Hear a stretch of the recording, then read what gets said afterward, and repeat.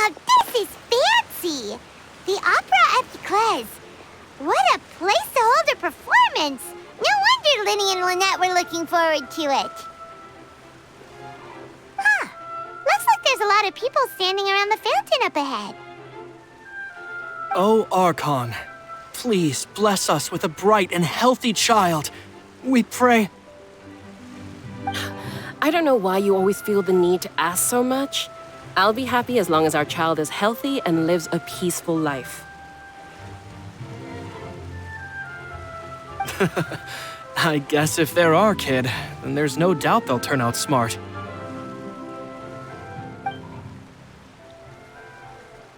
Maybe this is one of the customs in Fontaine. There sure are a lot of couples here. Vache.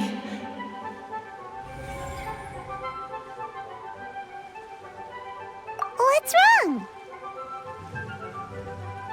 Vache. Vache.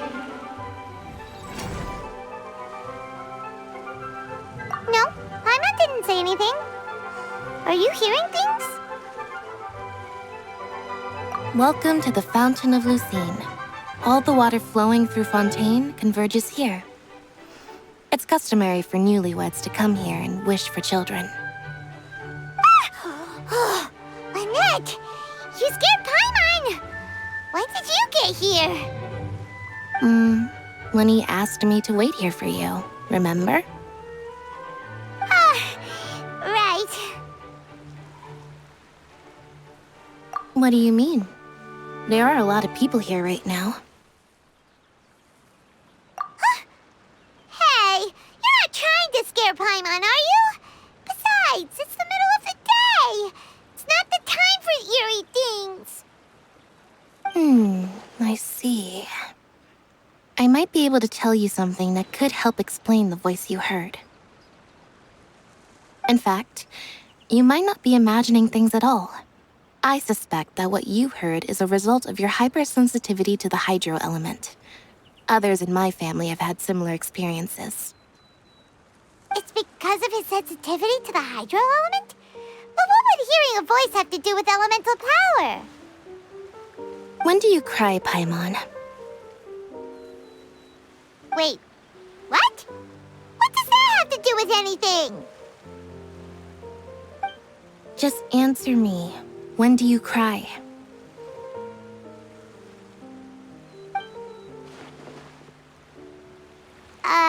When Paimon's really sad? Oh, and when Paimon's super happy. Oh, and also when Paimon's really, really scared. Then you should understand that tears contain your most intense emotions. Like I just mentioned, the Fountain of Lucine is where all the flowing water in Fontaine converges.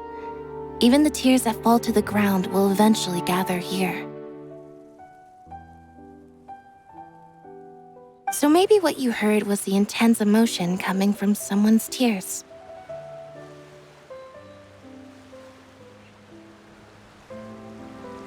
So, what did the voice say? Huh. If you were hearing their emotions, then Paimon wonders what happened to them. Rather than worrying about them, we should worry about my brother first. Don't let that calm look of his fool you. He tends to get pretty nervous just before a performance. So chatting with Linny might help him relax a little before he goes on stage.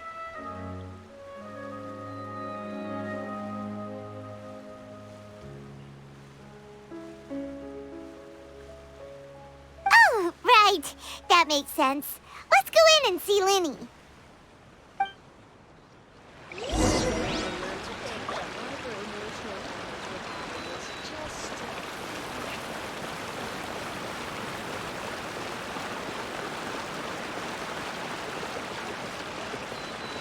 I prefer magic personally.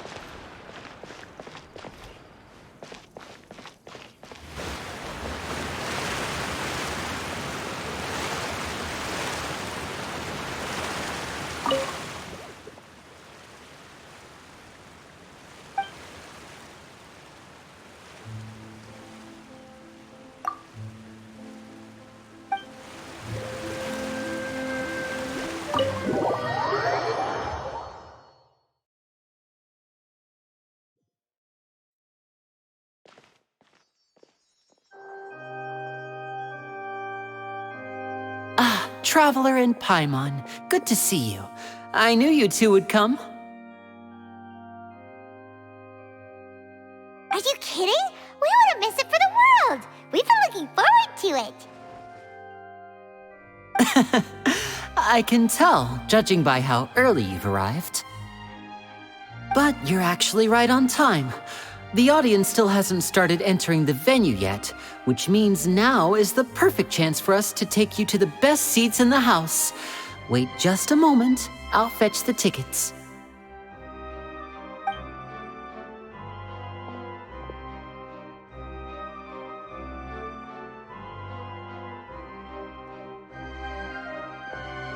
The Opera House has assigned seating, so you always have to make reservations.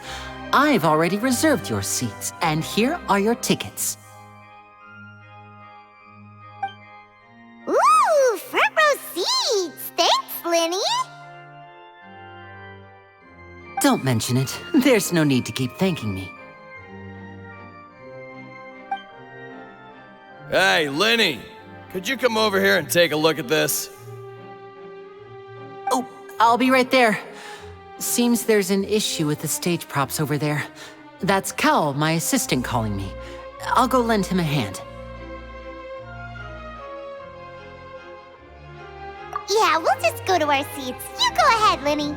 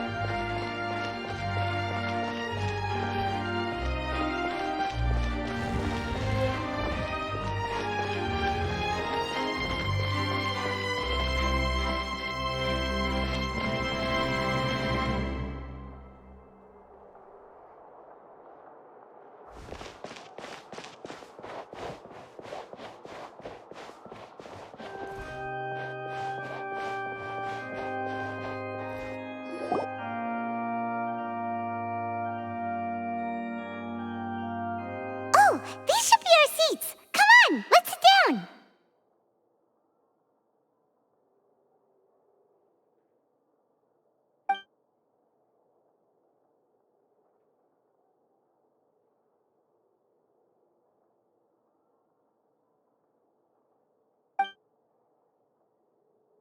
Uh...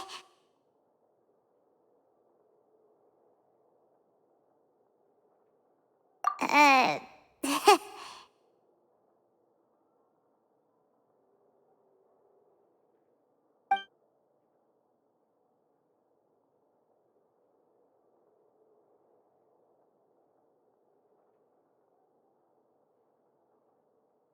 Hey, Traveler. Maybe we should strike up a conversation with the person next to us. Since we're sitting together and the rest of the place is practically empty still, it's kinda awkward if we don't say anything.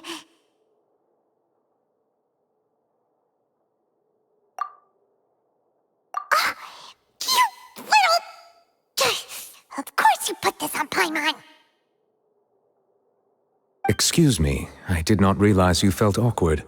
I am terribly sorry. I would be perfectly happy to chat with you if that is what you would like.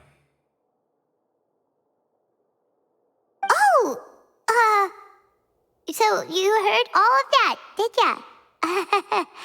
Boy, you sure have good ears. Paimon thought she was keeping her voice down. Wait, that's not it. Paimon's... Sorry. Paimon's the one who was being rude, talking under her breath like that. So, let's talk, but, what should we talk about? Oh, Paimon's got it. You're also here early and sitting in the front. Are you a friend of Linny's too? A friend, you say? Well, if Mr. Linney would like to be my friend, I would be more than happy to reciprocate. Oh, so you're not friends with Linny then? Oh, this is getting more awkward by the second. Paimon nearly forgot to make her introduction. Nice to meet you. Paimon is Paimon, and this is the Traveler. We just arrived in Fontaine. It is an honor to meet you two. I have heard of your deeds across Tevat. And as required by proper etiquette, I will also introduce myself. I am...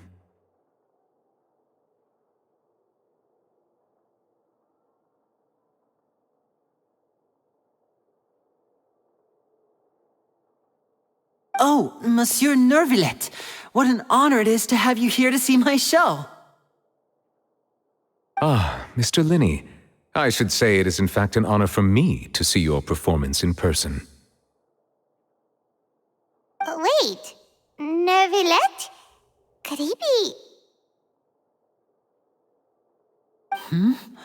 I saw you all chatting just now, but it seems you still don't know who Monsieur Nervillet is. Allow me to introduce you to Fontaine's Chief Justice. That seat is always reserved for him. It wouldn't be too much to say that he's the symbol of justice and honesty here in Fontaine.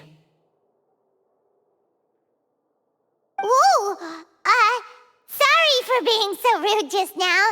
Paimon had no idea you were such an important person. No offense taken. Being Chief Justice is merely what I do for work. Nearly every person has their usual reserved seat, so I'm not so special, really. And by the way, I should probably let you know, even though I would prefer not to.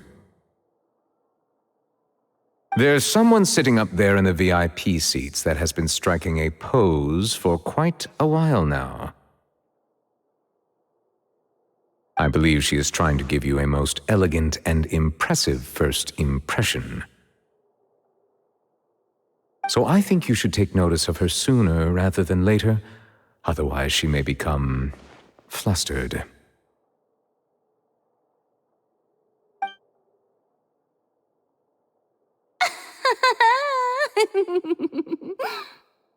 Huh? Oh, it's Farina, the Hydro Archon. Huh. She sure has a smug and satisfied look on her face. Guess she has no idea that you saw right through her act. Very good. That is for the best. No need to pay her any more attention. We may now enjoy the show. Huh?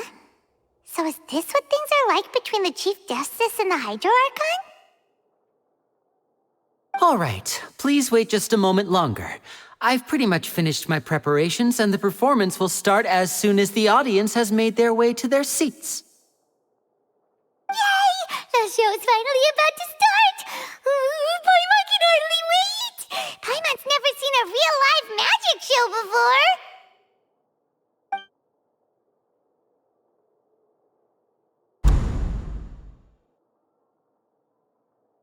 Ooh! They're dimming the lights! The show must be starting!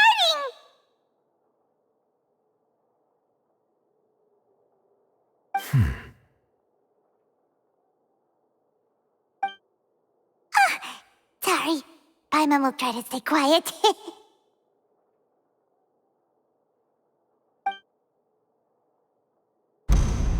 Welcome, one and all, to the Opera Epiclese. I am the star of today's show, Linny.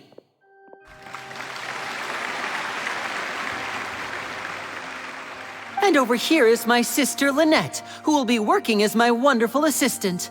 Please, let's give her a warm welcome.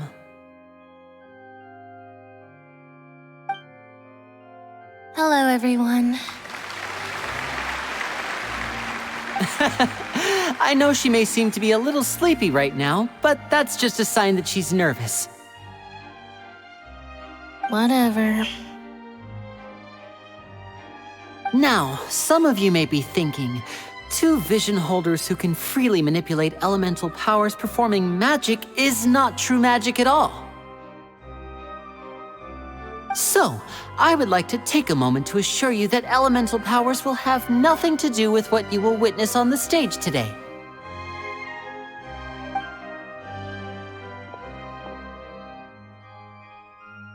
Both Lynette and myself have removed our visions for the show. That way, even the gods won't be able to help us.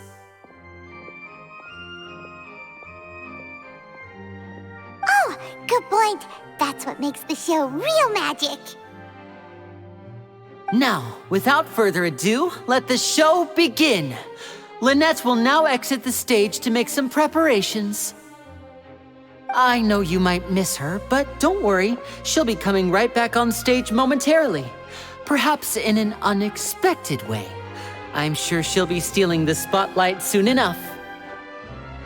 Oh, and before I forget, there's one more thing I should say. You never know what can happen in the blink of an eye.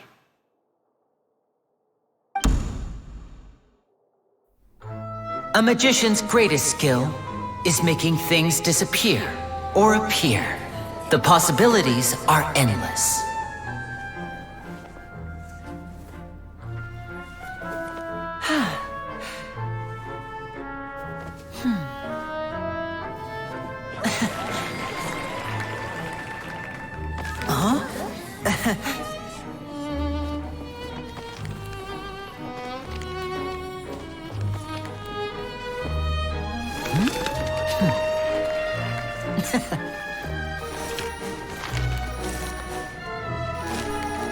But this isn't what you came for. These little tricks, you've seen them all before.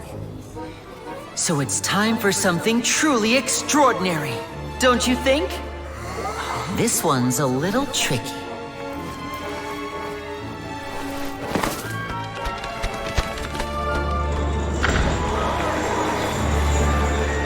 Using this water tank, I shall make my sister vanish completely, right before your very eyes.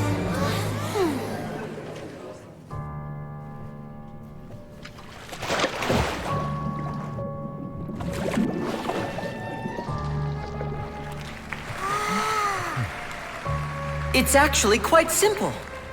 She'll just turn into air bubbles and float right out of the top.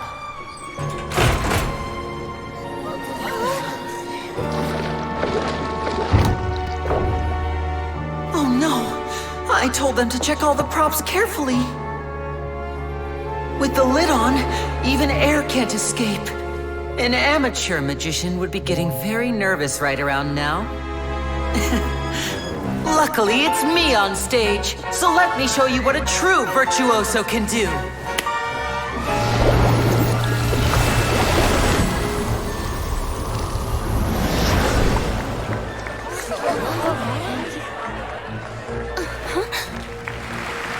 Lynette, are you still there? Don't go too far. We don't want to use up all our magic. Hi, I'm back. Uh-huh.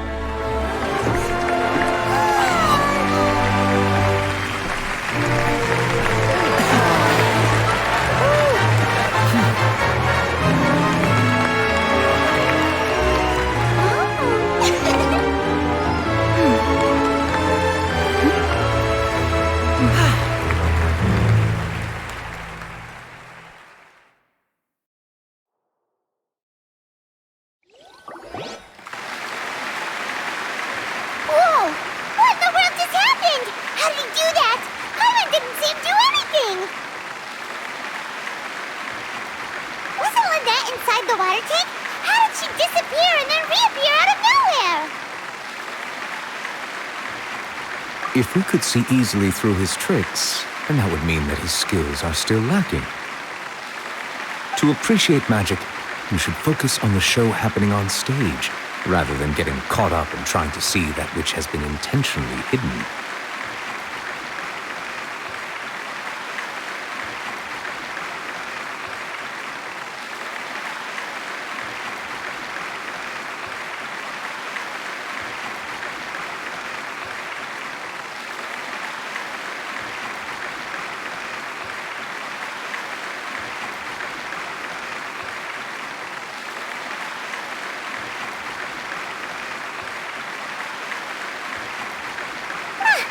Yes, you're right. Paimon couldn't believe her eyes when Lynette reappeared. Amazing!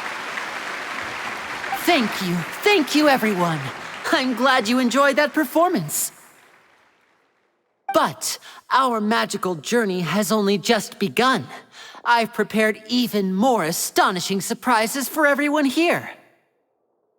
The magic of transformation and disappearance can go far beyond what you've just seen. I'm sure many of you are thinking that escaping the water tank was impressive enough, but Lynette is still my assistant after all. In which case, I have ample time to make all necessary preparations. So, for my next trick, I will require the participation of one lucky audience member. Please, if my assistants could bring out the magical boxes now. There are 2 boxes, and only 2 boxes. One is here, and one is there in the aisle among the audience. I'm sure many of our clever audience members have already guessed our next magic trick. A swap! Our lucky audience member and I will each enter a magic box. After 1 minute, we will each emerge from the opposite box. Now please, everyone pay very close attention to the box you see here. Don't give me any chance to make a move. Wow! How's he gonna do this? Hey, do you think this is all magic tricks, or does Lenny have actual superpowers? The lucky audience member will be generated by this random number selector. It selects numbers entirely at random. Even I don't know who will be chosen to participate. Now then, let's begin.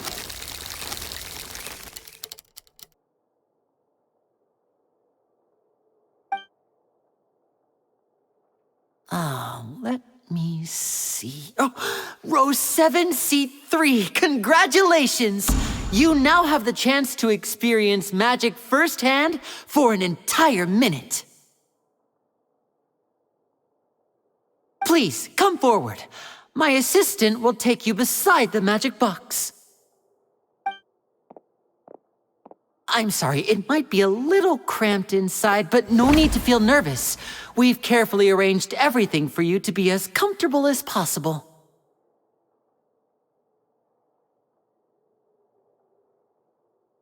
You don't need to do anything, but no matter what strange things may happen, don't come out of the box. If the magic is interrupted, who knows where you might end up? You might even find yourself in the Fortress of Meropide. Oh, okay. All right. Before I enter the magic box, there is one more thing I need to ask the audience to do. Could you all give me a countdown? Like this. 60, 59, 58. Just keep counting down. You can go a little faster or slower if you like. I won't be able to see anything in the pitch-black box, so I'll be relying on your voices to know when time is up. Oh, and no tricks now. If you quickly count from 60 in just 30 seconds, then I'll be in a tough spot. Ooh! Paimon kinda wants to count faster after hearing him say that!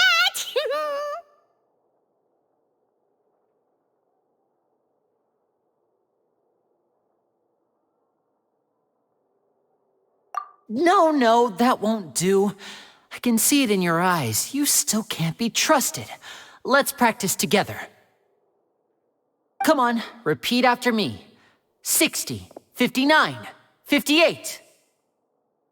60, 59, 58! That's right, perfect. Keep it going. All right, I'll see you all on the other side once you've finished counting. 54, 53, 52? Huh? Why aren't you counting, Nervalette?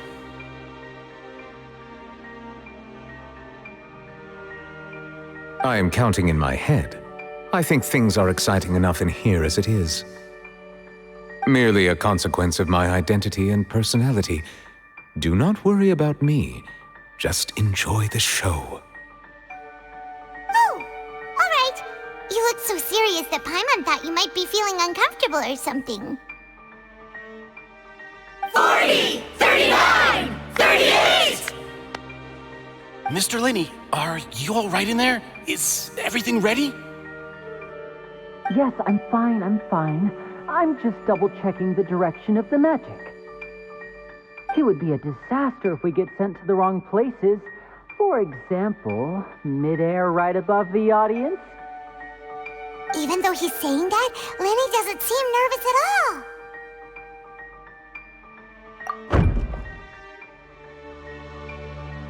Ah, what was that noise?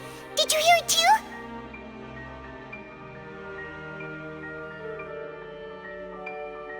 Not sure.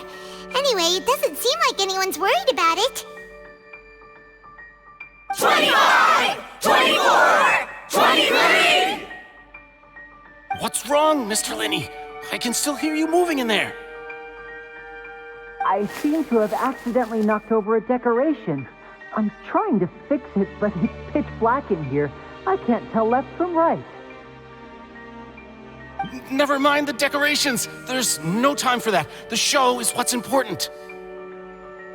No, that's unacceptable. I want my show to be perfect. Don't worry, we still have 20 seconds. Hear them counting? 19, 18, 17! It seems things aren't quite going as planned. I apologize, everyone. It feels like you're all starting to count faster, but that's all right. I know it can be tiring to do such a long countdown. 10 seconds and change is still plenty of time. 10, Almost there now. Whew. Swapping two people is harder work than you might think. Even a master magician like me can't guarantee I'll get it right the first time. Hey, wait! Is this the back one? I can't tell. They both look the same inside. Huh? Nope, that's not it. I'll try again. 7, Hey, slow down! Honestly! 5, 4, 3, Whoops! That doesn't count! 0.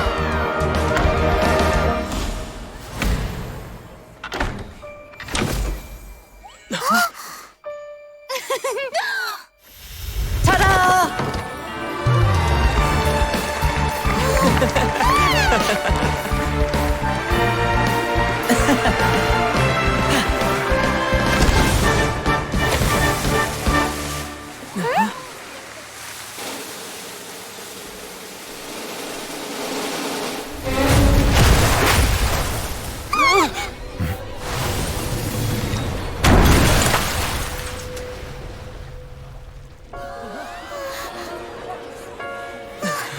What happened?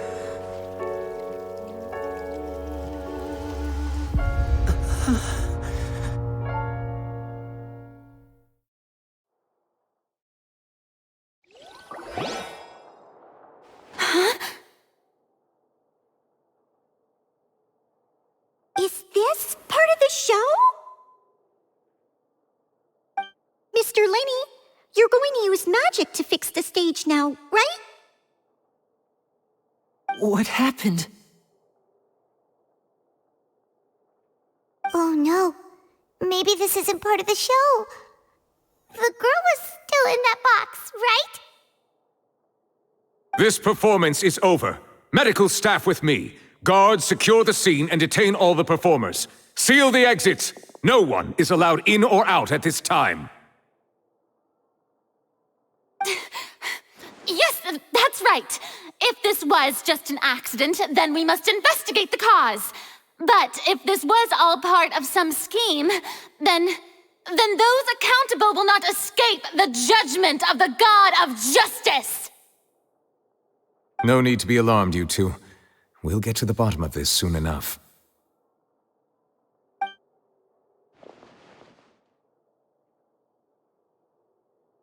Unfortunately, the person who is in the magic box has been pronounced dead. His name was Cowell, one of the assistants in Linny's magic troupe.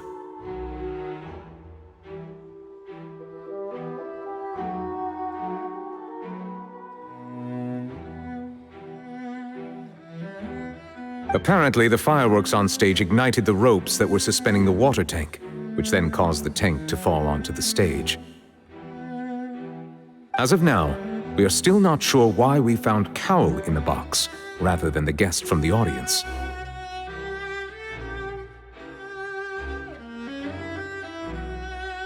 And after an initial search of the area, the guards have confirmed that the girl is nowhere to be found.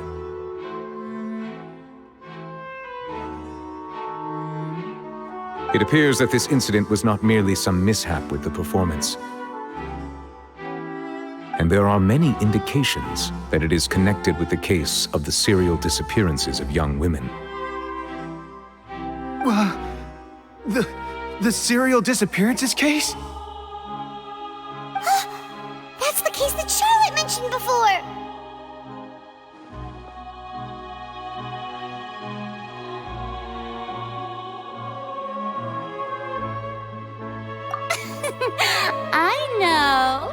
I know the truth. I can see through the whole thing. Really, using such a shallow and obvious mystery as his finale. Did he really underestimate us that badly? I say that our powerful magician, Mr. Linney, is now the prime suspect for the serial disappearances case. Huh? Why me? This whole thing was an accident. No, this all occurred during your magic show, did it not? The missing girl disappeared after being chosen, did she not? The deceased is one of your assistants, is he not? Now that I think about it, that whole speech about magicians making things disappear was nothing more than a provocation, a bald-faced challenge. That can't be right! How could Linny do this? He was in the box on the stage the entire time! We could even hear his voice! Besides, before the show, he told us that he would like to catch the criminal behind the disappearances! He couldn't possibly mean catching himself! Save discussion for a later time, please. Lady Farina, may I assume that your comments just now constitute an accusation against Mr. Linney and his associates, and that you are pressing charges? I just think that I think it might be a little early to talk about formally pressing charges. But what Lady Farina said just now makes perfect sense. Looks like she's gonna personally deliver justice. A kidnapping and murder carried out under the cover of a magic show. Lady Farina said it all. I mean, of course, my dear people. But what excites me even more than the obvious truth before our eyes is the opponent I'll be facing. That's right. I mean you, Traveler. You'll support Linny, won't you? After all, he was the one who helped you the first time we met. Then there's no problem at all. You know, the Traveler and I already had a duel the first time we met. But with Linny's help, our little duel ended in a draw. But draws really are the most boring possible outcome. So, no more draws. Between the two of us, there must be a clear winner and loser. And what better place to hold such a riveting showdown and decide the true victor than here, on the grandest of stages, the Opera Epiclese. It wasn't a draw. She obviously lost last time. I understand. Charges have now been pressed, and as such, a trial is in order. Well, traveler, seems Lady Farina has set you in her sights. But putting her dramatic rhetoric aside for a moment, I would like to ask you, are you willing to act as Mr. Linney's attorney and defend him in this case? Very well. The trial will be held a day from now in the Opera House. Both sides may investigate the scene to build their cases and search for the truth. Linney and his troupe are all potential suspects and shall remain within the Opera House. The audience may begin to leave in an orderly fashion once they have been cleared by the guards. A day isn't that long. Let's see what kind of case this big-shot outlander can build in such a short amount of time. I'm really quite looking forward to hearing it.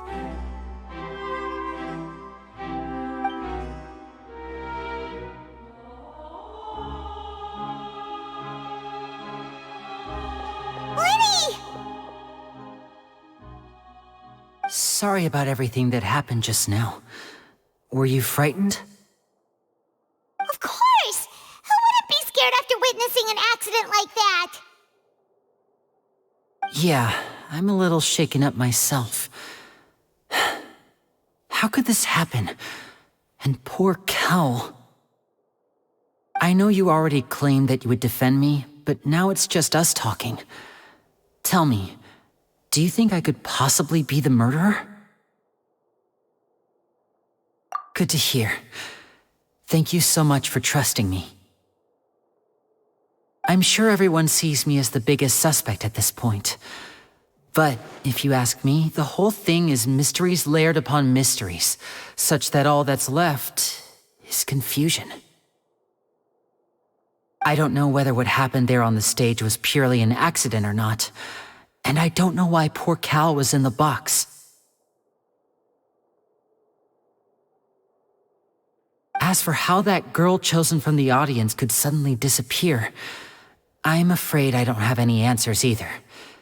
If someone tampered with my performance, then we need to figure out what they did. Even a skilled and knowledgeable magician like myself couldn't pull all that off in just 1 minute.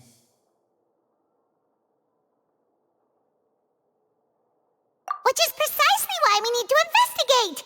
As this book says, the impossible could not have happened. Whatever happened must have been that which is possible.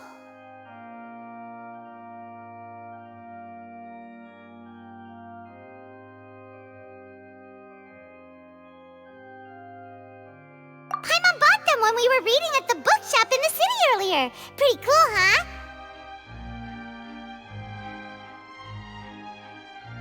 Don't worry, Paimon used her own savings to buy them. It wasn't from our travel funds. I think they look cute on you, Paimon. You have good taste, Lynette.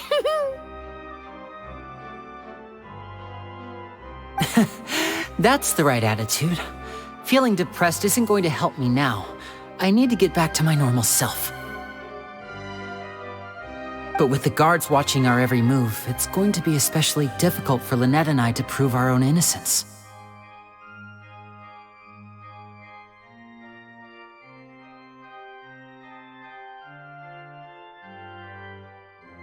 Good thing you agreed to be our attorneys. Thanks for that. We'll be counting on you.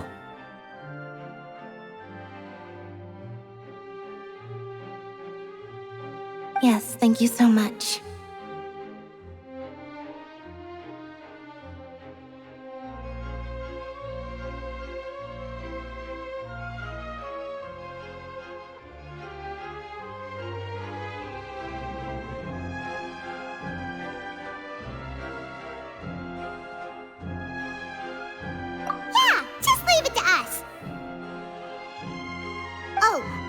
Since we're going to start investigating, Paimon has a question first. Where did Lynette go during the performance?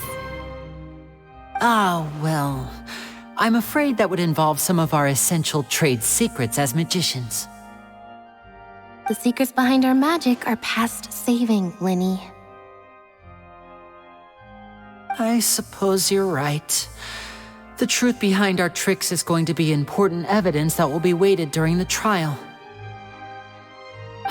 'Tis truly a pity. As a magician, our magic show is a work of art. We've poured countless hours and spared no effort in perfecting it. But if revealing our secrets will help you uncover the truth behind what happened, then it will be well worth it. We should go somewhere else if we're going to discuss our magic tricks. We'll go speak with the guards, and in the meantime, you can go investigate the stage and the seating areas. Let's go have a look while the investigation teams are still here. Detective Paimon is on the case!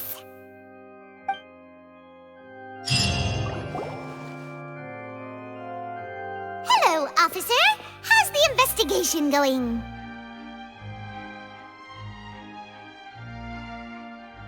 I see. You must be the traveler that Lady Farina mentioned. Listen, I'll be perfectly honest with you. I'd avoid getting mixed up in this whirlpool of a mess if I were you. Huh? What do you mean? Come with me and you'll see.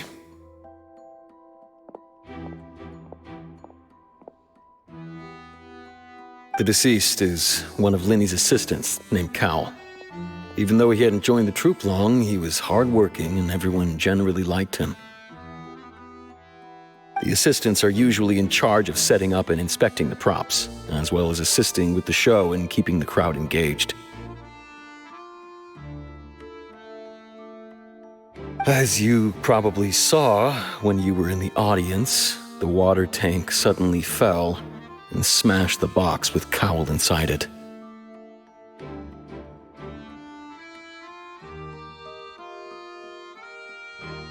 This is the real mystery. We've already searched the scene and were unable to find any traces of the girl. However, if you look carefully, the box was positioned directly under the water tank. The ropes holding the tank were then burned by the pyrotechnics on stage, causing them to snap. All these factors lining up so perfectly makes it hard to see this as a mere accident. If anything, the more logical explanation is that the whole incident was intentionally planned, and Linny is the most likely person to have access to all these areas. But he doesn't have a motive! Are you both good friends of his? Well, you can't say we're good friends, but we've known each other for a little while. So in just a short time, he was not only able to win your trust, but even convince you to act as his attorneys. I know there's no such thing as magic. The real trick of a magician is holding the audience in the palm of their hand. I've seen a lot of cases, and I can tell you that people are the least reliable kind of evidence.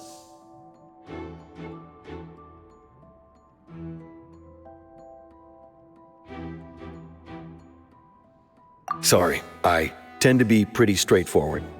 Just know that I'm warning you for your own good.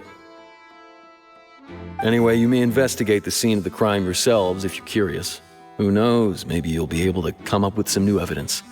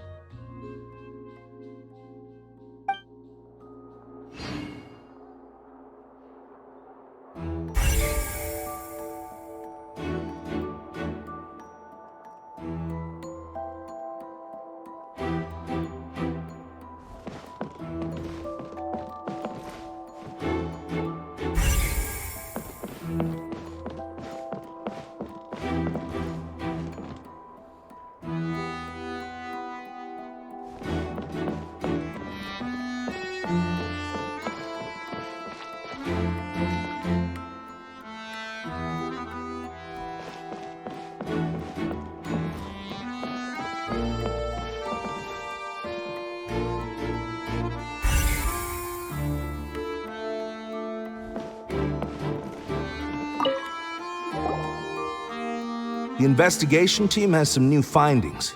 Turns out there's an issue with the random number selector after all. See, I told you. What if the machine picked some big guy's seat? You think the murderer would have still made his move then? Sorry to interrupt, but we're helping Linny and Lynette with their side of the investigation. What were you saying about the number selector? There's something wrong with it?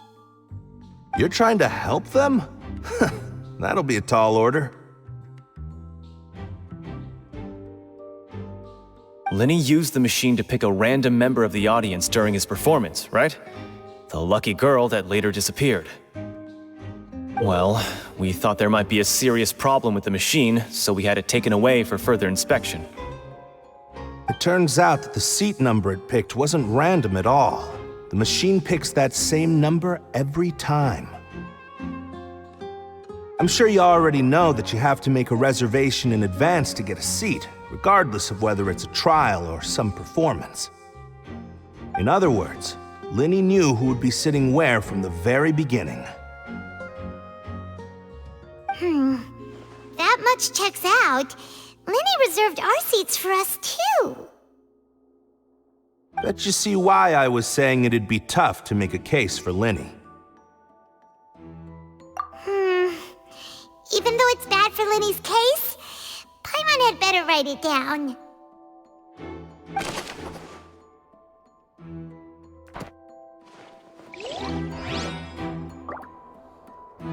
Linny's magic tricks were the stuff of legends, but the way he did this crime, he should have stuck to doing magic.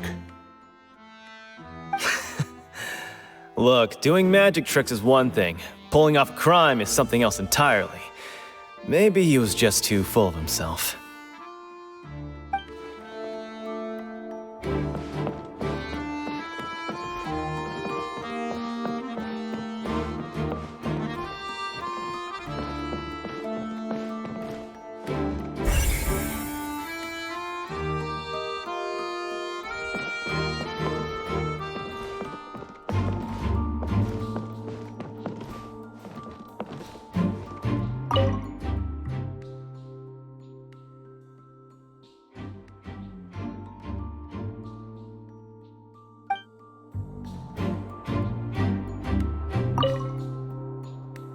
Go ahead, have a look around.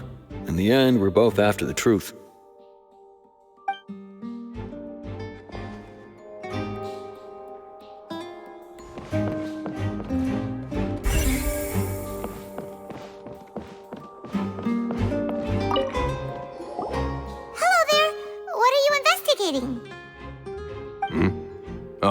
This location has also been cordoned off because the Magic Troop members are currently considered prime suspects.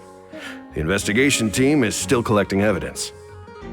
The seats were all booked in advance, so we were able to deduce the missing woman's identity by checking the guest list. Sure, it's not like this is confidential information. We will publish it later anyway when we petition the public to help us find the missing person. Her name is Halsey. She's a painter from Fontaine who's made a bit of a name for herself. Apparently, she wasn't a regular at the Opera House, but she'd been feeling some pressure with her work lately, which made her decide to come see the magic show. The Magic Troop members all claim not to know her, and we have looked into her social connections. It seems that she has no personal grievances or conflicts of interest with the suspects. Simply put, she wasn't related to the Magic Troop at all, which matches the features of the previous serial disappearances. Were the victims of previous cases also chosen at random? That's how it seems to us, in any case. Apart from the fact that they were all young women of around the same age range, there really weren't any other connections between them. Okay then. No need to be so formal. If you do happen to see the missing girl, please be sure to contact us. It is of utmost importance that we get to the bottom of these disappearances.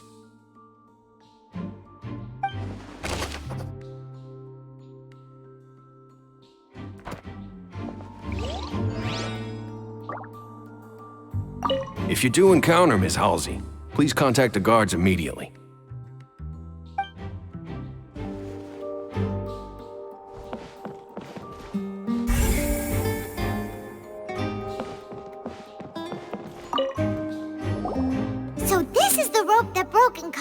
water tank to fall. The rope looks pretty durable.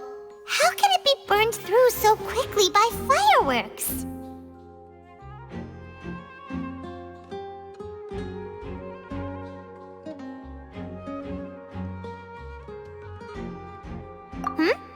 Why are you suddenly so serious, Traveler?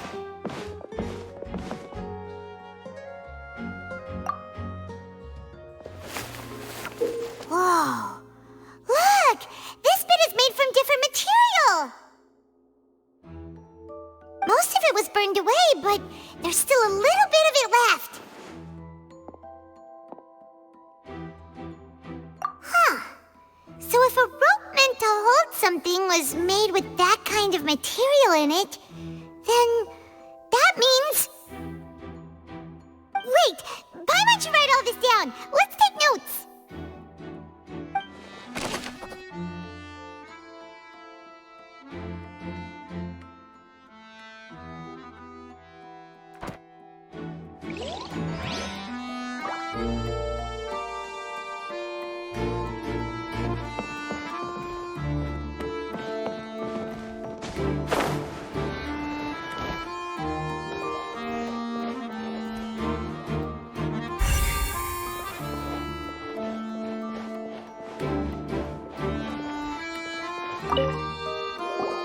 I see that you're investigating the area. Well, it just so happens that I'm interested too. If you find any new and interesting leads, be sure to share them with me, all right? We don't have too many thoughts yet. Then why don't I tell you my hypothesis first?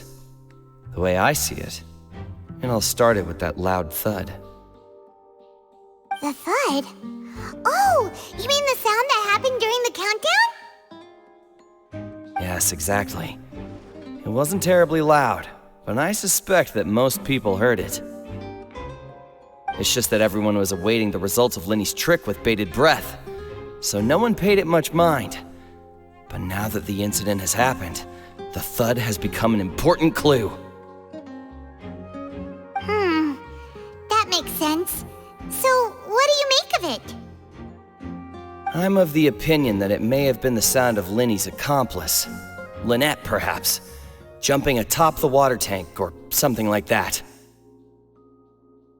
And when the pyrotechnics went off, she cut the rope, sending the water tank crashing down. But wasn't the noise we heard too loud for that? Perhaps the balance wasn't right, leading to a particularly rough landing.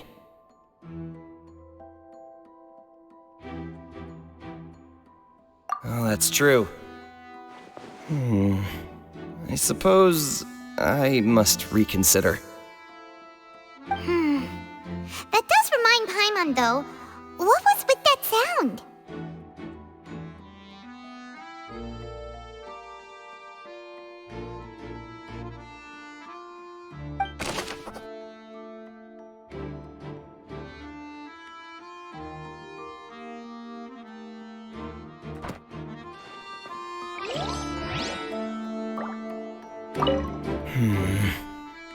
Could it be that I didn't see it happen?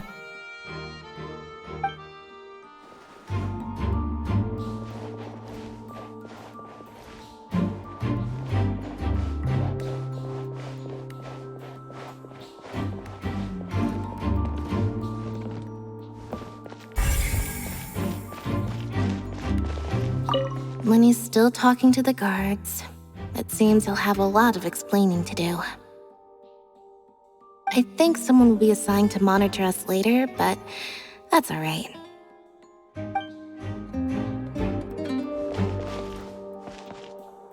When he's still talking to the guards, it seems he'll have a lot of explaining to do. I think someone will be assigned to monitor us later, but that's all right.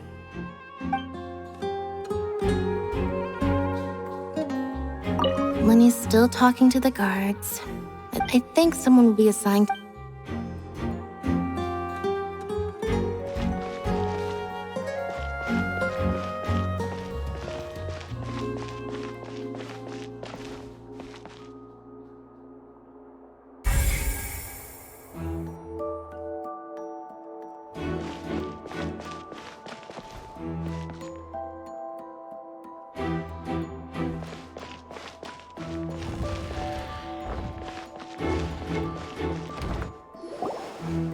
Hey, you! Yes, both of you! Over here! I've been keeping an eye on you for a while now.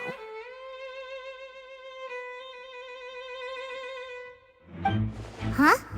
You mean us? That's right. If I'm not mistaken, you're also among those who wish to cut down the thorns and pursue the truth. No?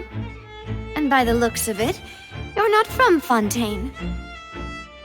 Well, you're right on the more about that one, but who are you?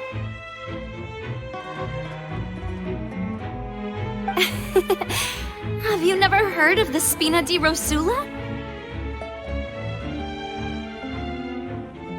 From mediating disputes and providing protection to solving conundrums, you name it, Spina di Rosula does it. And I, Navia, have the honor of being its renowned president. Though those who play by our rules call me boss. I'm Silver, her attendant. Pleased to meet you. And I'm Melus. Demoiselle's various daily needs and affairs are under my purview. Huh? Boss? Demoiselle? What gives with the names?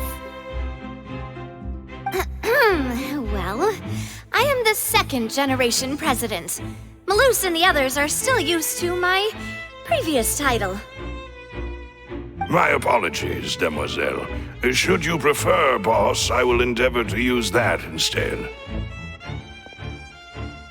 No need. You don't have to call me boss. Just Navia is fine. Okay, if you say so. Not that we're members of Spina di Rosula anyway. All merely trifling details. Never mind. Now, back to the situation at hand. That's right. I've always kept an eye on the serial disappearance cases. My interest stems from a matter back from my father's time.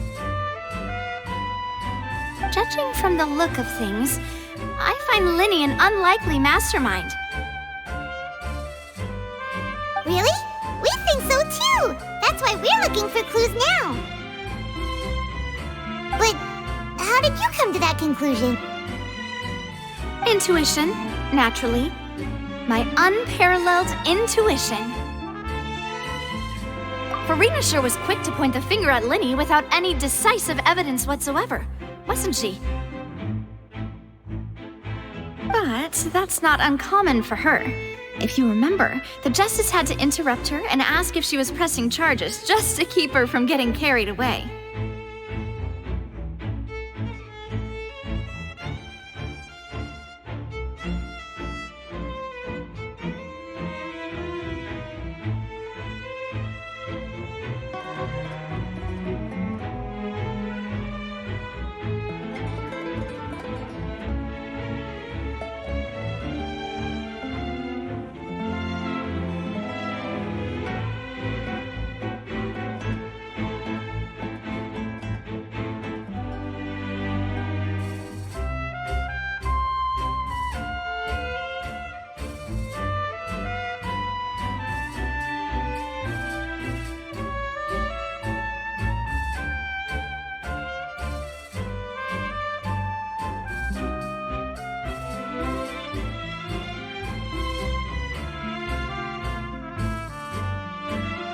Anyway, a trial begins the moment someone levels charges. And, of course, there was no way Farina was going to back down in that situation.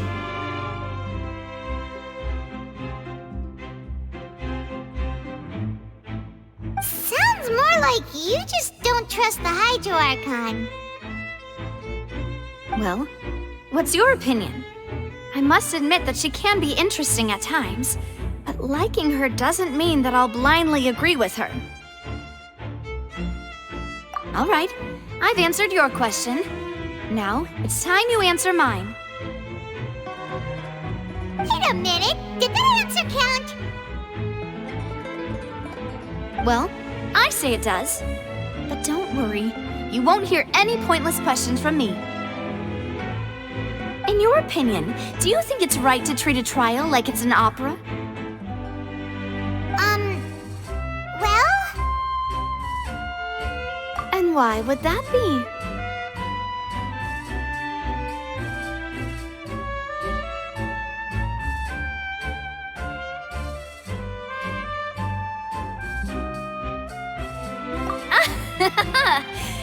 See, Silver and Maloose?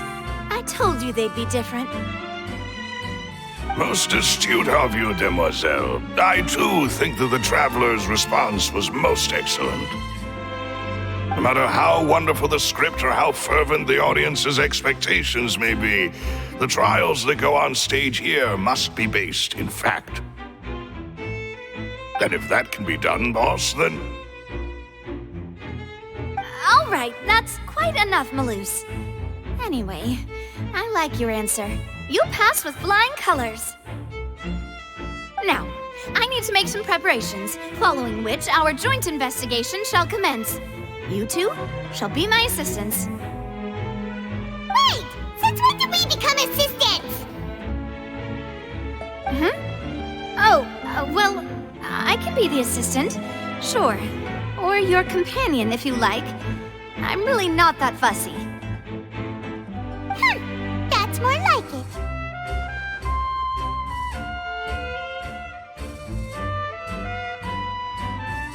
Far be it from me to brag, but I believe that Demoiselle's intuition will be instrumental in uncovering the truth.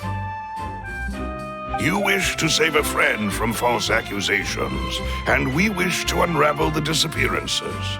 In this sense, our goals are aligned. You have a point. You're quite the talker, aren't you, mister? And what about you over there? What do you think? You seem like you've got something on your mind. I have nothing to add. Oh, alrighty then. We'll be making some preparations first. Just be sure to let us know if they start revealing Linny's tricks. Thanks!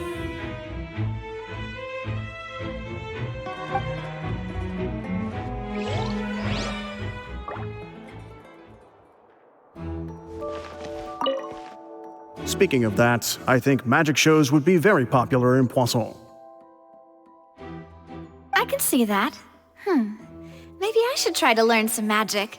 If I could make things disappear, cleaning my room would be a cinch. You need not worry about such things, demoiselle. That falls under my duties. Oh, right.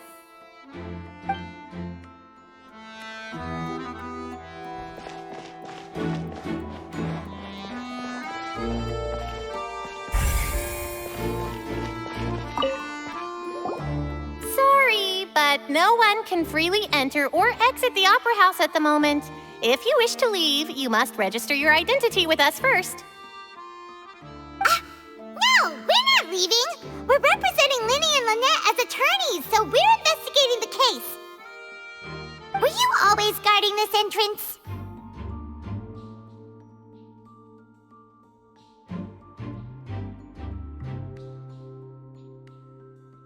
Yes, after the Chief Justice gave the order, everyone coming in or out must undergo a strict inspection.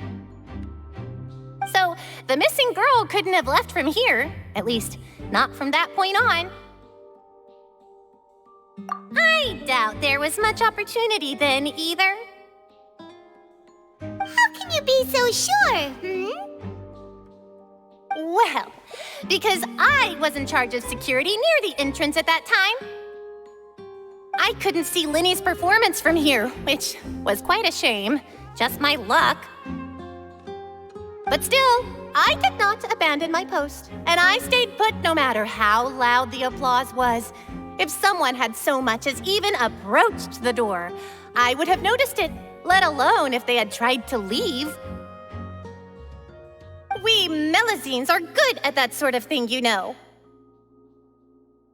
So, it's safe to say the girl couldn't have left through here. All right, thank you for your help. This will be useful info.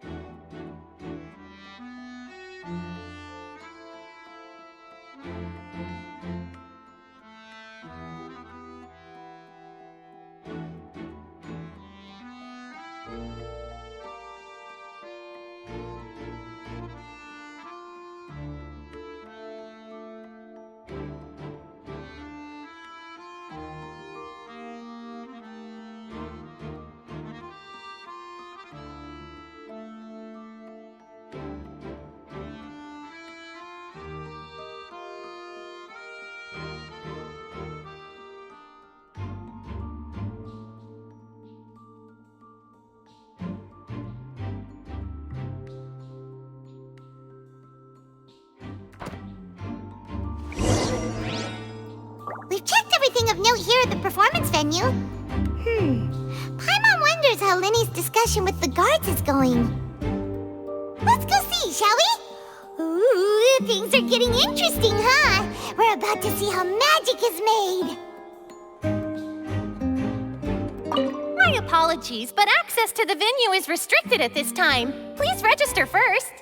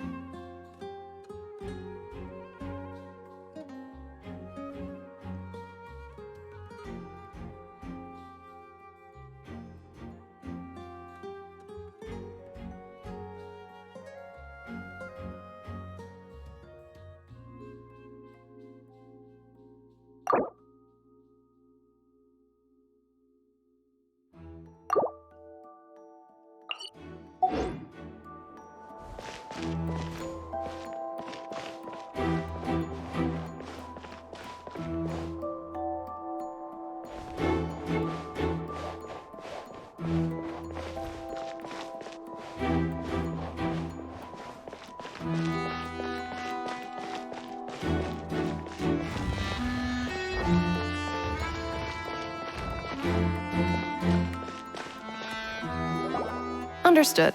Then I will be going with you. Just so you're aware, I will be monitoring your actions and making notes as necessary. Very good. Thanks for being so agreeable. I'd pull a rose out of my hat as a gift for you if I could. You may spare the pleasantries. I'm just doing my job. You've arrived. Who's this? Me? I'm Spina di Rosula's guardian angel. If you've got a problem, I've got the firepower. Sorry, I got a little carried away there. Call me Navia.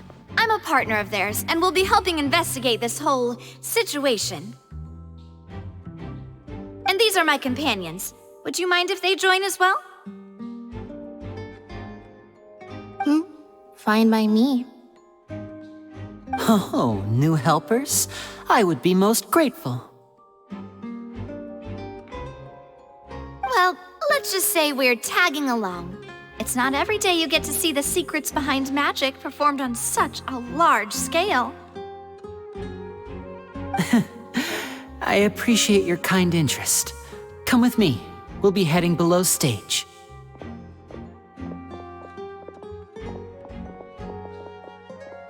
Huh? Below stage? Yes, a world of secrets is hidden beneath this magic box, prepared specifically for this switcheroo trick. But before I reveal everything, you should have a look first. Notice anything strange here?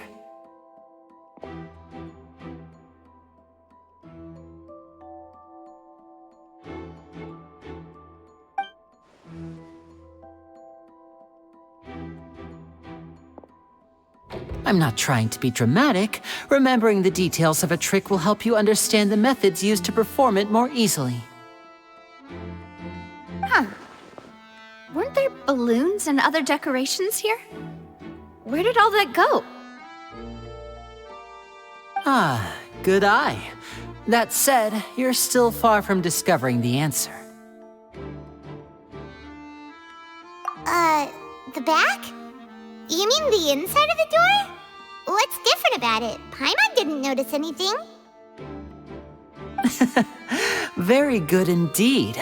I thought you might not be able to catch that, given that you were sitting in the first row. The back of this door was patterned.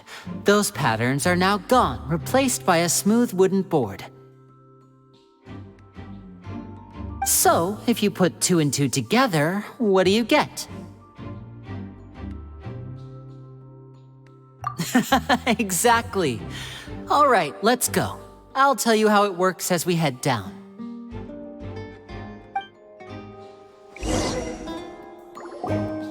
Oh, so there was a passageway under the magic box!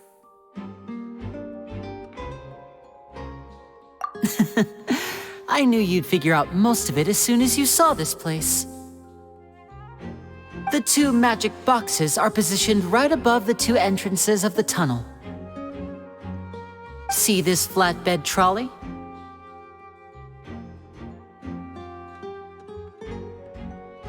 The box with the lucky audience member in it would be shuttled over to the other side using the trolley. This trolley can raise and lower and even rotate, ensuring that the box will face in the right direction.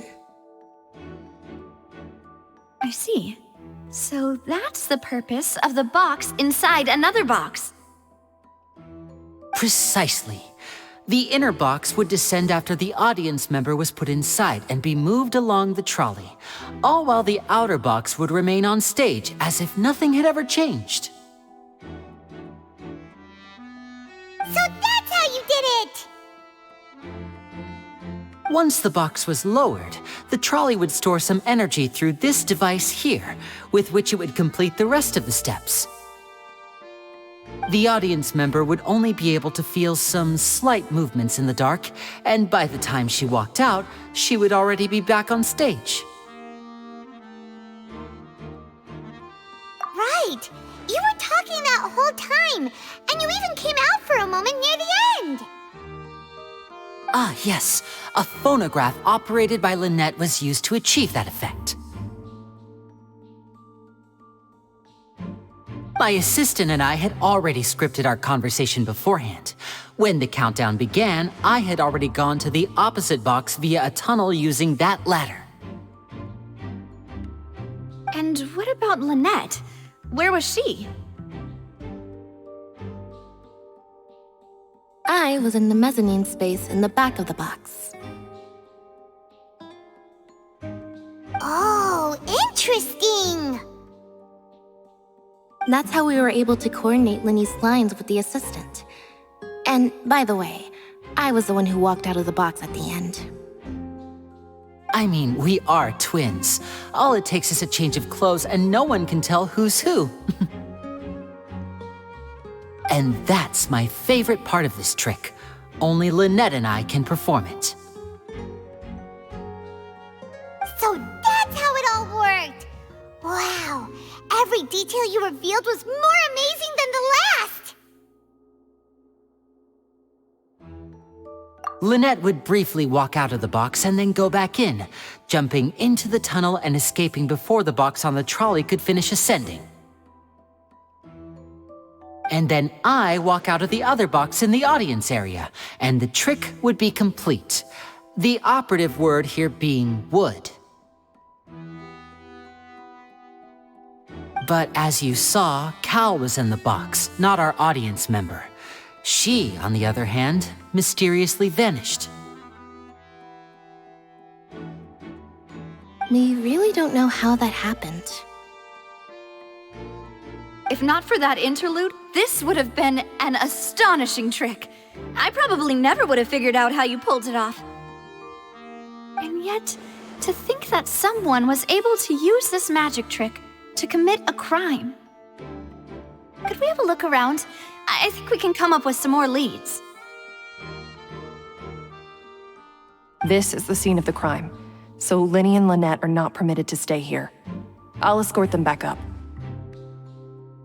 Yes, of course. No need to be so strict now. I won't disappear into thin air, you know. Thanks, everyone. We're counting on you.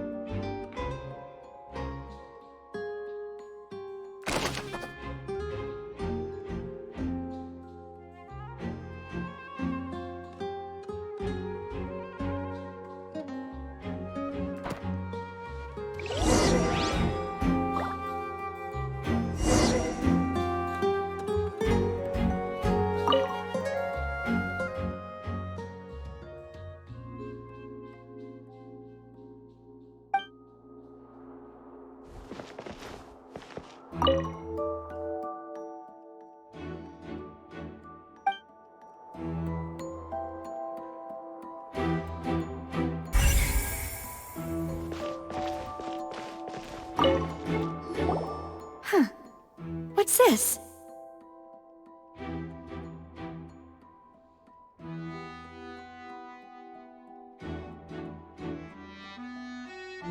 Looks like a hook tied to the end of a rope.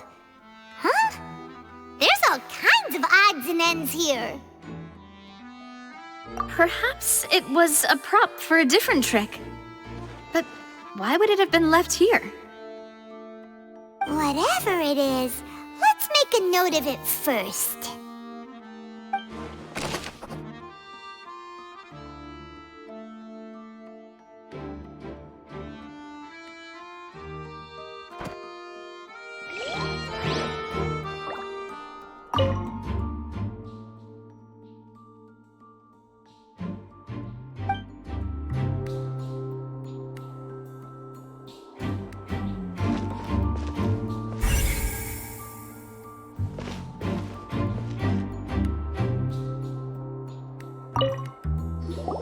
The floor is wet. Please be careful not to slip. Speaking of which, why would there be water here? Oh, Paimon knows! It's one of those tricks where you pour water into a jug and then flip the jug over only for the water to disappear?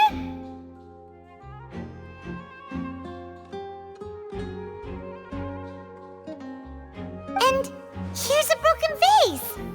Huh. Did the trolley knock it down while moving? That can't be. The trolley moves along tracks from start to finish. It couldn't have hit the vase at this distance. Let's note this down too and think about it later.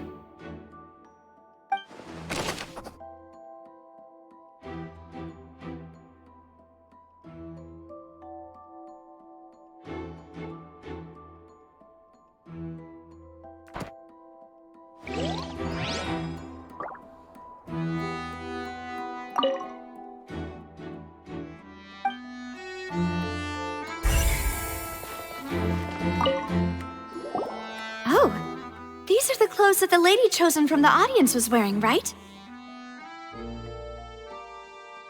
Her clothes are here, but she's nowhere to be found.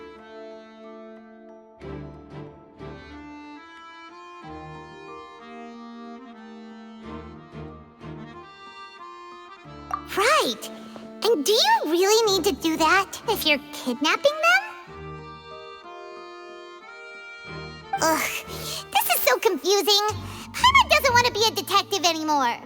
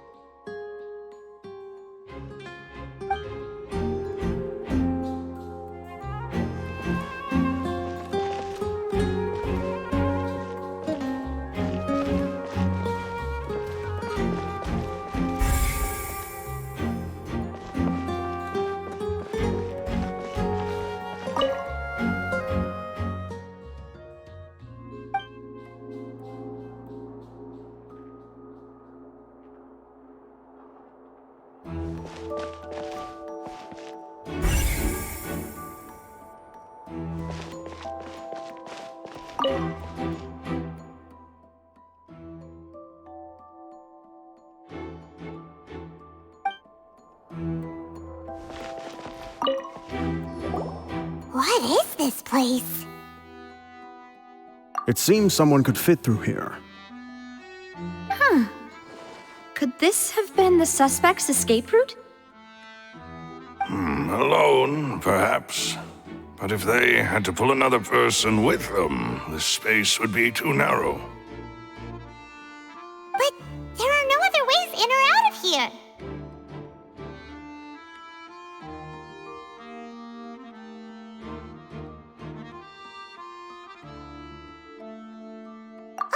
You're right! Let Paimon write that down.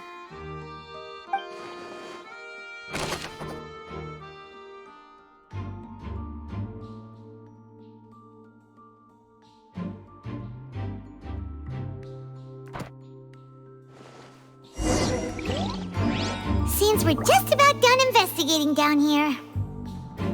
Yes, let's head back up.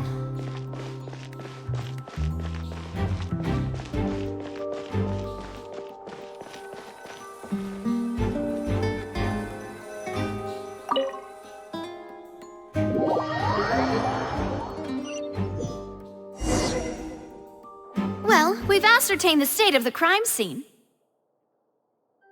Let's find a place to sort out our findings once Malus returns.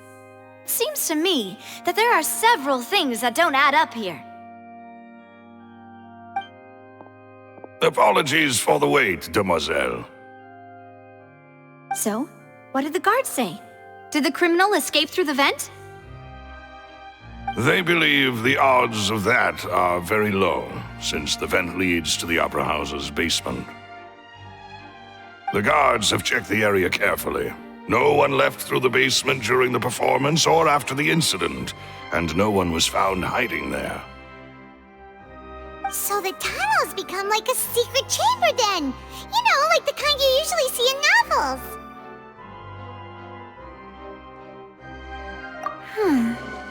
The plot thickens. Halsey's disappearance and Cowell's death are both quite inexplicable. No wonder Farina was so confident in her accusation. All the current evidence points toward Linny and Lynette. In other words, the charges are very likely to be upheld unless we make some considerable progress. Charges and then trial. So if the charges are upheld, they'll announce a sentence? That's right. This is how a trial goes in the Opera House.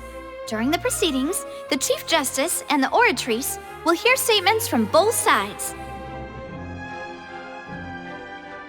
That's right. This is how indemnitium is produced. The statements from both sides, the defenses from attorneys, witness testimonies, and even the audience's emotions will all be projected on the Oratrice. To put it simply, it's as if the Oratrice has its own will, and is a judge in its own right. This also precludes any kind of favoritism on the part of the Chief Justice. And not that this has ever happened anyway.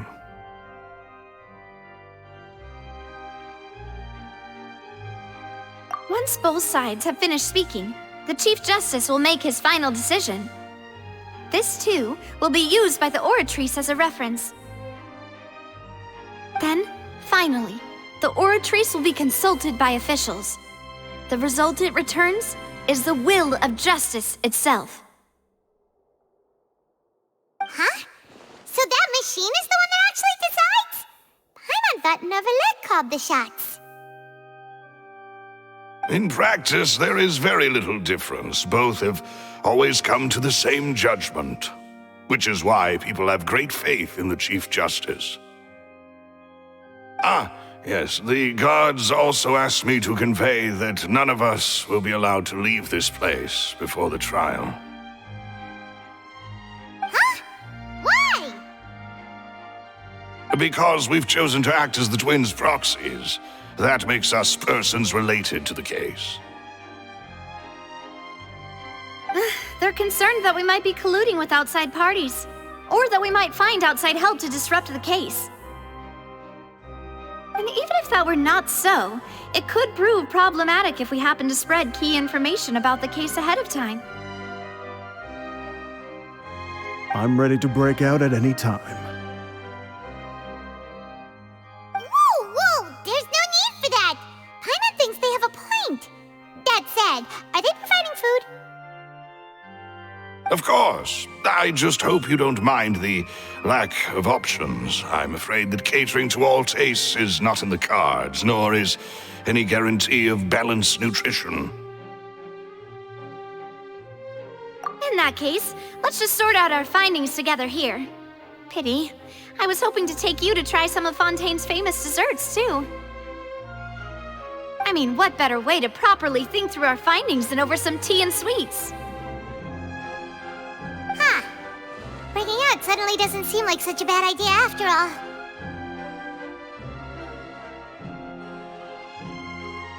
Just kidding, just kidding. Paimon will still do her best, even if there are no snacks. What do you mean, no snacks? Of course we'll have snacks. If we cannot buy some, then we'll simply make some. Huh? Here? But how? Understood, Demoiselle. Everyone, please come with me.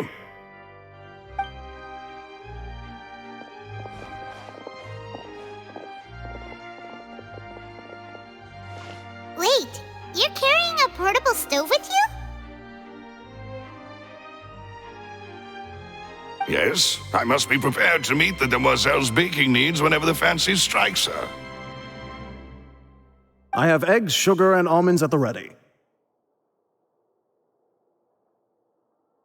Good work, you two. Then I'll get to it. Please sit tight for a moment. You'll get to taste my awesome snacks soon enough. These three are quite the interesting group.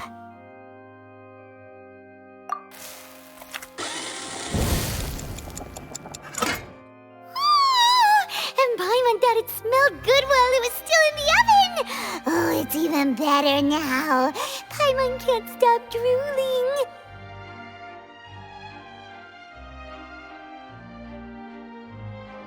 From the way you had these two guys carrying all that stuff around, Paimon thought you'd have them do more during the baking process.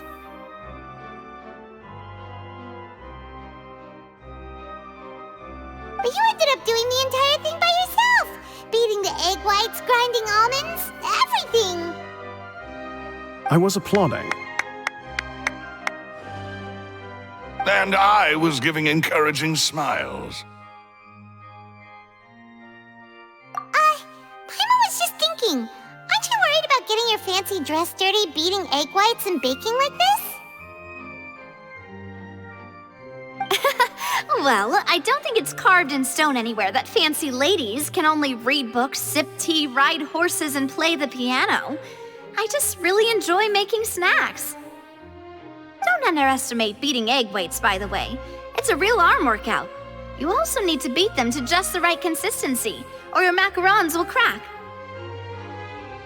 Anyway, give these a try, fresh out of the oven. There's 3 for each of us. Only 3? Well, eating too many sweet treats might send all that sugar to your head. You wouldn't be able to think clearly about the case on a sugar rush, would you? Tea is ready to be served as well. This is Demoiselle's favorite, strong black tea with a floral fragrance that clears the mind and lifts the spirit. No need for concern. I'm merely doing as I should.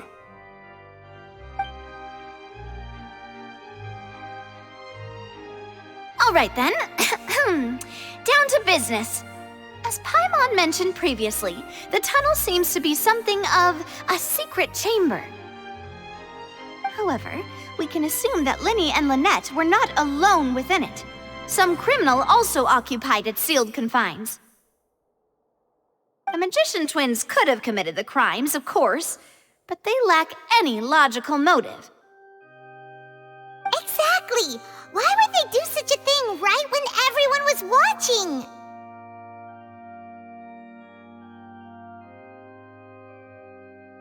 The flower vase and the thud we heard during the performance could indicate some altercation between Halsey and the criminal in the tunnel.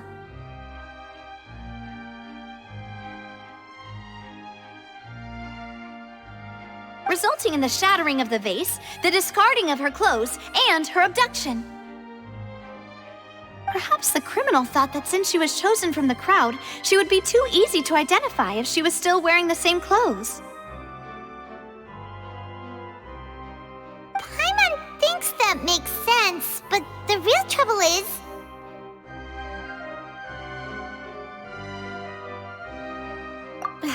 True. None of the clues we found thus far support the existence of this third person. But the only people left to consider are both technically victims, whether it's the missing girl, Halsey, or poor Cowell. Huh. Could Halsey have secretly made modifications to the magic props in order to murder Cowell before making her escape?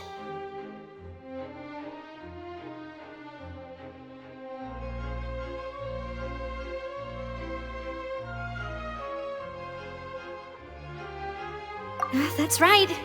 And even if she had tampered with the setup, she would need to understand the entire trick to pull it off. Nor does she have any motive. The guard said that she has never had any dealings with the Magic Troop's members. Were we not thorough enough in our search? From the sound of things, this is turning into an impossible case. Your macarons are amazing, though, Navia. They smell great! They're nice and crisp and super sweet! They are my specialty, after all. And I see you've already had 5 of them. What? 5? Oh, that can't be right. Paimon only counted 3, honest! Please don't worry about it. At my age, a few less sweets might actually be a good thing. No! Being greedy is one thing, but Paimon knows how to count. Besides, Paimon knows that if she ate too many, then others wouldn't have enough.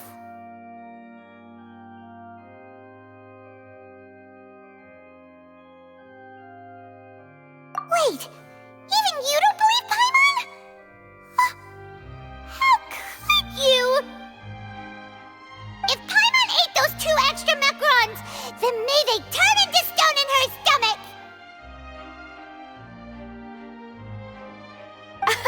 All right, we get it. Well, I suppose one of us might have gotten too engrossed in our chat and eaten them by mistake. No big deal. Balloose, set up the stove again if you would. Huh? What are you doing? Making sure everyone gets 3 macarons, of course. Exactly. We don't want to trouble you. As you wish, demoiselle. And I have the egg, sugar, and almonds. Well, this really is your hobby, huh?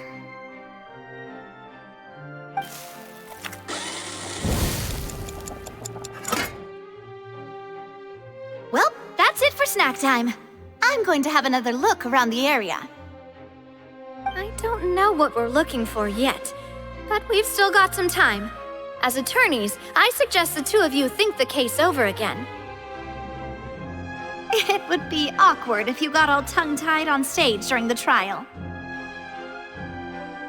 All right, thanks for your help and for the snacks. It was nothing. A small task for the Spina di Rosula. Silver, Maloose, it's time to go. I'll be back if I find anything new.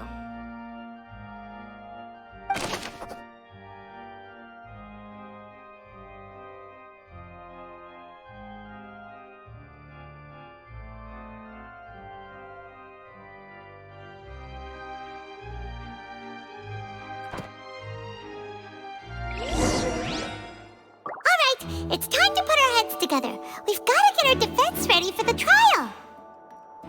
Oh, it's probably gonna be a long and difficult case. There's no point in worrying about that now. We just need to prepare. Here, take Paimon's notes. They should help you review the situation.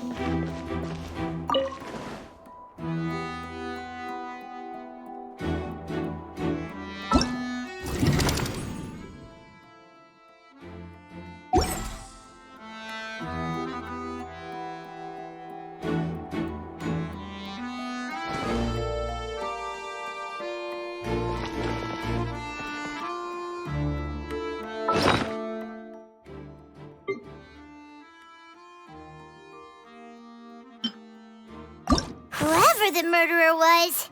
They must have made preparations well beforehand.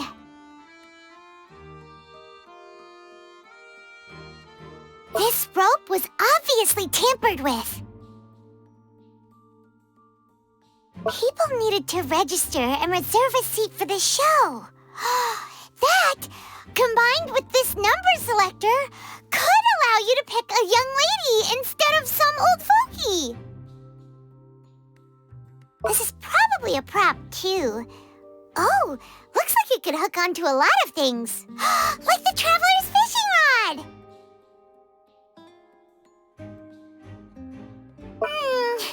This flower vase is probably a prop for the show. But it also could have been used in the crime. Paimon doesn't get this at all. You think about it for a bit, Traveler.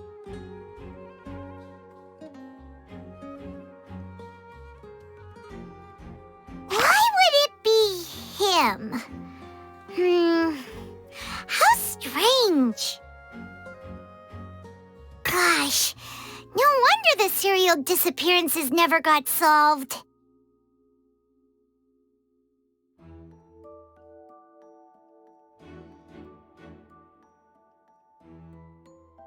We all heard that noise, didn't we?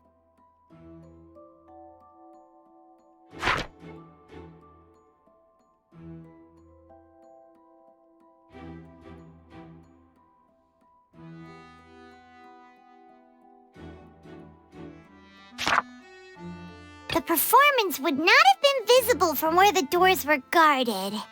If Paimon were on duty, she would have snuck back into the audience seating.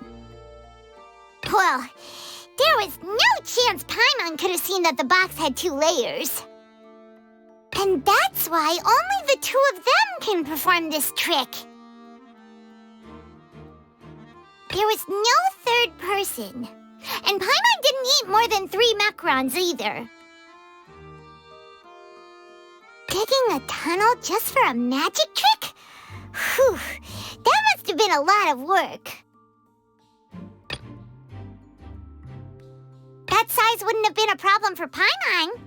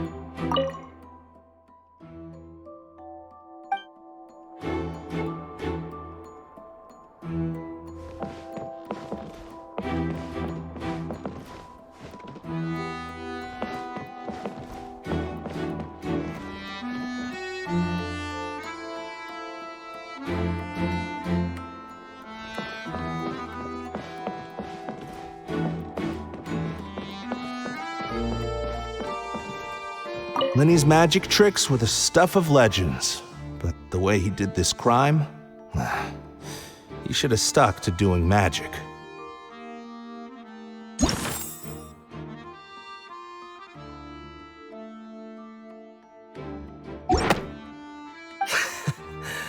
Look, doing magic tricks is one thing. Pulling off crime is something else entirely. Maybe he was just too full of himself.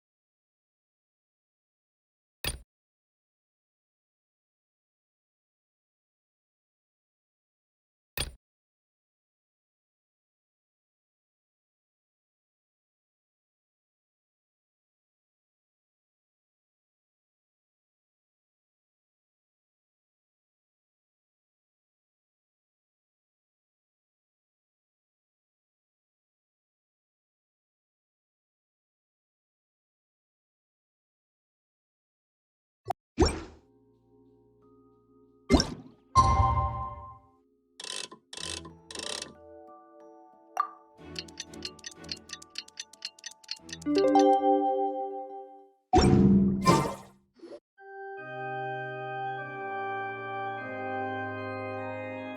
do? The whole situation is so confusing.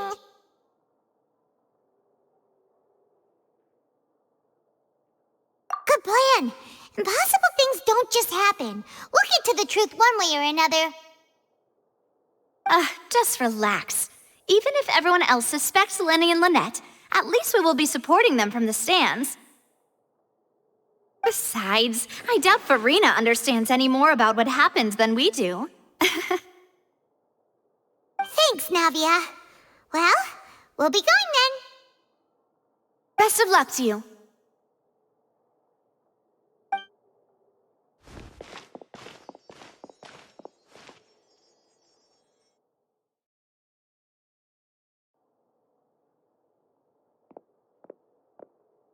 Ah, finally, you're back. Well, how did your investigation go? To be honest, you might be disappointed. No. We're already very grateful that you were willing to help. Well now, don't you all look disappointed? Don't tell me that your investigation came up empty-handed. That was to be expected, of course. The guilty can never produce proof of their innocence. But don't let that stop you. I shall be terribly disappointed should you, my most anticipated foe, concede so easily.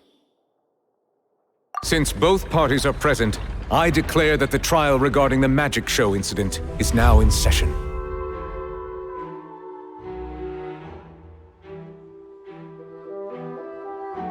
Firstly, in order for the audience to understand the causes and results of the incident, could we please have Mr. Linney explain the trick? Yes, of course. I will explain while Lynette demonstrates on stage. All the necessary items have been prepared.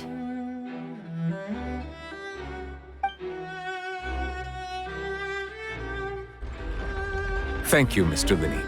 In that case, I take your statement to be that you ran to and remained hidden within the magic box in the audience stands once the trick began, and thus could not have committed the crime. Is this correct?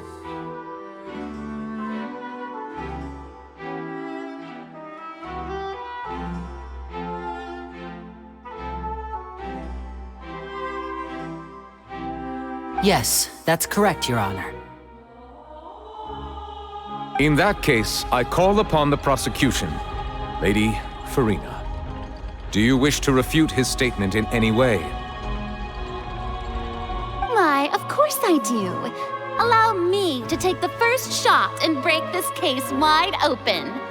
Mr. Linney is clearly lying. There is no way you could have been in the box the whole time if you were to abduct Halsey and murder Cowell. In fact, I'd say you were hardly in that tunnel at all. That is simply your hypothesis based on the presumption that I'm guilty. Oh, is that so? And if I may ask, what did you hear while you were inside your box? The roaring countdown of the crowd, of course. That's how I kept track of the time and built anticipation for the finale. And you didn't hear anything else at all? Nothing that might leave an impression of any kind? No, nothing. I see. But when the count reached 30 seconds or so, there was a thud. One so loud that I believe practically everyone heard it. Huh? Hey, hang on. Something's not right here.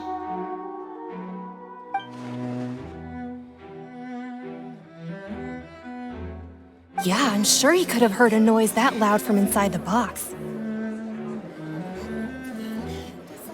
I was right by the box, and I definitely heard the thud.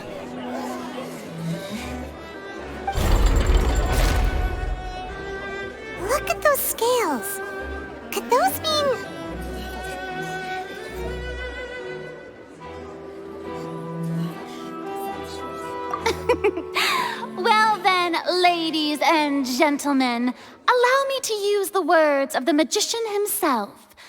You never know what can happen in the blink of an eye. Indeed, it seems his alibi can also collapse in the blink of an eye. Of course, I have armed myself to do far more than smash your alibi. Confidence cannot go unfounded, and my foundations are rock solid. Tell me, aren't you and Lynette actually from the House of the Hearth?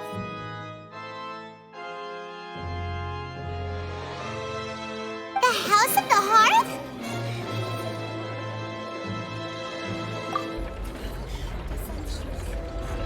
No wonder they did something like this.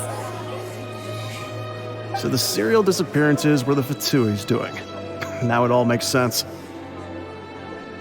I've got a feeling that what happened on stage probably wasn't just an accident. That's irrelevant. Our identities have nothing to do with what happened. Indeed. Then perhaps you could tell us everything that happened during that 1 minute.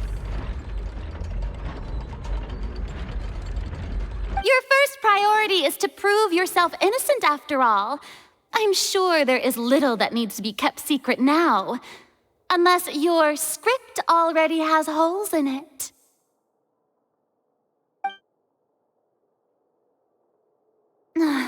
The Outlander is speechless.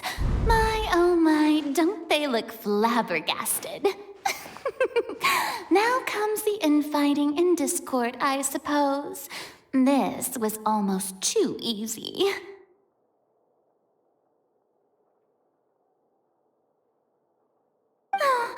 Good thing I made all those preparations. Seems the all-nighter I pulled last night is really paying off.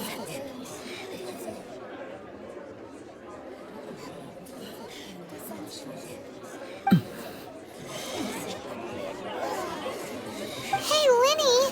Why didn't you tell us this before?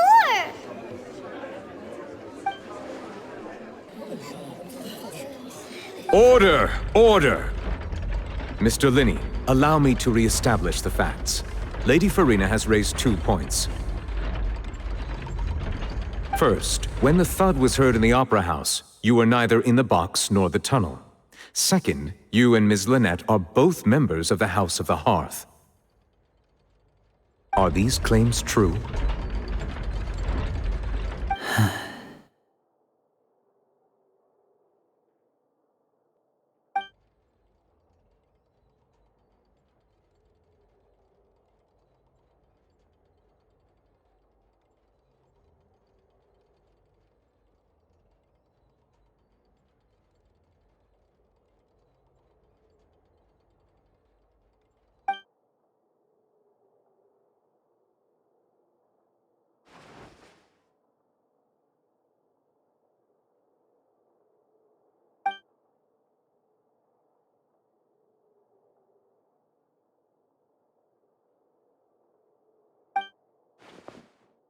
Please answer my question, Mr. Linney.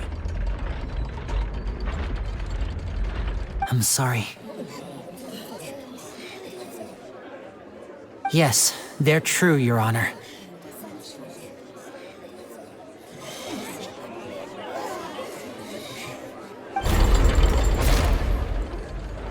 I knew it! Well, that's it. We might as well move on to the sentencing already.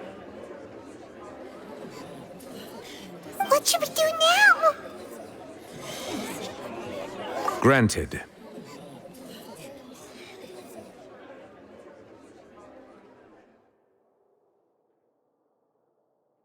In that case, what is your request?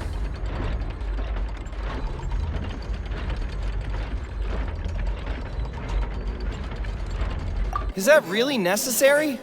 They're already as good as guilty. The defendant deceived their own attorneys. What is there left to discuss? Order! Order, I say! Your request is reasonable, and we shall adjourn. This trial will reconvene in 1 hour. So you would stick to Mr. Linney's defense even after knowing what you do now? You certainly have more professionalism than I thought. In that case, my dear audience, let's allow the joy of victory to steep for a little while longer.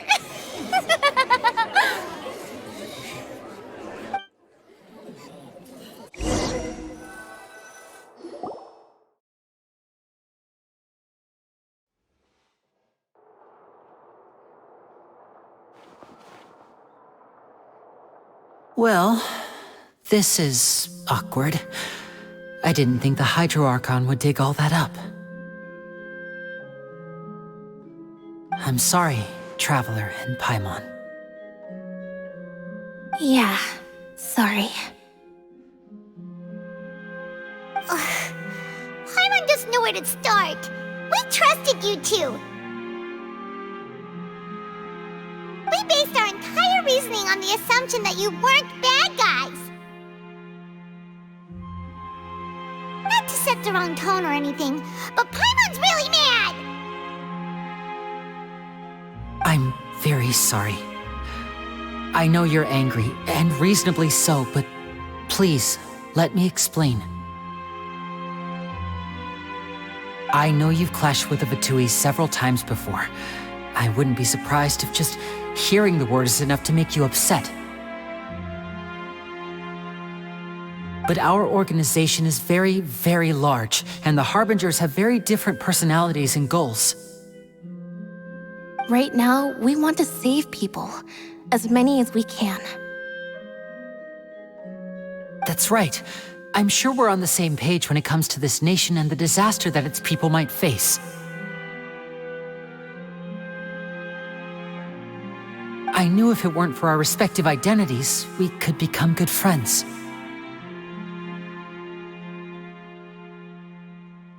That's why I didn't wish to flat out lie to you, but chose to hide some details instead.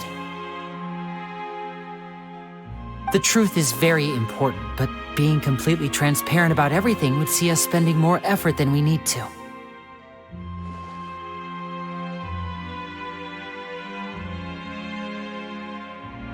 Right. So, you be the judge.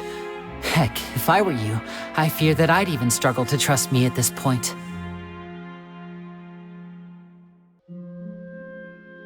You met a Fatus who works as a magician, a trickster by trade. All by coincidence, too. But still, I'm asking you to trust me. I am no criminal. At least, not in this case. Sorry. Please forgive us. Well, you both say that, but...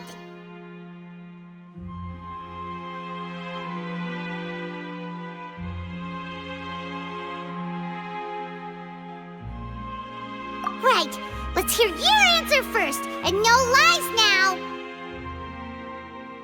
Of course. I'll answer any question you ask. We've been trying to find out how the Oratrice operates. We want to know why it has consciousness. Why can it deliver sentences accurately? During our investigations, we learned that the machine's core is beneath it. From that moment on, Lynette and I have been designing this box swap trick with the objective of getting close to the core. Is that why you needed a whole minute? That's right. In truth, the audience would take about 75 seconds to count down from 60, while I would only need 15 to get to the opposite box.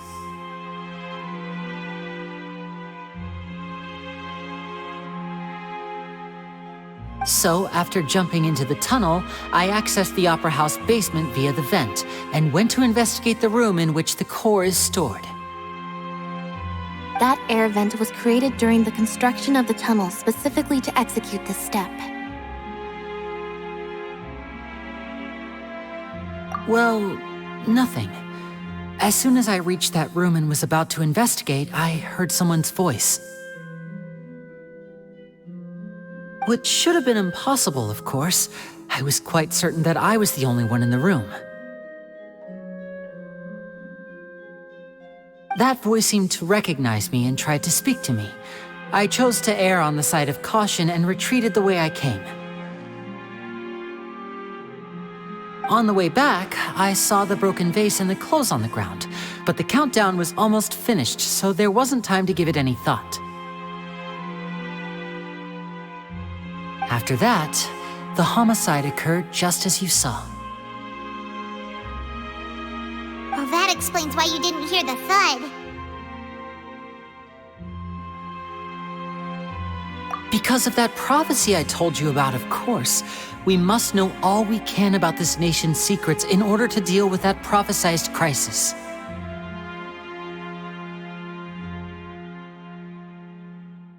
That's the only way we can save everyone. So, there you have it. The whole truth. I swear, I didn't hide anything from you this time. It was never my wish to proceed under this cloud of mistrust either. But like I said earlier, you can be the judge. If you want to leave because you don't trust the Fatui, there's nothing I can do to stop you. Well, Traveler, you decide. Paimon will follow your lead however you choose.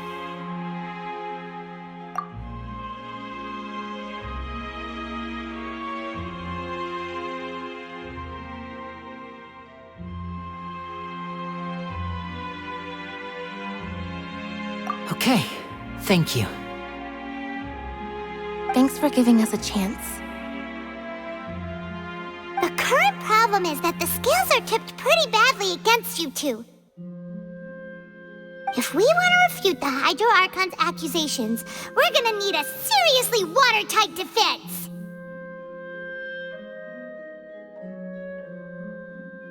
Huh?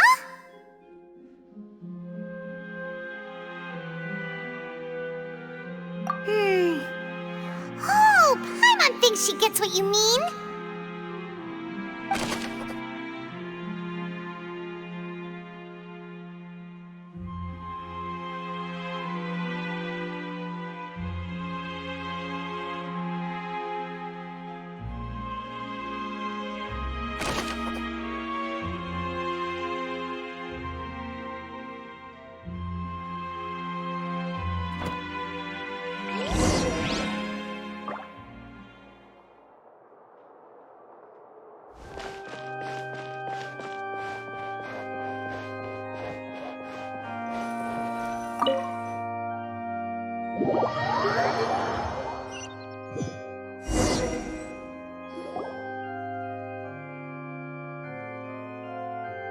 Both parties have returned to their positions. Let us continue the trial.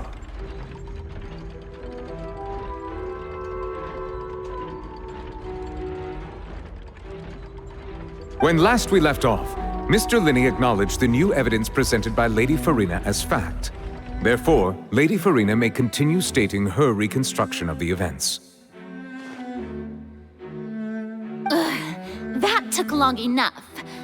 Now then, if everyone would lend me their attention. At this stage, let's revisit that scene from Linney's perspective.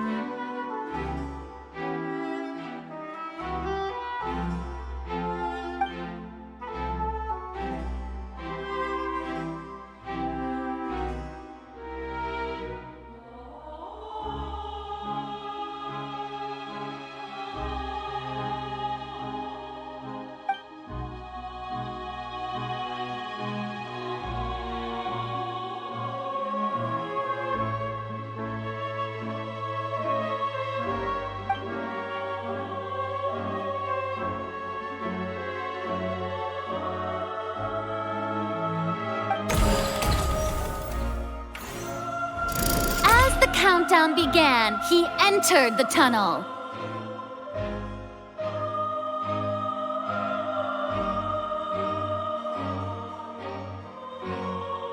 When the flatbed trolley passed, he opened the box and got into an altercation with Halsey, which caused the loud thud.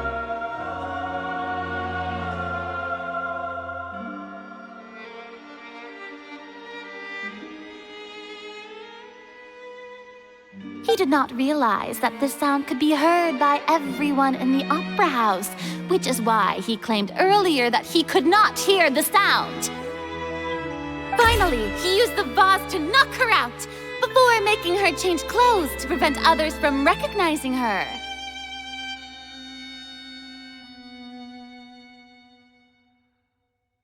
At this time, Cowell arrived in the tunnel, having heard that strange noise, and caught Linny red-handed.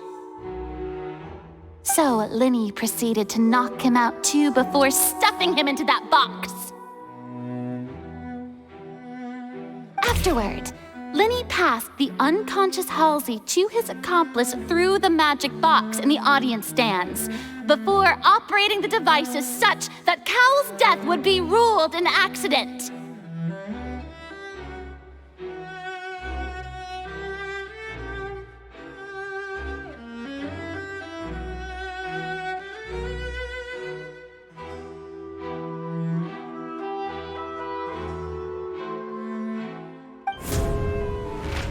And there you have it.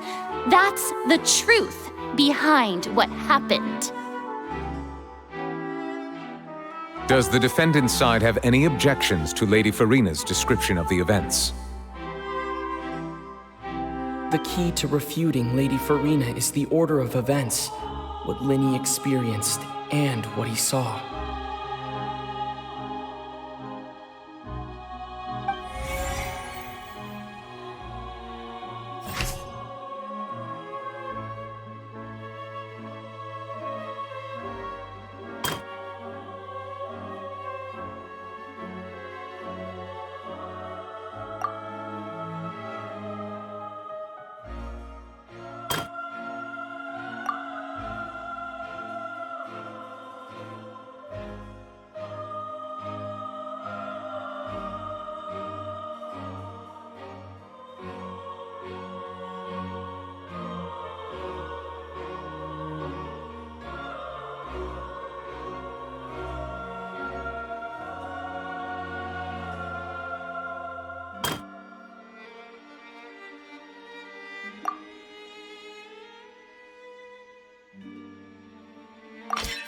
According to Linny, he left via the vent after entering the tunnel.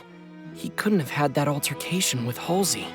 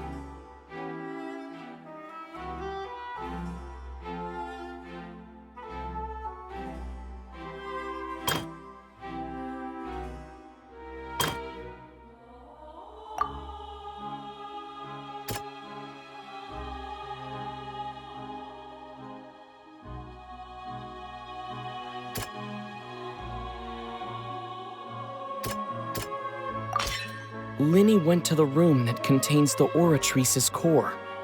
This is the actual truth.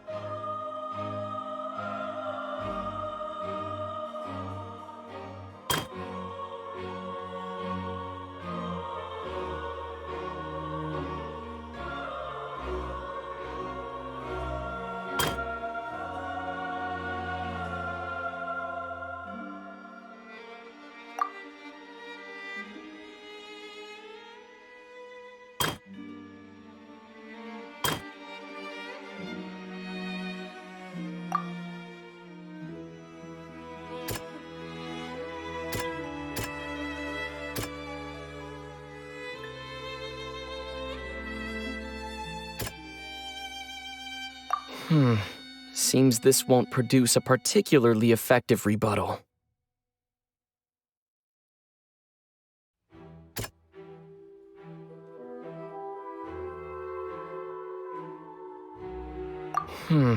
Seems this won't produce a particularly effective rebuttal.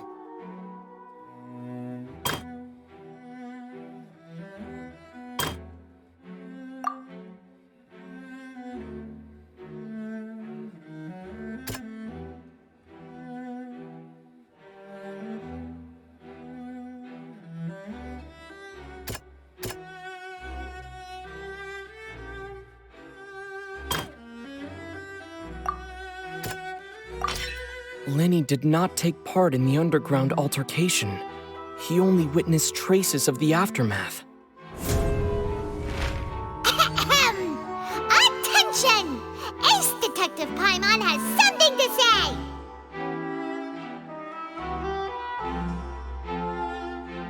When the countdown started, Lenny did indeed go into the tunnel. But he immediately used a vent to access the Opera House basement, which is where the underground core of the Oratrice is stored. Once he reached that area, he heard a voice in what should have been an empty room. Since he felt something was amiss, he returned immediately. The crime scene had already developed by the time he reached the tunnel again, and in order to complete the magic trick, he did not remain there for any length of time. Finally, he reached the surface, and that was when the accident happened from his point of view. Therefore, he's innocent!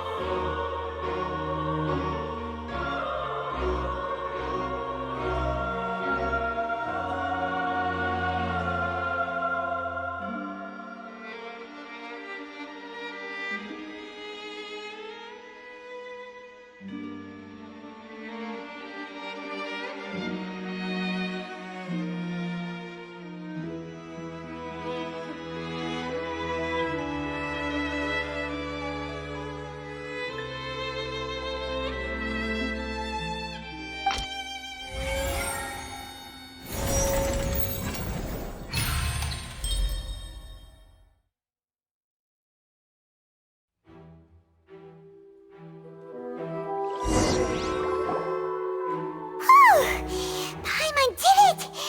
Paimon actually managed to say all that! Wasn't it awesome? In other words, you believe that he knew nothing of the incident? That's right!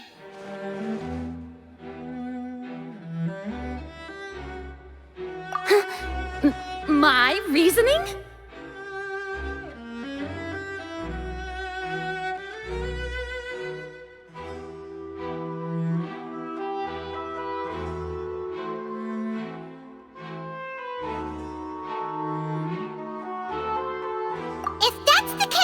Then if Carol hadn't entered the tunnel, who was the entire setup meant to kill? Assuming that what you say is true, Lenny only needed to kidnap the young girl to cause a new disappearance case. What would the point of killing someone on stage be? Oh, they have a point. That's right, you tell them! And that's why they're partners of mine. They've managed to turn things around.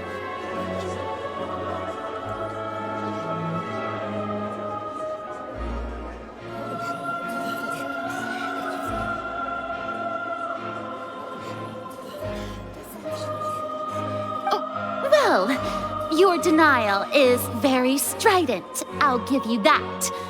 But what proof do you have to back your claims?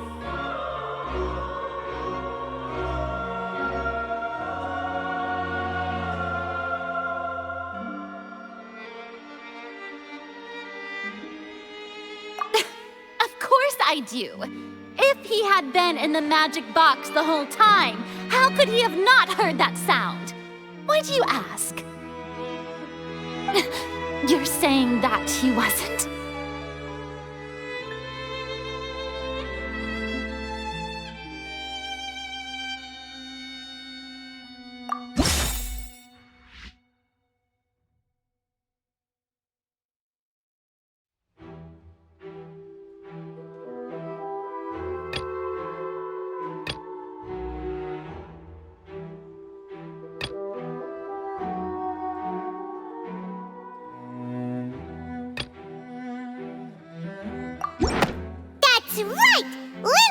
wasn't in the box or in the tunnel.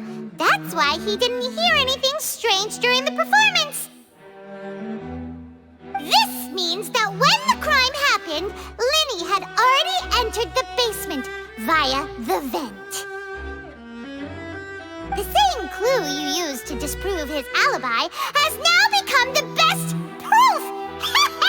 How do you like that? Well played. To think you'd use such logic.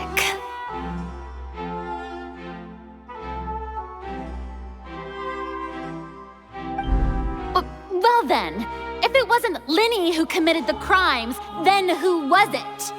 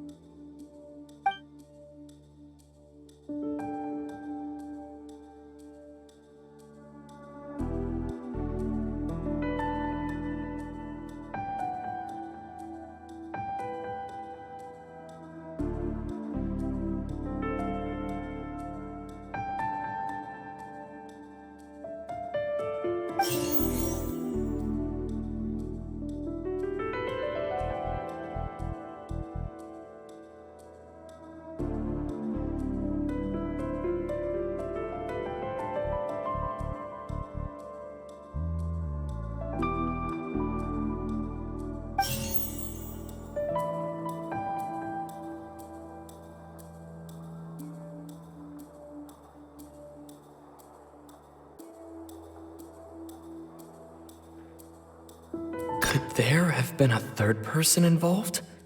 Is that really a possibility?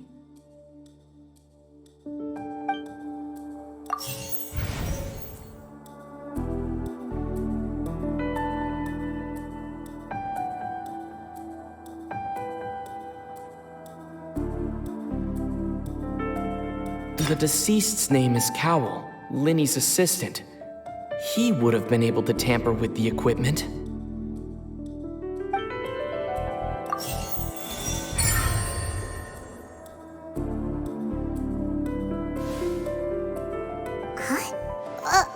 That can't be right.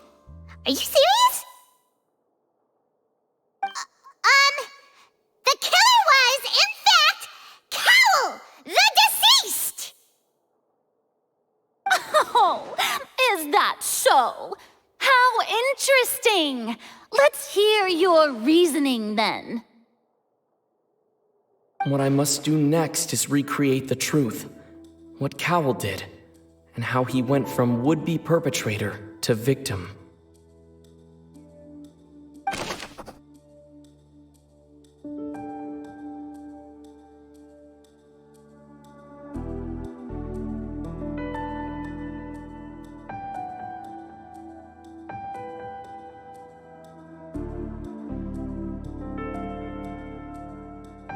would have been tough for both people to fit into that vent.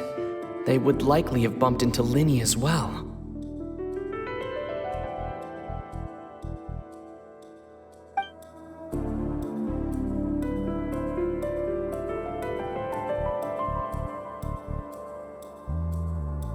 Linny was not in the tunnel at that moment, which gave our criminal ample time.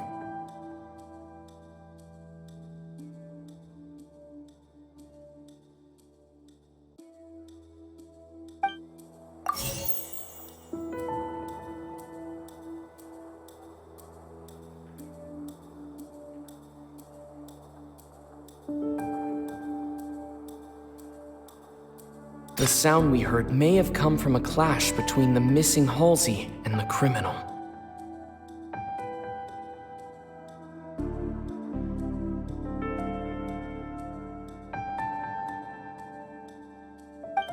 Halsey's clothing was in the tunnel, so there must have been some fear that she would attract attention. No one entered or left the Opera House through its entrances, so where would the criminal have wanted to take Halsey?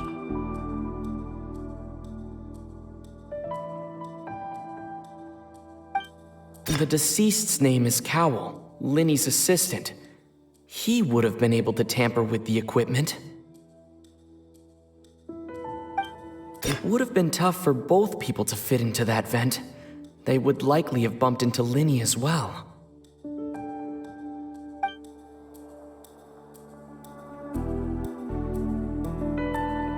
The sound we heard may have come from a clash between the missing Halsey and the criminal.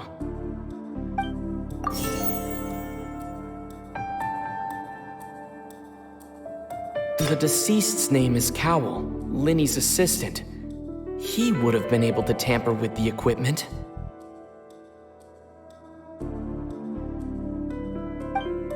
Linny was not in the tunnel at that moment, which gave our criminal ample time.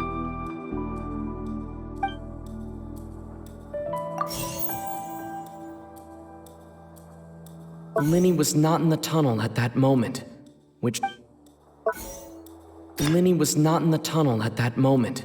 which gave our criminal ample time.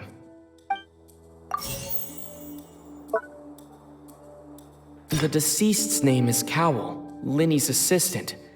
He would have been able to tamper with the equipment.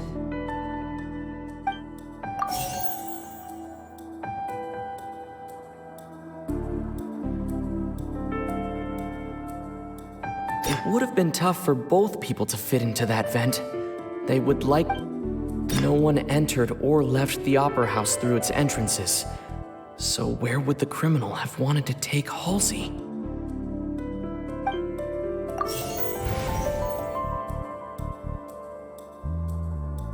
Halsey's clothing was in the tunnel, so there must have been some fear that she would attract attention.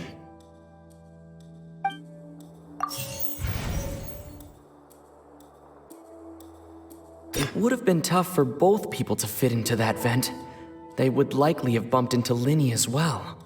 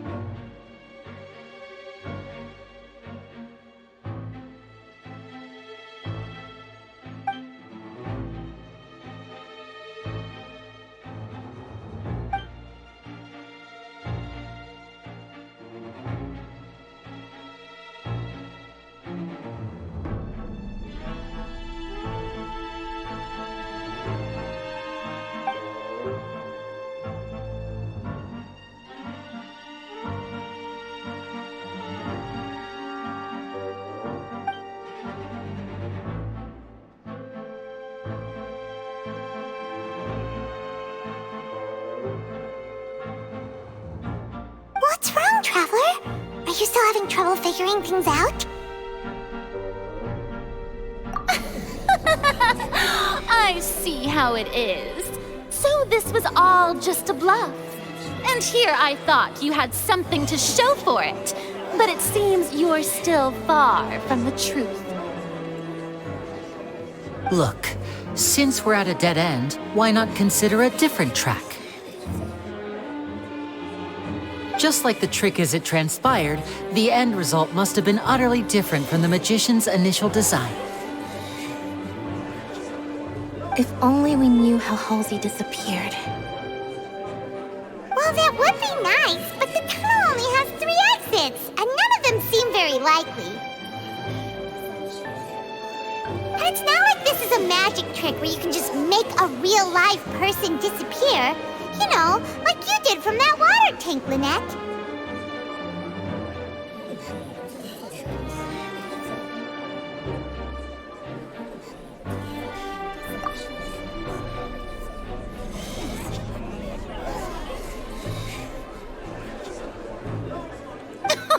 Excuse my interruption, dear opponents, but do you not see that the crowd is growing impatient? There is no greater sin in this opera house than an awkward delay in the performance.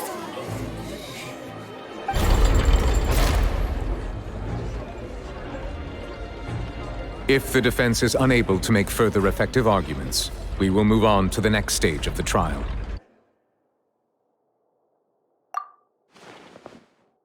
Linny was not in the tunnel at that moment, which gave our criminal ample time.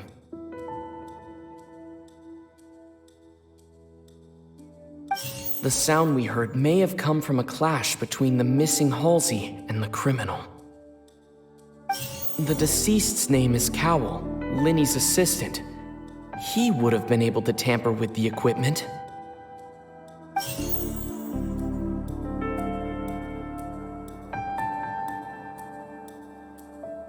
The vase was not broken by chance. It was used to cover important evidence. The water.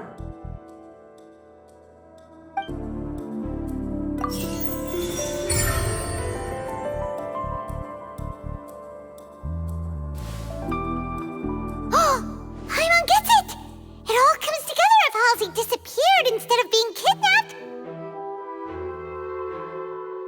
Lynette escaped from the water tank, vanishing gradually and leaving only clothes behind. If there's a similar method where a person could be transformed into water... Oh, just a moment, please. I do hope you know how preposterous you sound at the moment. How could a person ever be transformed into water? This is reality we're talking about here, not some magic trick.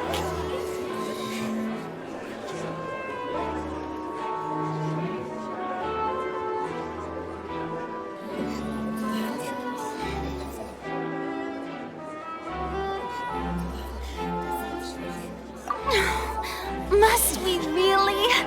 I should think that of anyone. Your friend Linny already knows this truth very well. Magic tricks are ultimately just illusions and misdirection. But Halsey's disappearance is very real. We're talking about 2 completely different things. Even so, I trust the traveler's judgment. The truth must be out there somewhere. Perhaps some new line of reasoning may open if we try to gather all the focal points that don't make sense. Since Cal was the deceased, we haven't placed much attention on him. But given that we aren't making much progress with the case, it wouldn't hurt to have a look at his belongings, would it?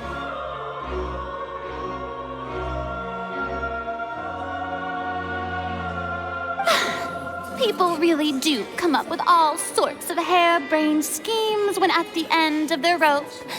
The way I see it, your suggestion that we broaden the scope of our investigation is nothing but a tactic for stalling the trial. Nevertheless, I believe that this is a reasonable request on the part of an attorney. Since the trial does indeed appear to be at an impasse, I believe that additional evidence may help us make more progress. Guards, Please step into the lounge and examine the personal effects of the deceased, Cowell.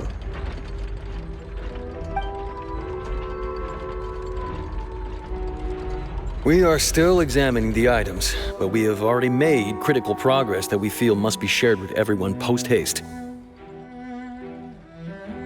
We discovered several test tubes of fluid within Cowell's baggage, each labeled separately. The notebook in his backpack claims that these fluids are water from the primordial sea. The primordial sea.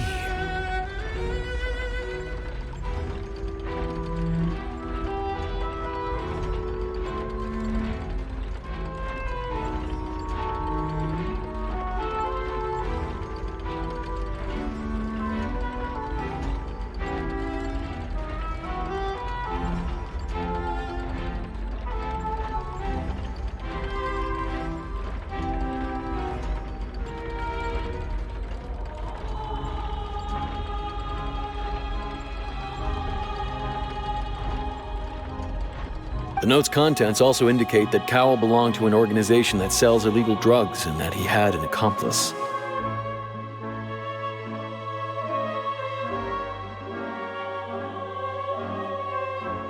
The notebook has many entries concerning safe usage of these fluids, in which the keyword dissolve appears many times. One of these tubes was labeled Opera Epiclese, along with yesterday's date. It is empty.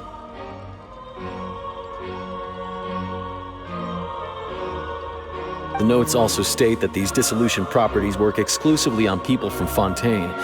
It's likely that Halsey was chosen as some sort of test subject.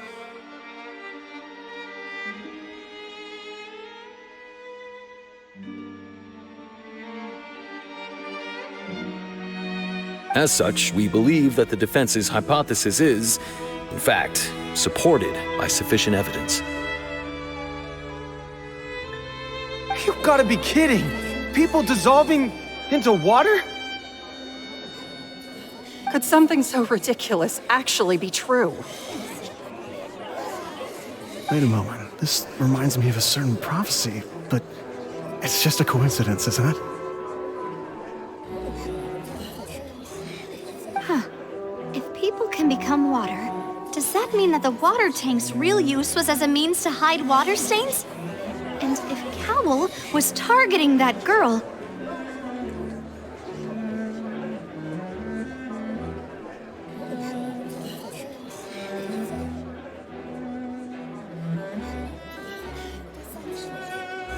Wait just a minute.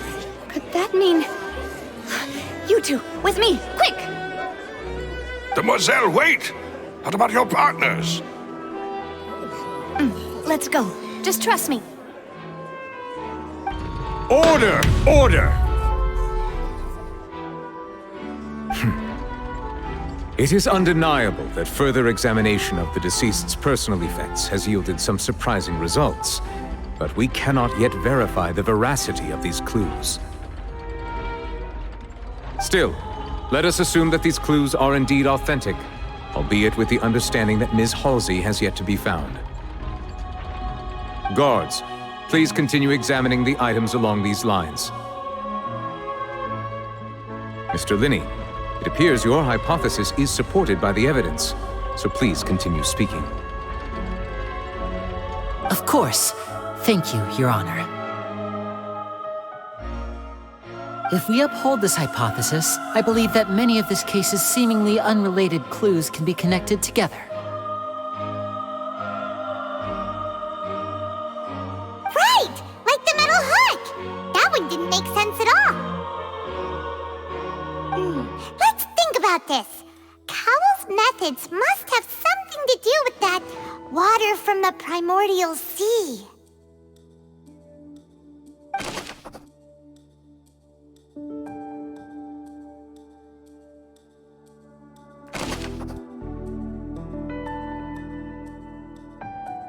The deceased's name is Cowell, Linny's assistant.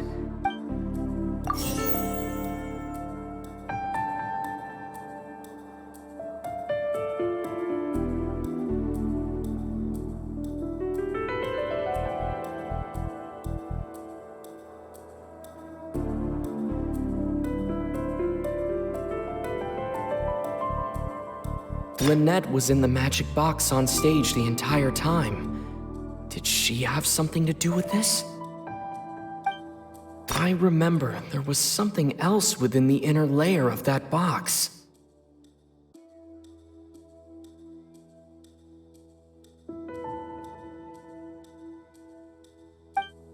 Now it seems like the hook rope was not meant for another magic trick, but was instead some form of triggering mechanism.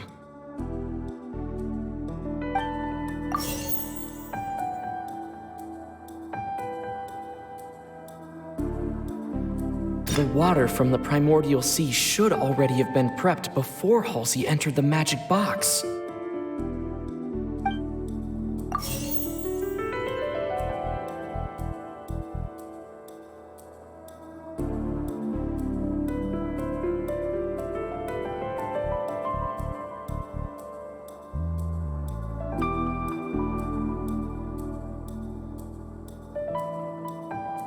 Lynette was in the magic box on stage. I remember there was something else within the inner layer of that box.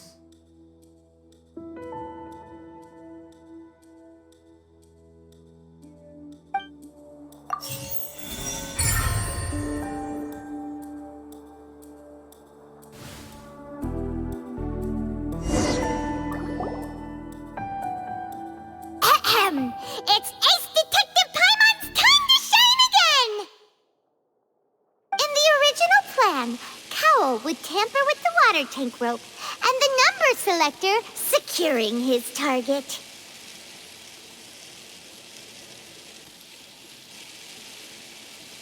When the magic box containing Halsey was lowered, the metal hook would retract gradually and pierce the balloon at the top of the box.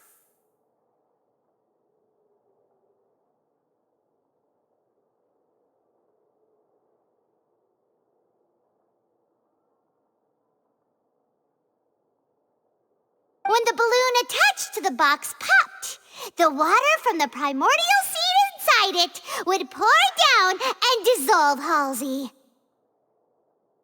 Afterward, Cowl would enter the tunnel and break the flower vase to conceal the water inside the tunnel, with the remaining evidence being covered up by the water tank on stage.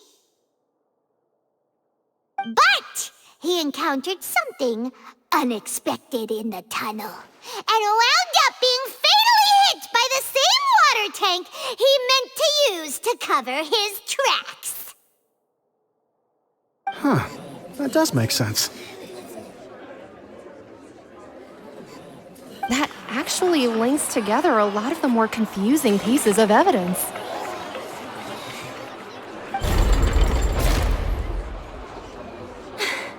Oh dear, what do I do? Even I think they sound convincing now. Have I falsely accused an innocent person? What a humiliation. Now, it seems like the only point of contention remaining is the exact circumstances that led to Cal's death.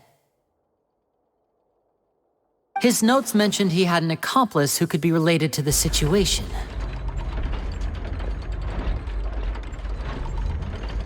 On that note, the guards have just contacted me indicating that they uncovered new evidence.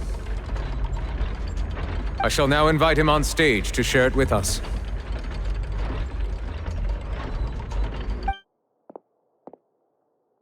Thank you, Your Honor. We were just inspecting the luggage of the other people involved in this case. And we found an identical sample of the water from the primordial sea among Linny's personal effects.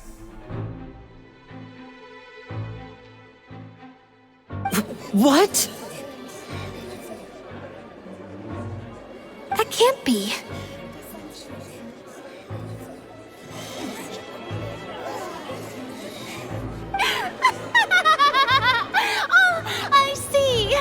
Well, how wonderfully comedic to have your own counterattack only to come back and wound you.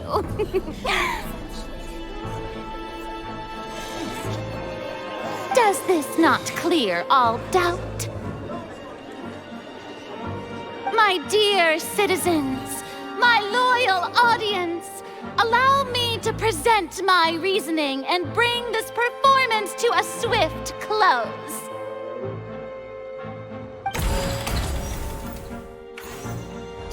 Linny did not need to take part in the dissolution of the young woman at all. Indeed, he did leave the scene via the vent. Having made modifications to the props beforehand, his accomplice Cowell then caused Halsey to vanish using the water from the primordial sea. But upon his return, in cruel avarice, Linny desired sole credit and prepared to do away with his partner in crime.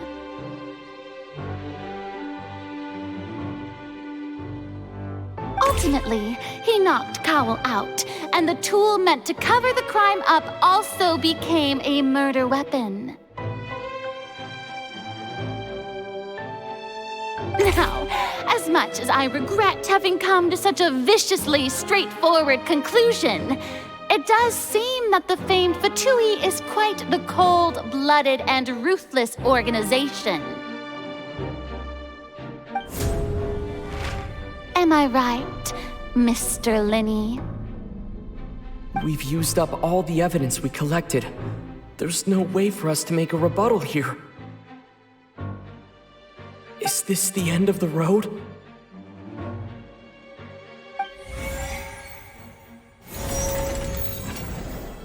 Oh no! Paimon can't think of anything either. It doesn't look like there's any way around this.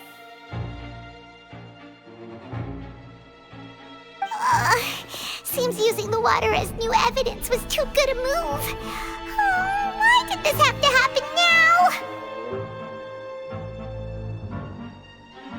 I think we've all seen enough now, and we have ample witnesses to my flawless reasoning. I believe this is indeed the finale.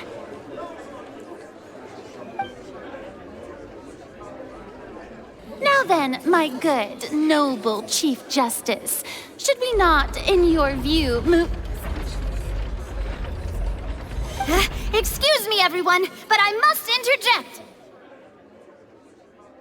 Miss, I must ask you not to shout, and to respect the ongoing legal proceedings. Oh, come on. Don't be hasty. I have a good reason for interrupting, you know. Now, would anyone here like to take a little break from all this debate and see a little magic?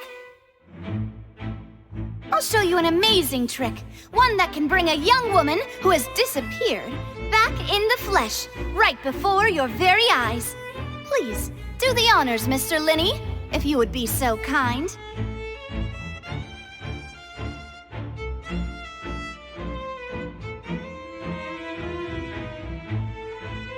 What in the world is she saying? No offense, miss, but miracles like that are beyond my scope as a magician.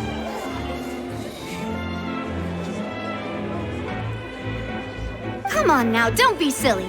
Magic is all about misdirection, isn't it? It often conceals the truth while presenting a fascinating illusion. But once everyone believes the illusion, can't magic reveal the truth to them once again?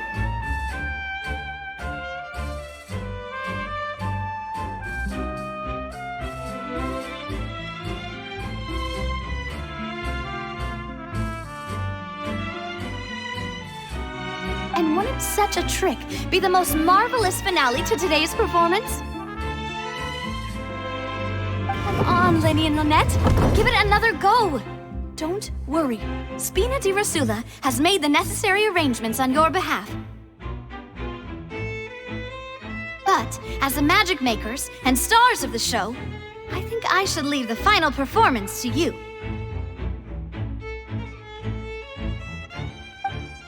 I understand.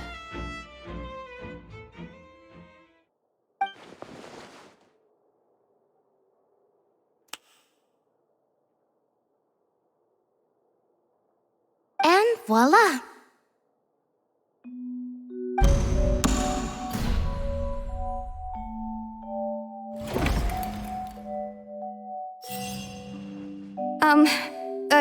Sorry for the interruption.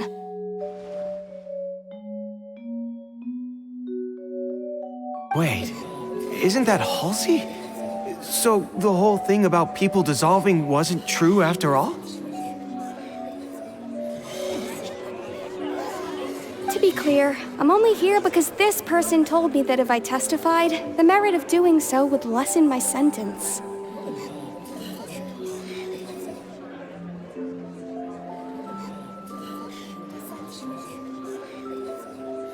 I was hiding outside this room listening to the proceedings because I was afraid that I would be the one put on trial. I was just feeling happy that no one had noticed me, and then before I knew it, she caught me. That'll teach you to underestimate us three. Where should I begin? I'm sorry. I'm the one who killed Cowell. I admit it.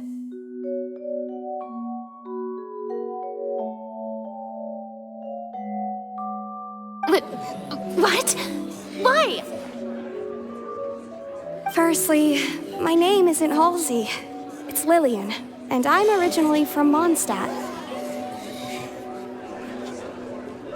I heard that Linny's show was gonna be a real thriller, but I missed the chance to buy a ticket, so I stole one. That's how I make a living. I steal stuff here and there, and I'd never been caught before.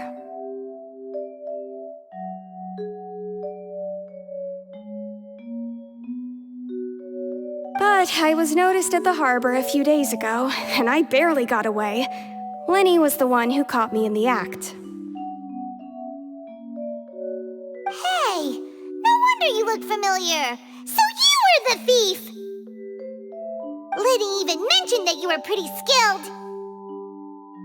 Well, and I thought that would have been the end of it, but then the number selector chose me. He even mentioned the Fortress of Meripede. That's a prison, isn't it? So you can imagine how shocked I was. I thought he was on to me for sure.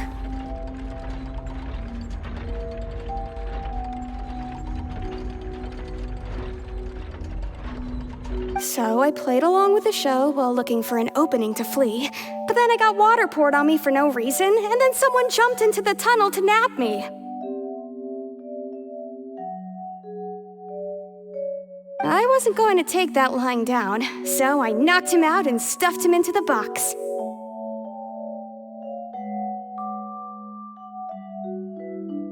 There was nowhere to run from there, though, so I had to change my clothes and hide in a box containing performance costumes. I slipped out after the first guard arrived at the scene and continued hiding inside the opera house. Can a person even hide in there?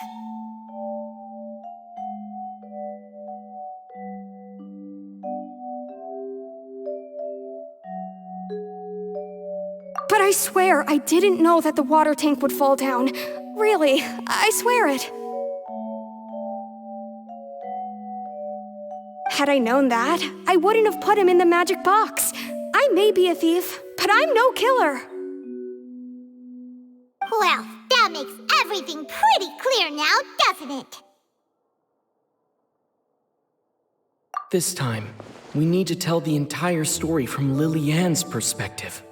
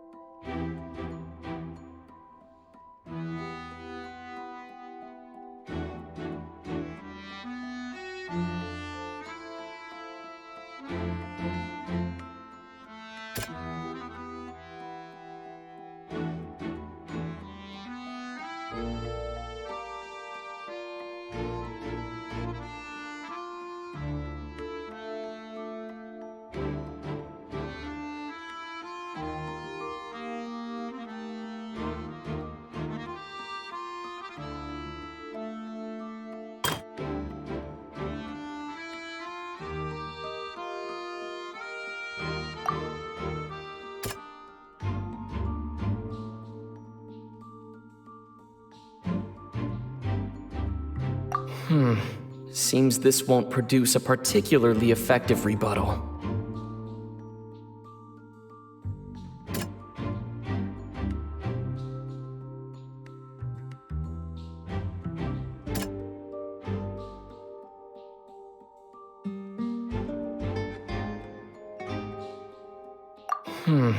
Seems this won't produce a particularly effective rebuttal.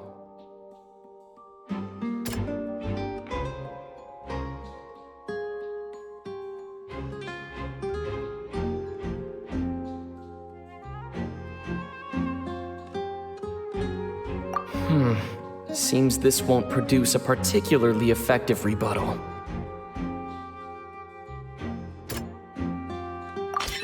The flower vase was not broken to cover anything up, but it was smashed during the struggle between Lillian and Cowell.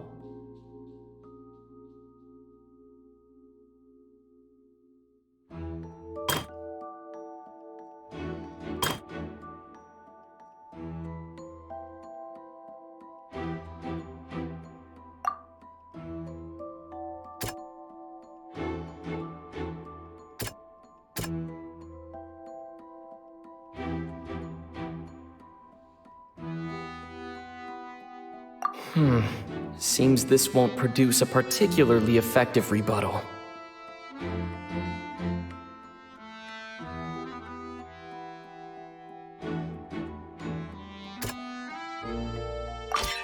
Lillian was afraid that she would be recognized if she left, so she changed clothes and hid, biding her time.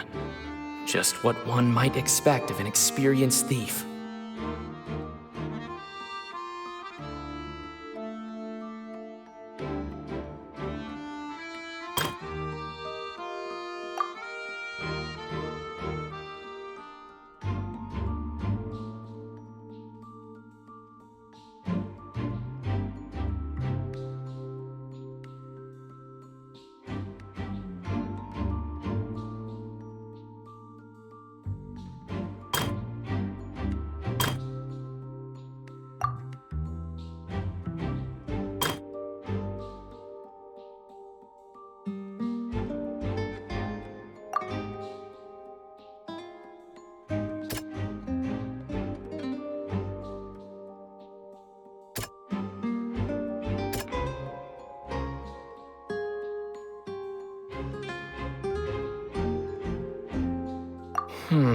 Seems this won't produce...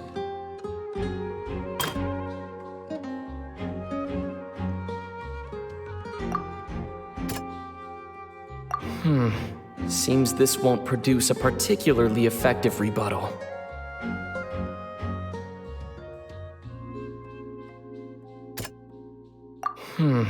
Seems this won't... The strange sound wasn't from a fight. It was Lillian's attempt to break out when she was frightened. And it's Ace Detective Paimon time! Having been selected out of the blue, Lillian panicked. Her panic only intensified after she entered the tunnel and had water poured on her head. So she kicked the door open, producing the thud we all heard. Hearing the commotion, Cowell leapt into the tunnel, only to discover that Lillian had not dissolved.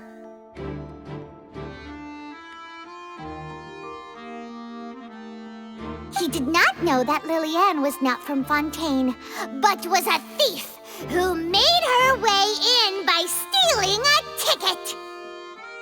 Mistakenly believing that the water from the primordial sea needed time to take effect, he tried to force Lillian back into the box.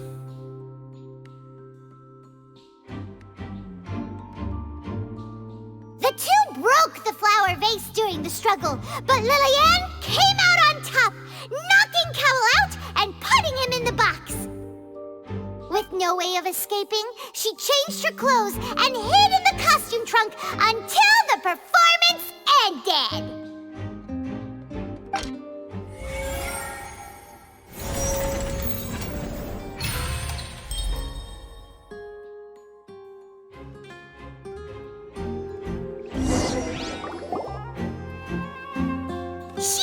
knew that she would have to go through guard inspection if she tried to leave afterward.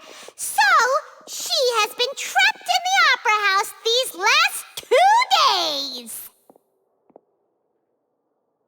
She had already become desperately hungry by the time we were chatting over macarons. So, she swiped 2 of them right under our noses. Talk about a sneaky thief.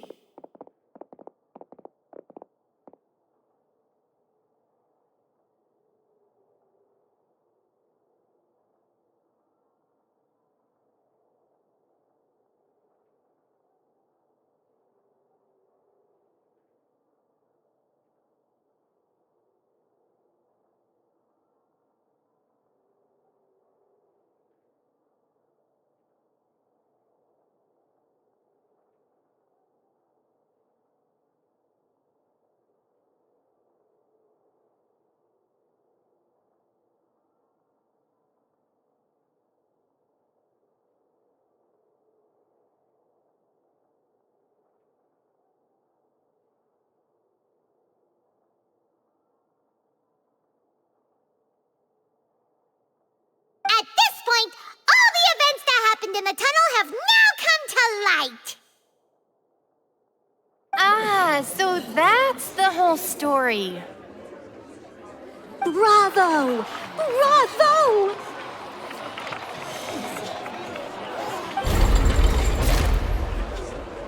Now then, Lady Farina, do you wish to speak against the defense's statements?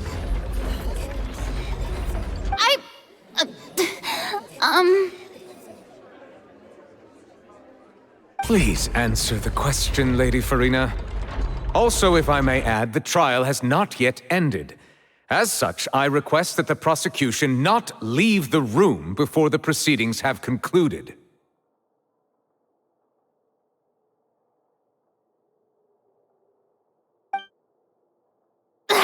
What? Are you reading my mind now? No, I have no further arguments. I admit defeat.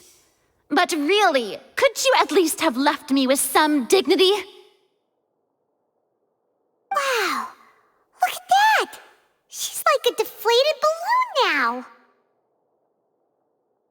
If there are no objections, then as the Chief Justice of Fontaine, I shall once again repeat the full sequence of events.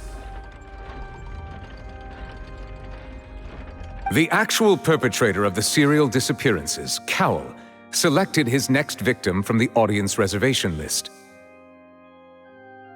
With some modifications to the selector, he could ensure that the pre-selected young woman would be chosen.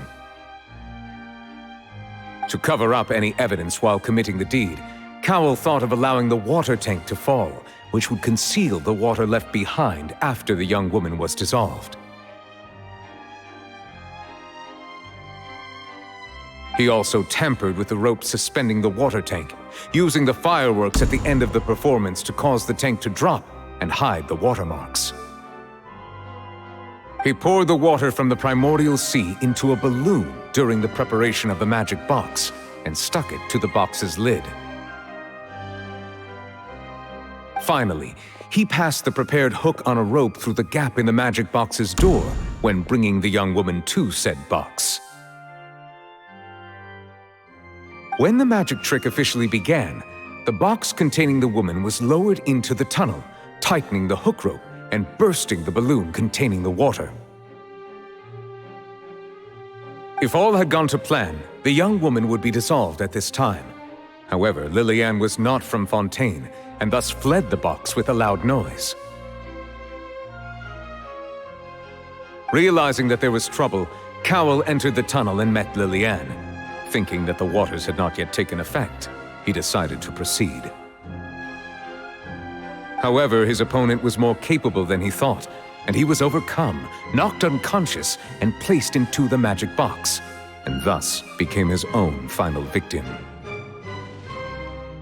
Lillian, according to her own statements, then changed clothes and hid until the performance ended, before hiding in other parts of the opera house. As for Linny, he was in the underground structures within the opera house, and was thus ignorant of these happenings.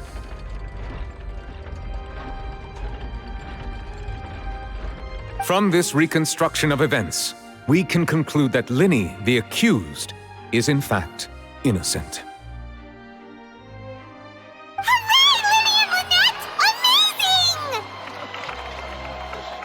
While there is much in Linny and Lillian's conduct that should still be investigated separately, this case, at least, can be handed over to the Oratrice to make the final decision.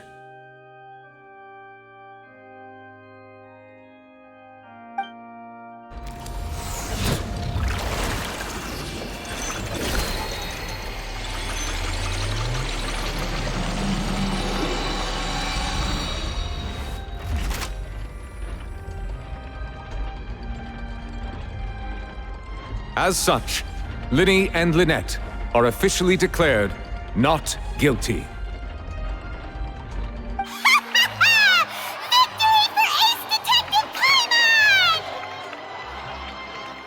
Great work, partners. Thank you all. Thank you so much. Next, I think we deserve an explanation, Guard Vaughn. How did you find the water from the primordial sea in Linny's baggage? Right! Your discovery caused me to make a serious mistake, you know. Or was that not a discovery, but false evidence that you dared to bring before this court? I suspect that the accomplice mentioned in Cowell's notes was not Linny, but you, yes?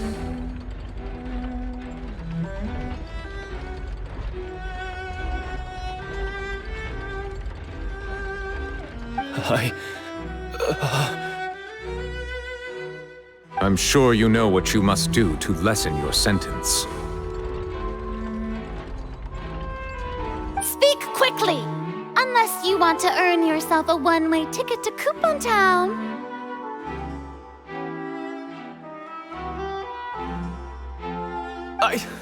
I was just following orders. We were supposed to place blame for the serial disappearances onto Linny, and thus cause suspicion to fall on the Fatui. The higher-ups said this was the best opportunity to do so.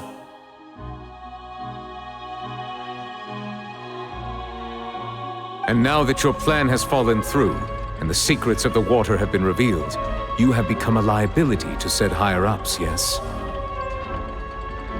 Therefore, you would be wise to tell everything you know and seek the protection of the guards. Yes, I'll tell you everything I know. Our boss discovered that the water can cause people to dissolve. It can also be made into a potion, which, when extremely diluted, can cause people to experience unforgettable exhilaration. We've been in this business for a while now, and have made decent mora off it. The disappearances were also the boss's idea. I mean, this is the boss we're talking about.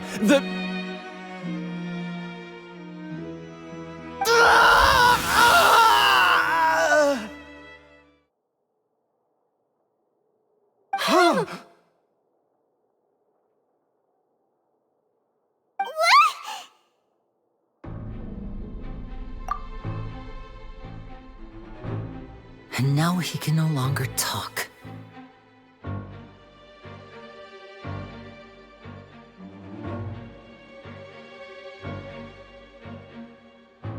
Such ruthlessness. I shouldn't have expected any less of them.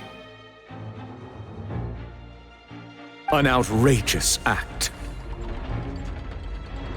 All present, please submit to inspection immediately.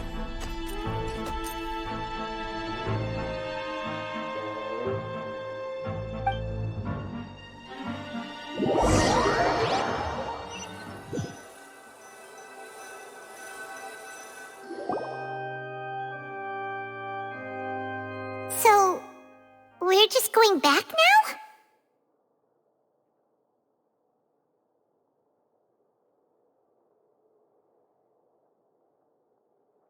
That's true, but Traveler, Paimon! Please wait.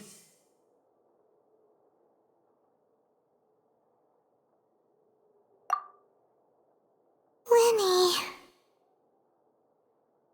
I know you may not want to speak to me right now. Maybe you don't even want to look at me.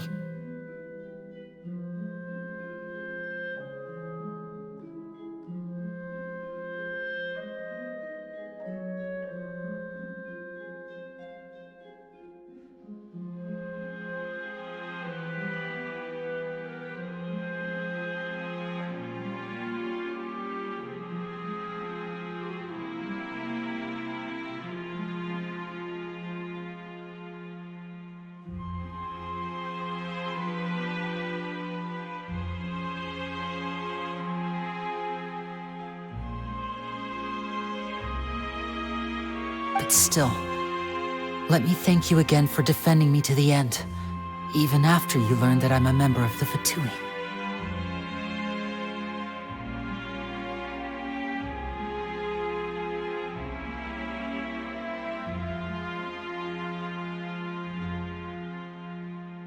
I guess. But regardless, I'd like the opportunity to set things straight. I didn't approach you with any ulterior motives or ill intent. I've spoken to you as myself, just plain Linny this entire time. As for why I'm a Fatus, it's because the goals of the House of the Hearth align with those of an orphan like me. That's all.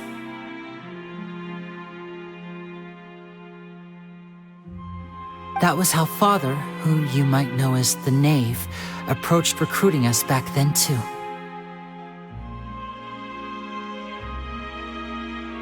Knave? The one who controls the House of the Hearth? She's your father?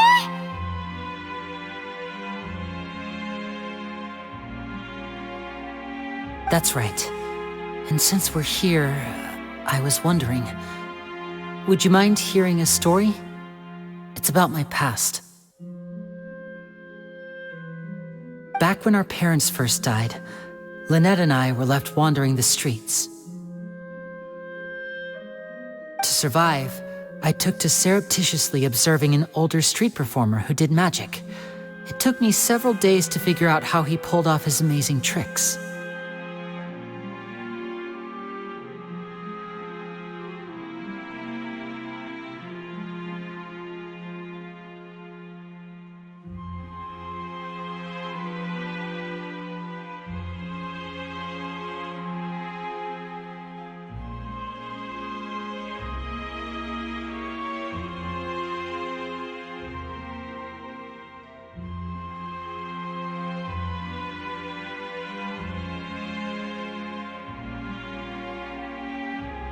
I took my sister through several streets until we found a crowded corner, and we began to perform magic tricks there.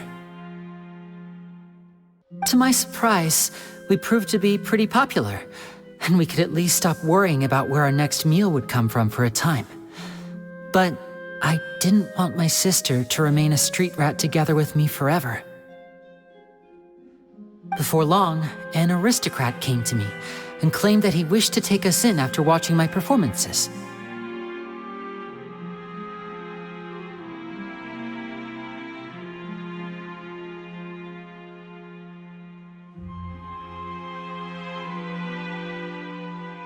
So you went from orphans to nobility just like that? That was how we felt at first, too. As if fate was on our side and we could say goodbye to those painful days.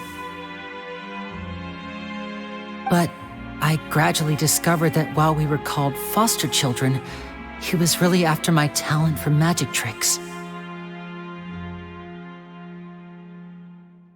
He would constantly take me to all sorts of banquets to garner attention, which he would then use to expand his social circles. That doesn't seem too bad either. Better than roaming the streets at any rate. It took a while for me to realize just how dark his heart really was. After one particular performance at a banquet, I discovered that Lynette was not on the same return vehicle as me.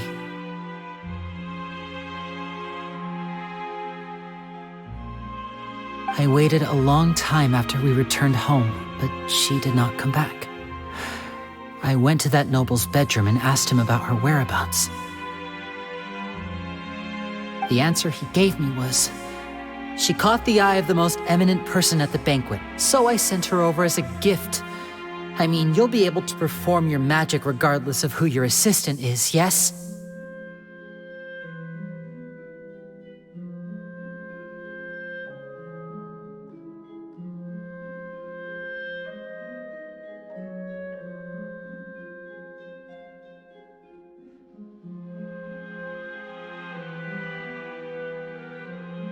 Oh no. So he was gonna... But wouldn't Fontaine's laws deal with such people? As far as outsiders are concerned, this is a relationship akin to adoption or foster care, and they have their ways of escaping the eye of the law. I managed to ferret out the location of the mansion of that so-called eminent person and hurried through the night. But by the time I leaped over the walls, avoided the guards, and made my way in, all I saw was the moonlit ground covered in blood, and the knave standing there in the darkness.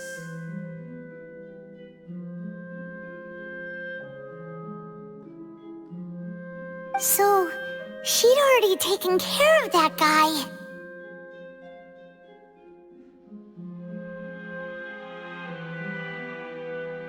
That's right. She had rescued my sister before she could come to any harm, and had even discovered several girls hidden in a basement, all of them orphans.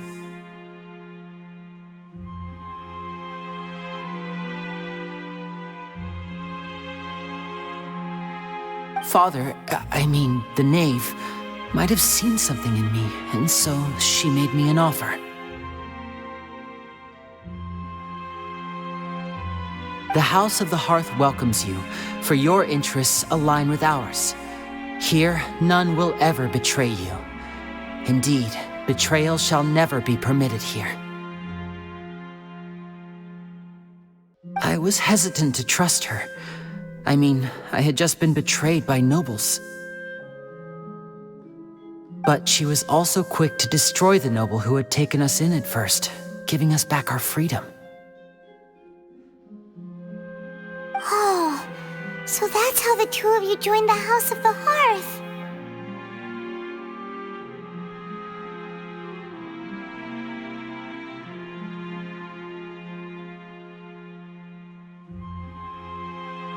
She has her own plans.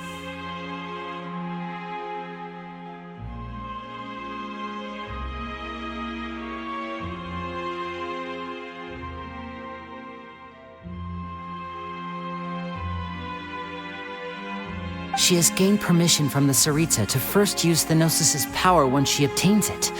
She plans to use it to find a way to break the prophecy and save Fontaine.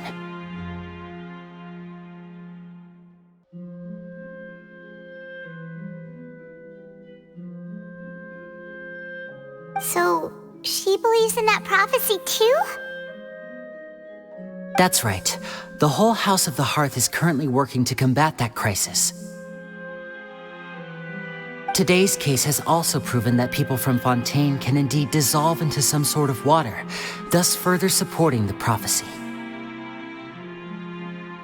All of us house members here, Lady Arlecchino herself included, are from Fontaine.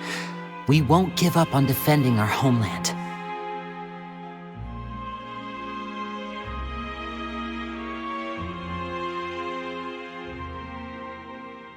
To us orphans, the only connection we have left to this world, apart from our family, is our homeland.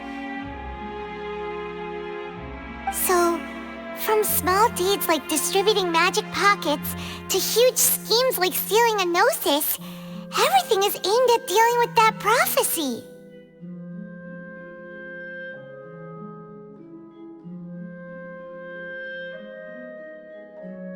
It's all right. I understand.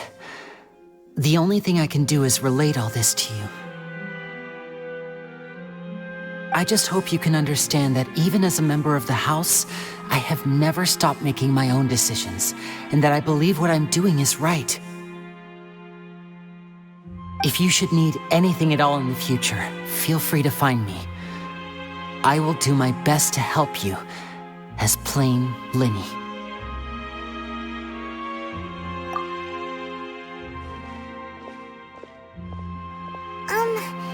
Bye, Linny.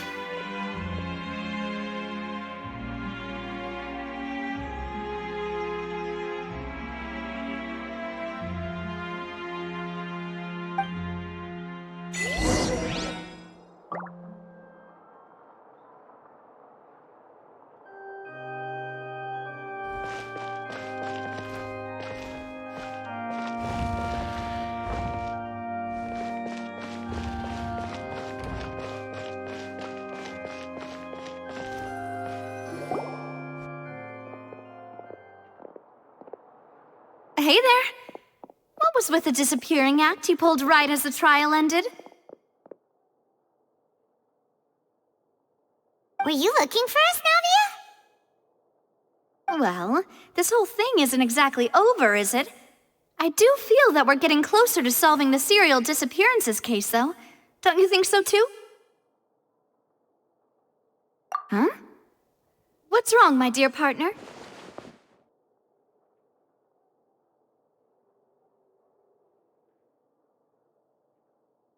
Besides, are you sure we're the ones who can crack a case that's been cold for decades now? And given that there's new evidence from the trial, there should be a trail of breadcrumbs for the Hydro Archon's people to follow now, right? Ah. I see.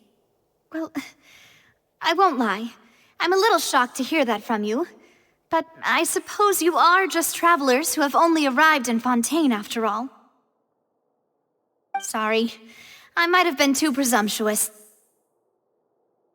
Don't say that, Navia. Ah, and we were having so much fun investigating with you, too. It was like having new waters flowing into a stagnant mire, causing new hope to spring forth, and the reflection in the murk to become clearer. Sorry about that. I'm a bit prone to nostalgia. Don't mind me. Wait, shall we have a farewell meal? You know, to commemorate our time as partners? Huh? Do we really need to get that formal? Well, guess you really did treat us as partners, huh? Well, I'd just like to have a proper ending to every important memory. That way there are no regrets later. Anyway, it would just be a meal, so it shouldn't take up too much of your time.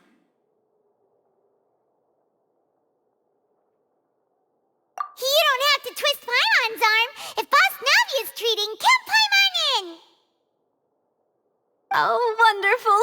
In that case, why don't we return to the court of Fontaine and head to the Hotel de Boer? I believe we'll make it just in time for dinner. All right then, let's have our farewell meal!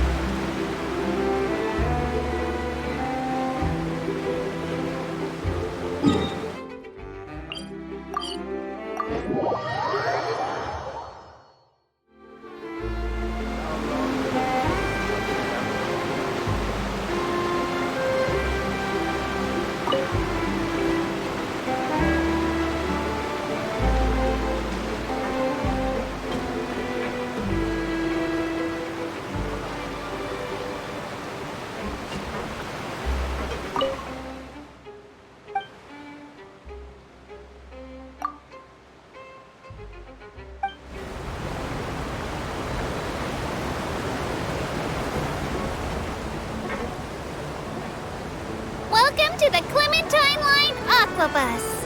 This boat tour will take you to the magnificent Court of Fontaine, the most important city in our nation. I'm Aval, and I'll be your tour guide for this trip. Even though I'm not as reliable as Elfan from the Navia line, I'll still do my very best. And if you're dissatisfied with anything, feel free to let me know right away. Oh, wait a sec. Please contact a staff member with your feedback after reaching the station, and we will address your concerns as soon as possible. Back on topic. The destination of this trip will be the Court of Fontaine. If you'd like to learn more about the latest technological developments in Fontaine, the hottest new trends in cuisine, or upcoming sensational trials, please subscribe to the Steambird.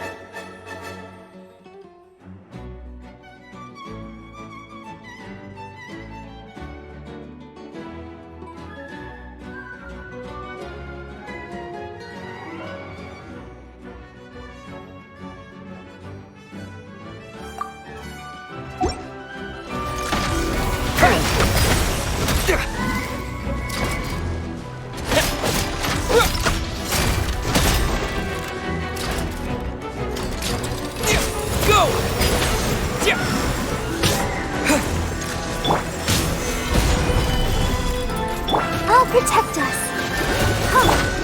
One with nature.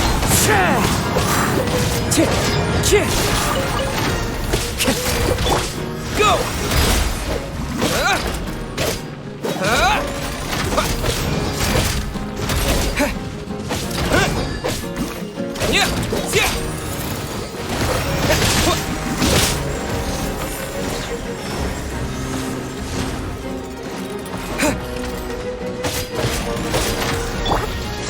Gather!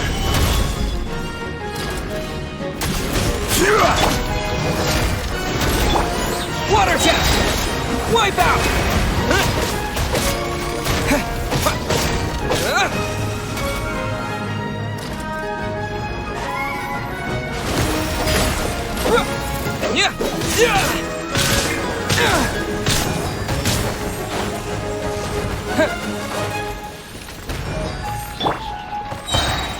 Solidify! Order guide you!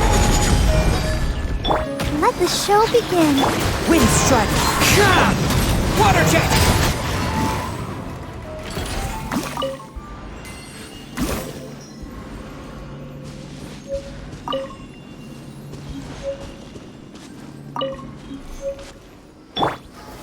Stabilize!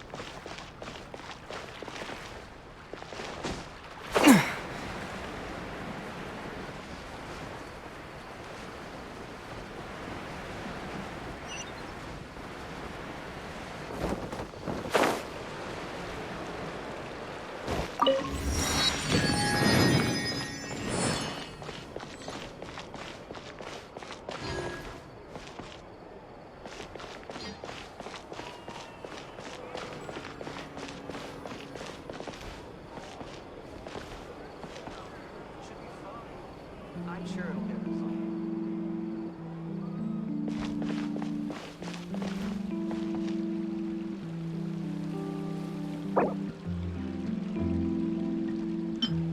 We cannot just rely on the ocean's self-cleaning ability.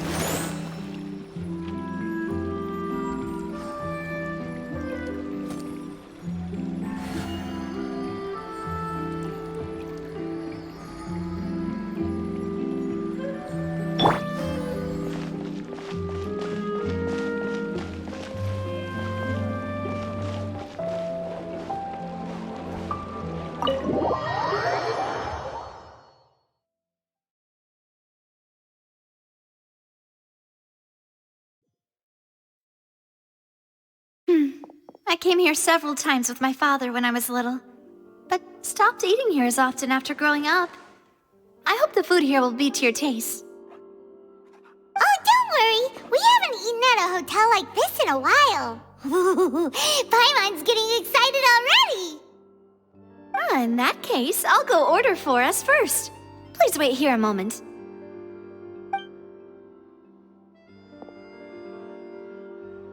Ooh, everything looks so good. People in Fontaine sure know how to enjoy life. Why, of course. Go ahead, try whatever you like. If the food's good, I'll make a group reservation for the rest of Spina di Rosula next time. And if it's not? Well, then I'll still bring everyone. Albeit with only one dish per table. You, sure have your own way of doing things.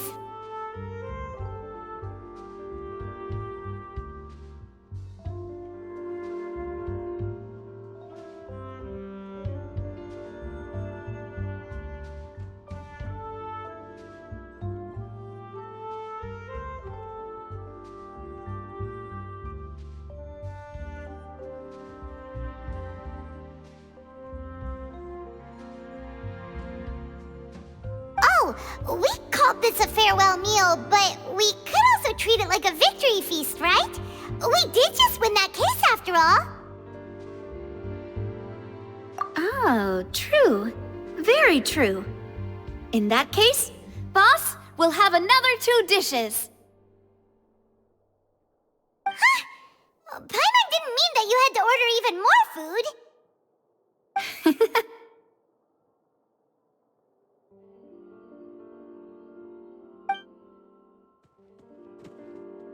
Speaking of cases, do you think that the mastermind behind the serial disappearances will get caught soon now that this has all happened?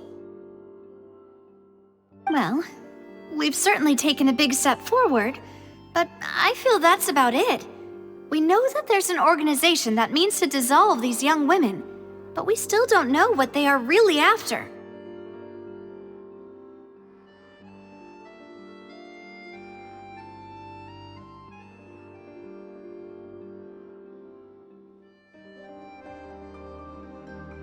If it hadn't happened right in front of us, Paimon wouldn't have ever believed that a person could be dissolved like that. Right? Yet it was because this was such a preposterous notion that the investigation could never really move forward before. Ugh. If only that guy could have finished speaking! We were so close to hearing who was behind it. In such investigations, even the smallest step can seem like a yawning chasm if the trail of clues is cut off. To be honest, I don't have high hopes for any follow-up that the authorities might conduct. It's not that I don't have faith in their ability, it's just that a different perspective is required in some matters. It's easy to guard against and deceive a single narrow perspective. A shift in thinking is required at such times in order to produce a breakthrough. Which is exactly why the Spina di Rosula exist. Those highfalutin folk are not all-knowing. That's why we exist. To seep into the cracks where filth falls through, where their watch fails them. That's the kind of problems we solve. Seems Paimon thought things were simpler than they actually are. It's all right. Well, this was supposed to be a farewell meal, so I doubt you have further interest in this business, right? Let's talk about something else. Like, what are your future plans? That's true. We didn't have a chance to speak to her after the trial ended. It didn't really seem like the right time or place to do it anyway. I see. So, your primary objective, which has been foiled so far, was to have a chat with the Hydro Archon. I've heard that there's a long line of people waiting to meet Lady Farina. I suspect you'll be waiting for quite a while, considering that you missed your chance today. Yeah, we've heard that she's super popular here in Fontaine, and that it'll be tough getting any of her time. Well, would you consider some more, unique ways? Perhaps even methods of, let's say, questionable legality? Guess that's Spina di Rosula's boss for you. Chock full of sketchy ideas. Well, what did you have in mind? Well, one way would be to infiltrate a performance troupe at the Opera House, only to abandon your act at the play's climax and ask to speak to her after the performance.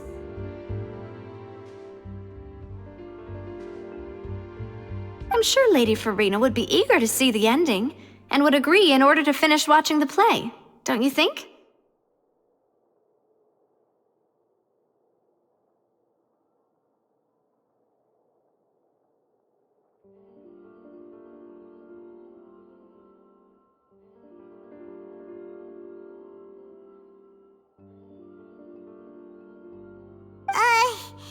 Could you suggest something a little more practical?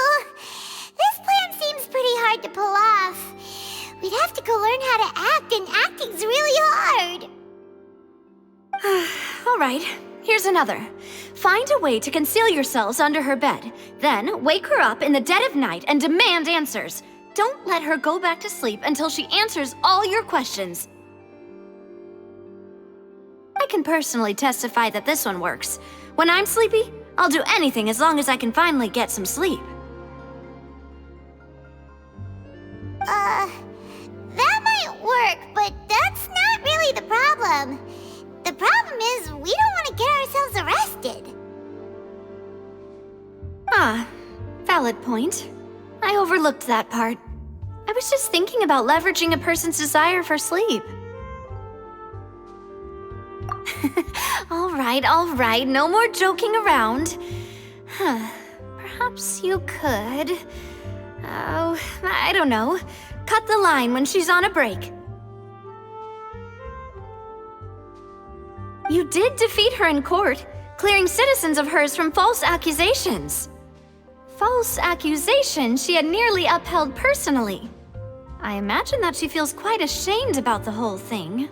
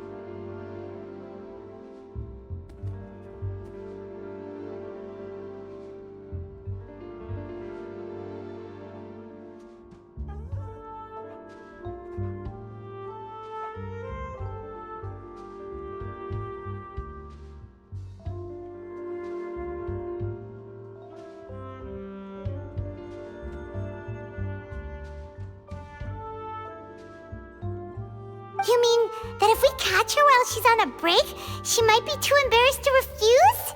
Oh, that does make some sense.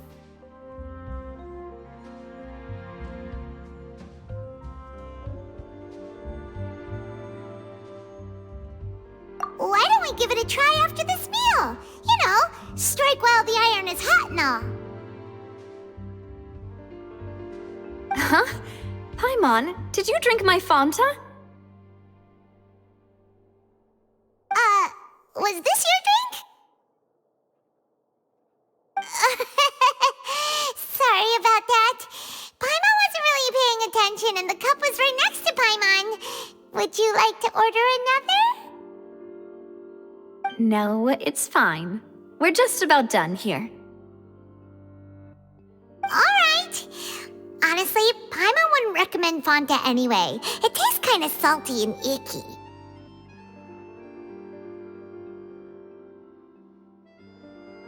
Is that so? Huh. Well, in that case, we'll have to blacklist the Fanta here then.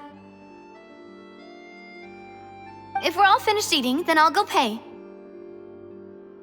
Yeah, we're stuffed. Thanks for the treat, Navia.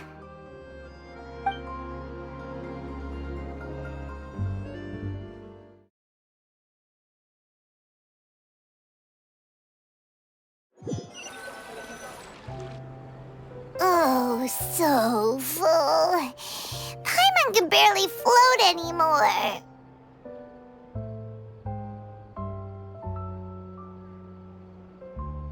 Nah, that would be so normal. You know, like you. Okay. As for expenses this month, we're left with... Hey, Navia! What are you doing over there? Oh, nothing. It was just a meal, you know? Nothing the Spina di Rosula can't cover.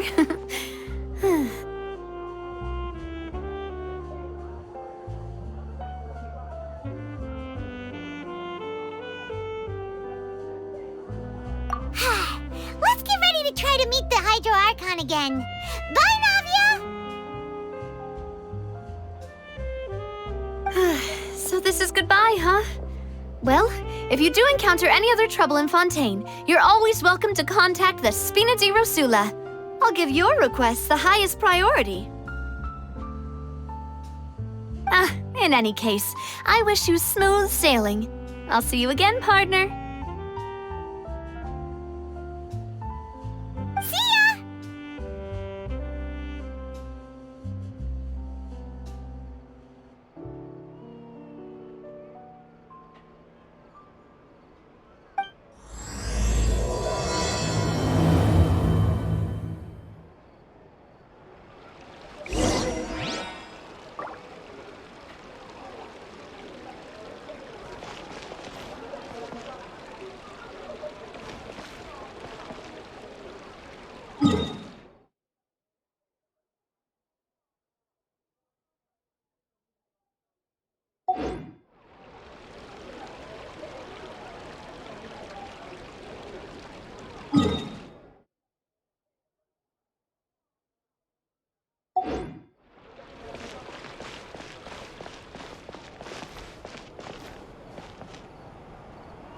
We cannot just rely on the ocean's self-cleaning ability.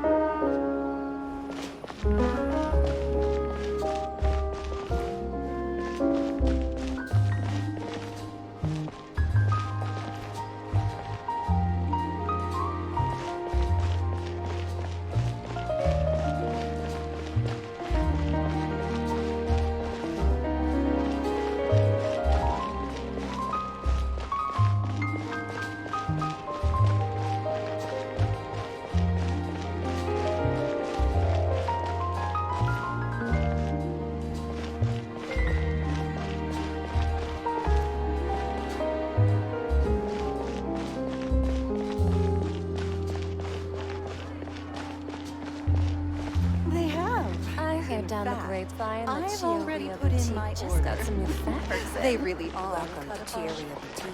For tailoring services, please make a reservation in advance.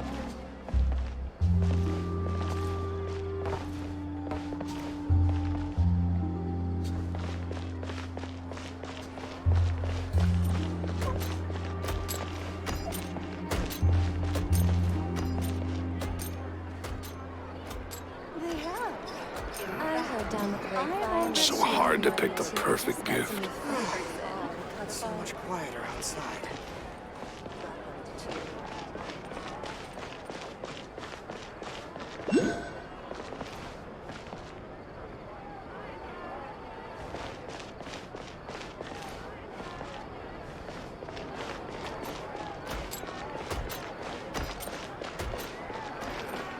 They have.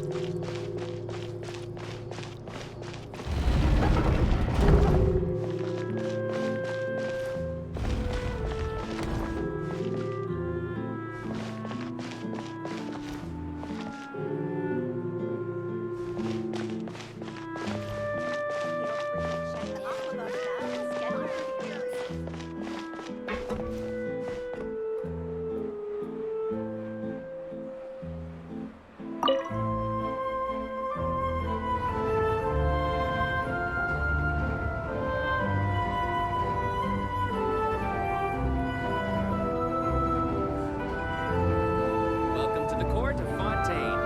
Please watch your step.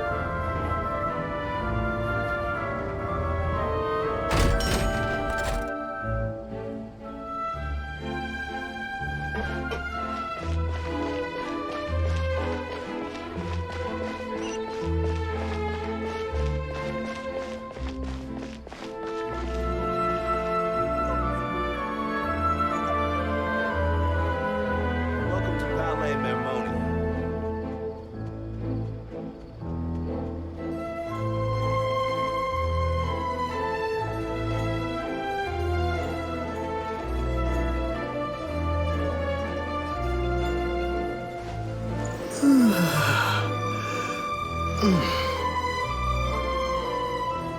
Welcome to Palais Mermonia.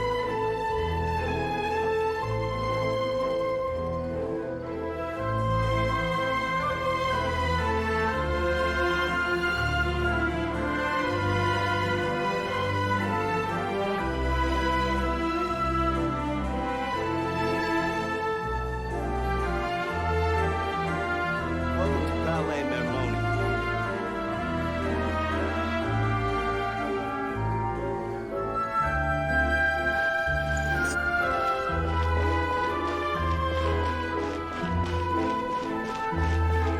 I hope the weather's nice like this tomorrow as well.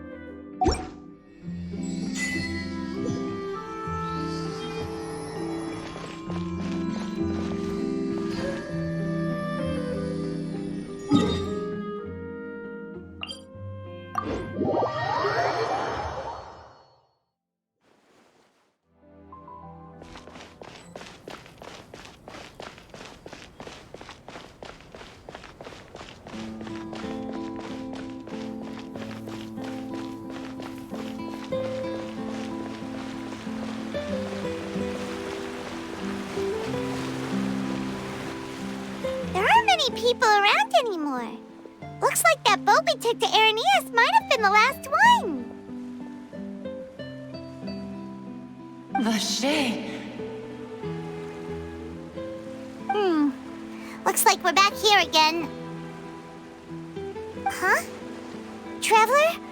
Are you hearing voices again?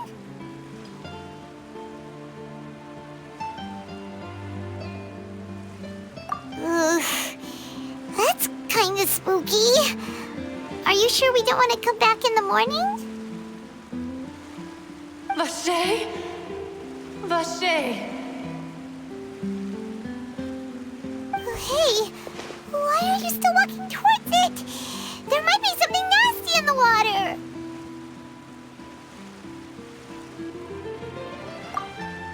Huh? Hang on.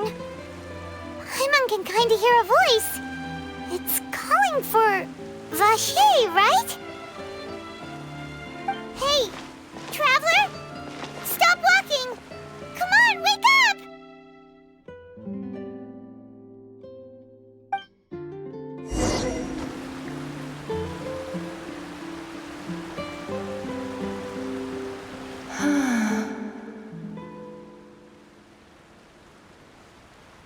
Vache, are you my dear Vache?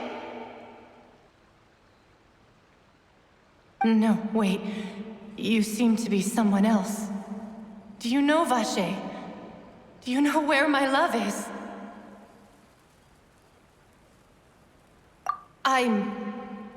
Wait.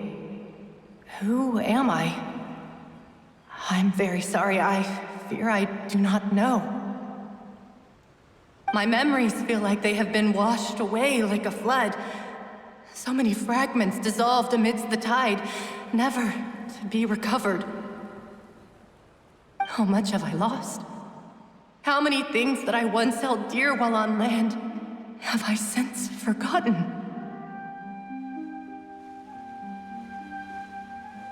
Yes, that is what I was once. But now, I am but the consciousness of one who is lost, therefore. I do not know how I came to be like this either. I only vaguely remember being covered in light blue water, and then all grew dim.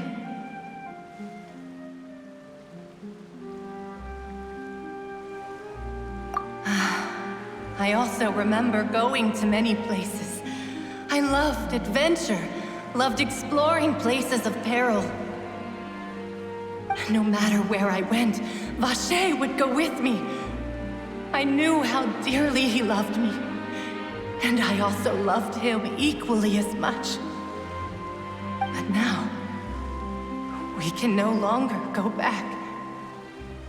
The pain of such parting, I never knew how heavy it could be. No, our reunion no longer has any meaning. There is no way for us to create any new memories. The thought of me gives him no succor, so let it lie forgotten beneath the waters.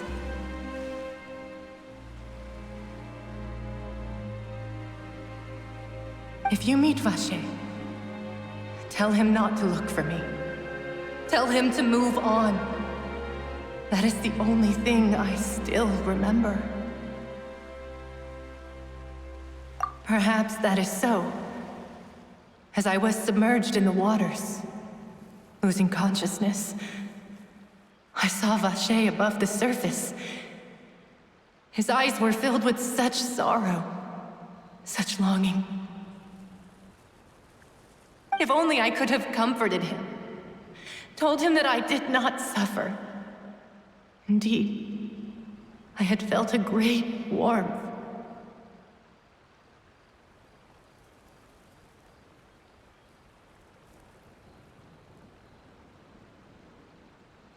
Is that what you call it? Dissolving? If anything, I consider it a form of release. It was a state of neither fear nor frenzy, with only an endless peace, like the water's still surface. I could also liken it to being a thirsty person who drinks water for the first time, and only then sees how they have lived for so long in a world of endless want and anxiety.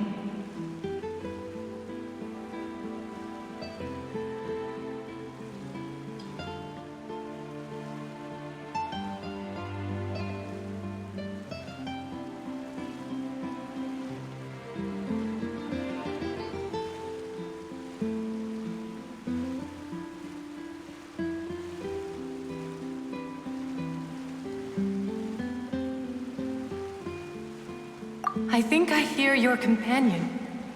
It's time for you to go, I think.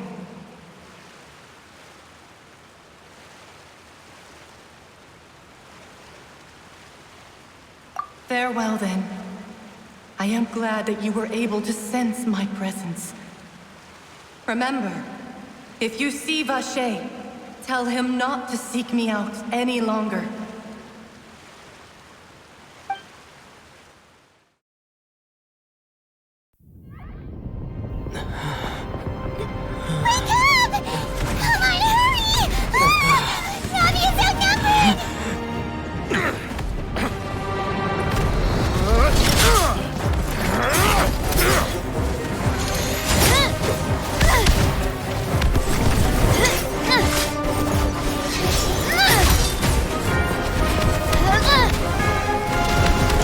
Look out!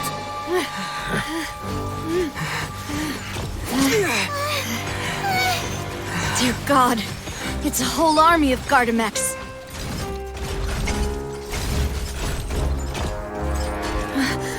Chlorand?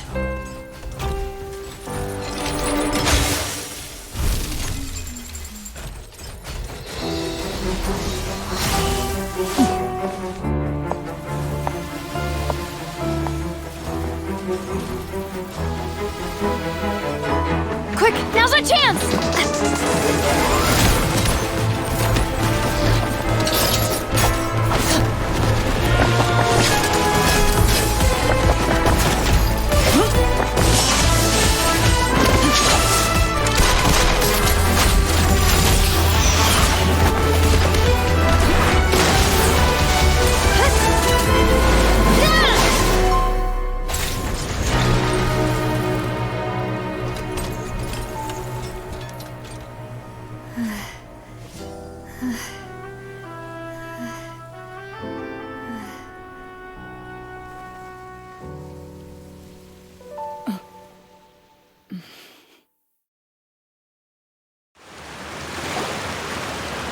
I should thank you for lending us your sword there, Chlorand. But before I do so, could you explain how you managed to show up here?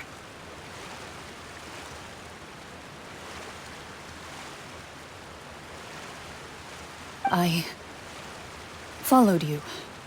It seemed to me that danger has followed you more closely as of late. I believe that following someone without their knowledge is actually called stalking, is it not? Mr. Callus's last wish was for me to ensure your safety, and I will not betray his trust. He would do the same, were he alive today. Do not speak of my father! Sorry, demoiselle. I was not strong enough. Thank you for your aid, Miss Chlorand, but do keep an eye out for your manner of speech. I believe we all wish to avoid unnecessary emotional harm. Sorry, I did not consider your feelings. Whatever. What else do you know? How did you come to the conclusion that I'd be in grave danger? I doubt I know much more than you, but I believe that the mastermind behind the serial disappearances is very powerful. Your performance tonight will almost certainly attract their attention. I'm sure they've known about me. To be honest, I'm shocked it's taken them this long to act against me. And what about these Gardamex? I thought only those associated with the Maison Gardiennage could control them.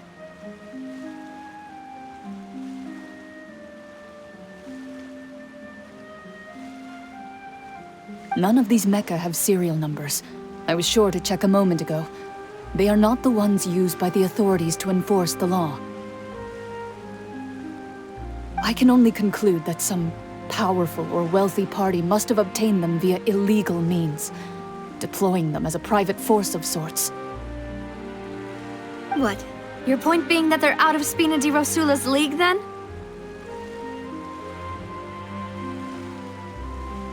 Yes. Be careful, and do not act rashly. I will continue investigating no matter what. We will bring the truth to light. That's my father's true last wish.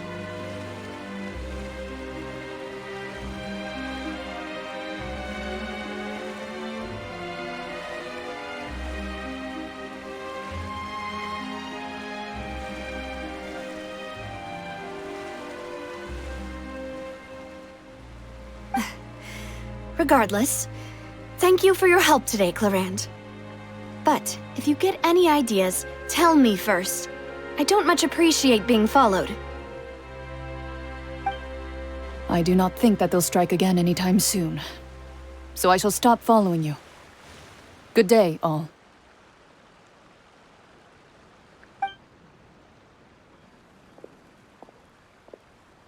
Right. I suppose that's the best news we've gotten today. Demoiselle, I believe that Miss Clarande was being sincere with you. If we tried, we could attempt to thaw relations a little. I know, I just... She's... Oh,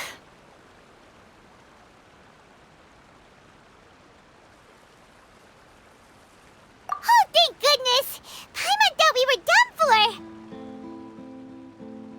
Those Gardamex came out of nowhere while you were unconscious, and Nadia and her gang saved us!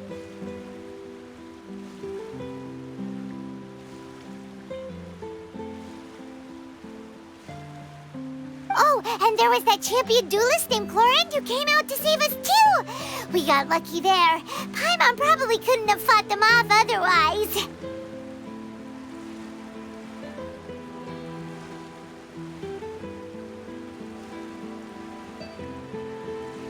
Oh, come now. Forget all that polite talk. That wasn't really a farewell meal we had back there. Not for me, anyway. In truth, I hope that every meal we have together shall be a victory feast. As such, we're still partners. There's no need to thank me. It will take 50 years for me to match Demoiselle's magnanimity.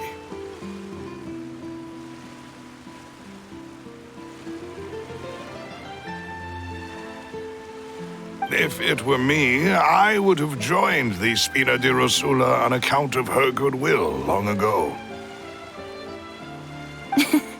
All right, you two. That's enough. Actually, Navia, how did you know that we were in danger? You sure did show up in the nick of time. Well, to be honest, you're the one who tipped us off, Paimon. Huh? Really? Paimon contributed somehow? Ooh, Paimon's even more amazing than she thought! Yes, all thanks to you grabbing my drink by mistake. How did that help? After we parted ways, I was on the way back to one of our bases when I suddenly thought of what you said. That the Fonta tasted kind of salty and icky?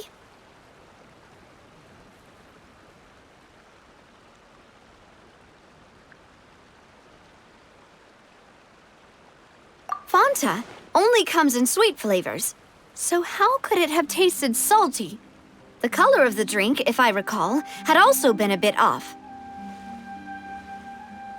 So the Fonta had been spiked with water from the primordial sea?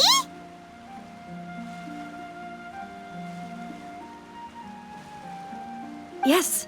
So, if you hadn't drunk that cup for me... Spina di Rosula is preparing the grandest of awards for you as we speak for saving the boss. Huh. Really?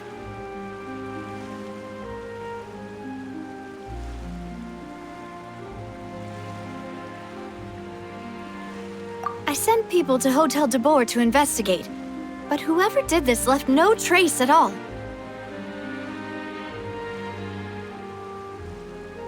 That's when I figured out that you might be in danger, and hurried here as quickly as I could.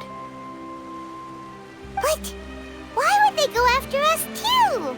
All we did was defend Linny in court and help clear his name. Ugh, now we're caught up in this mess too, aren't we? Well, you did foil a plan that they were probably pretty proud of, and almost got their name in the process.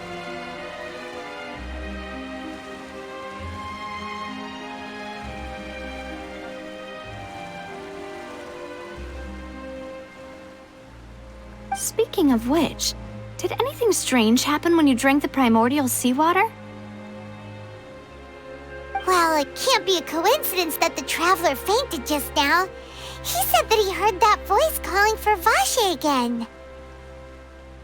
Oh, and this time Paimon heard it too, but it was real faint. Does this situation have to do with the primordial seawater then?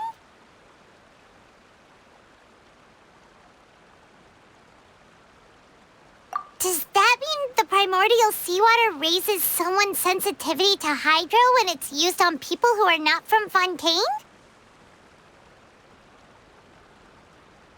That doesn't sound like too much of a bad thing, to be honest.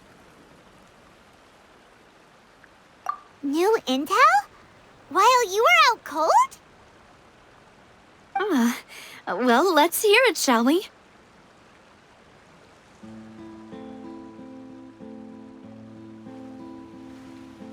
Oh, that is important.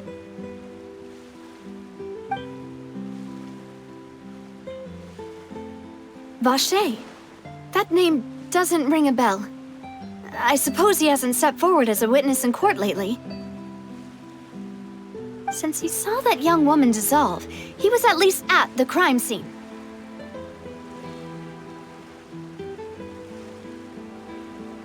But he never gave testimony or any information regarding people dissolving in the primordial seawater. Could he have been threatened?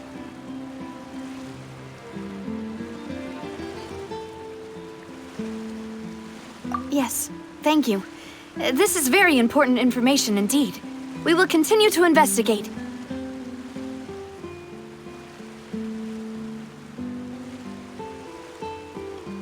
Oh, you mean you'll help us investigate? Well, you did say that our farewell meal didn't really count. That means we're still partners, right? And besides, we're in this now whether we like it or not. You're not gonna let those people who targeted us get off the hook so easily, are you, Traveler?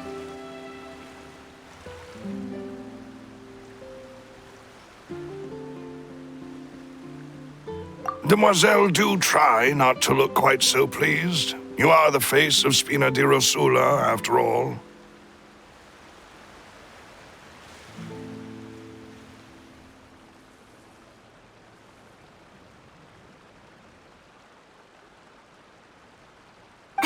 You talk too much. Well, in that case, let's head back to one of our bases, shall we? I'll arrange accommodations for you.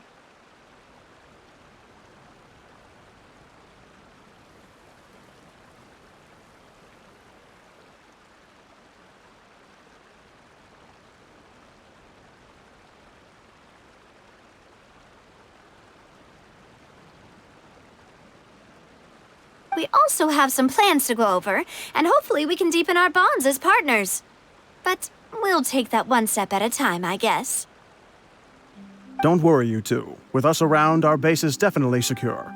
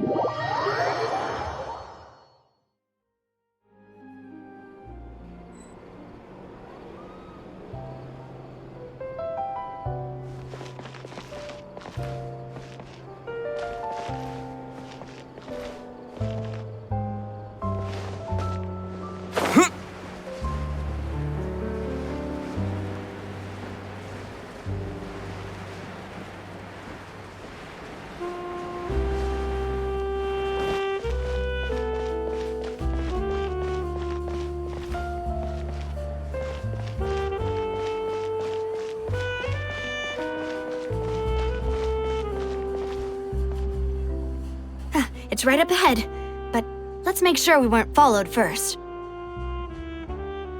I've been keeping watch, Demoiselle. I haven't spotted anyone suspicious thus far. Very good. But let's not let our guard down for now. I shall find rooms for our respected guests. Thank you, Malus. Now, let's continue, traveler.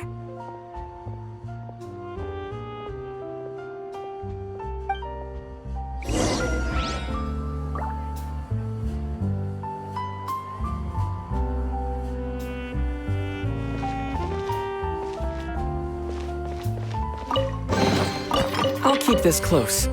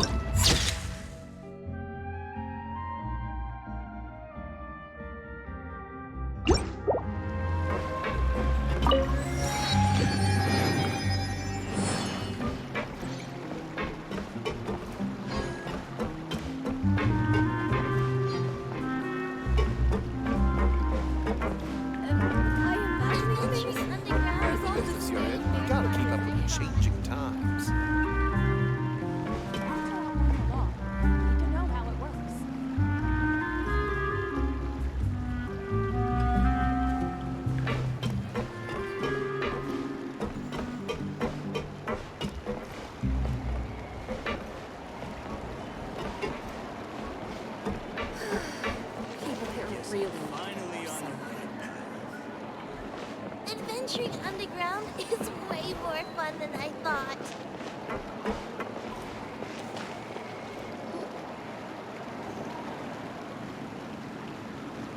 So, this is your base? It's not quite what Paimon imagined. Your accommodations have been arranged. Under the present circumstances, I can confidently say it's the best we have.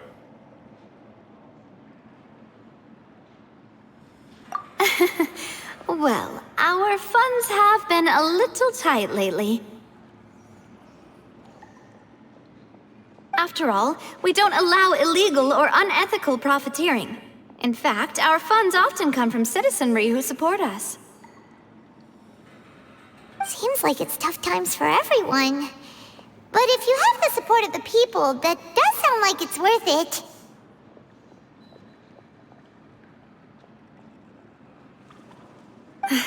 To be honest, our financial situation was a lot better back when my father was in charge a few years ago.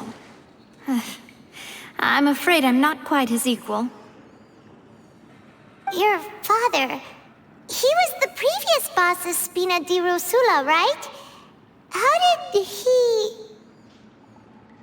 Demoiselle, if you'll allow me to explain. No. I'll explain it myself. I suppose I couldn't run from this topic forever. And as partners, this is something I hope they can understand. My father's name is Callus. Yes, the same one they call Callus the Unfaithful in the streets. 3 years ago, he was accused of murdering his own friend. But he chose a duel to defend his honor instead of standing trial. He died in the duelist's ring. Oh no. But I do not believe my father was a murderer. I'm sure he was set up. At the time, I believed that if he only stood trial and was duly investigated, something amiss would crop up and prove his innocence. But strangely, he not only requested the duel himself, but rumor has it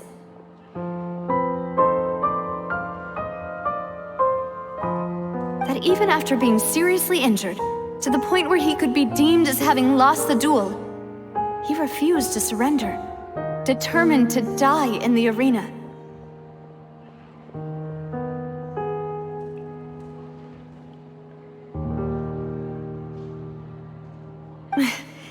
Three years later, I still don't understand why he did that.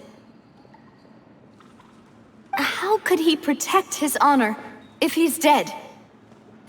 If anything, he gave up his chance to defend himself.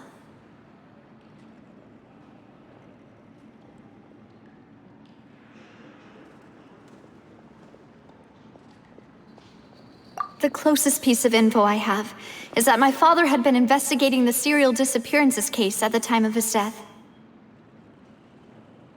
Ah, so that's why you're so determined to get to the bottom of that case. That's right. I've also tried to investigate the murder my father was implicated in, but I haven't found a single new clue in my countless reviews of the investigation records. However, I believe that if the murder case is related to those behind the disappearances, they must know something.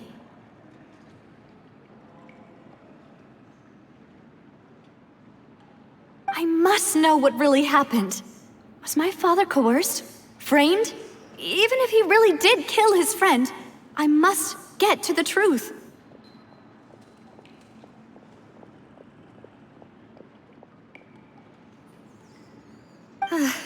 If only he'd been more open with me when he was still alive.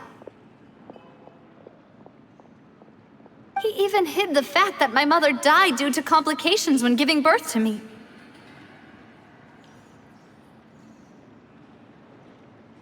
And now, here I am investigating his death. You really are a handful, aren't you, Papa?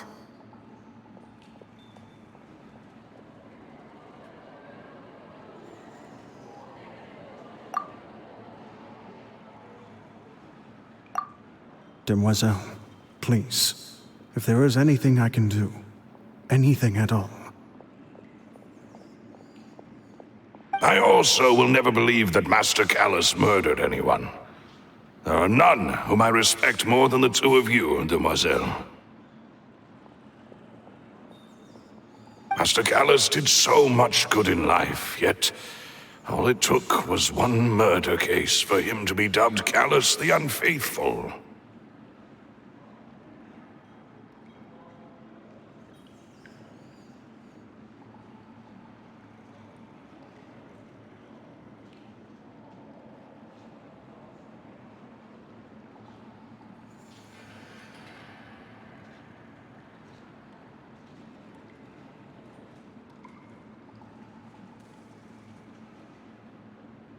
Even our supporters decreased greatly due to that incident, hence our strained finances at present.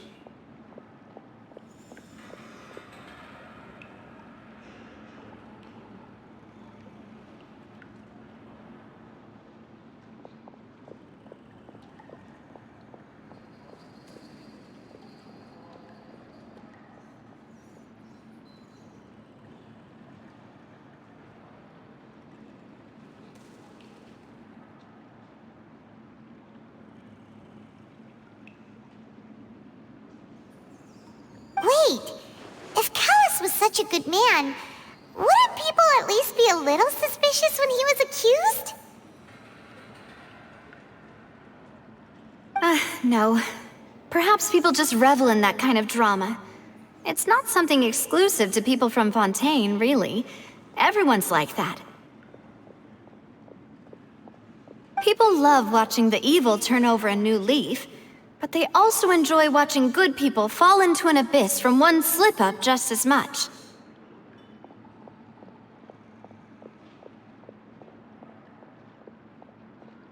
But how could...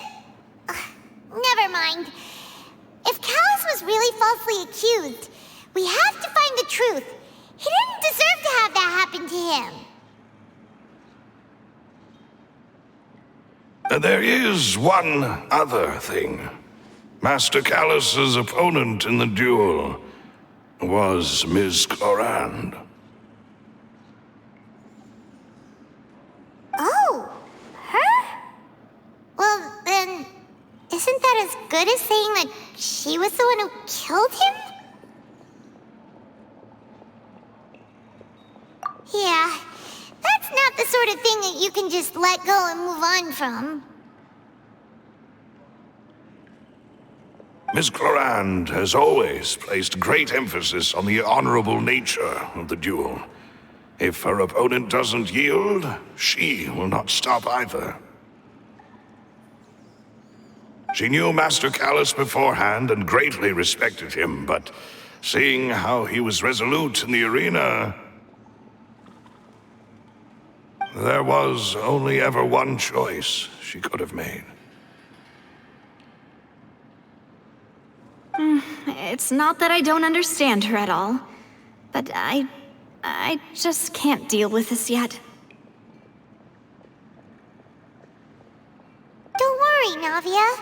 Paimon knows how you feel. You don't have to force yourself to do that.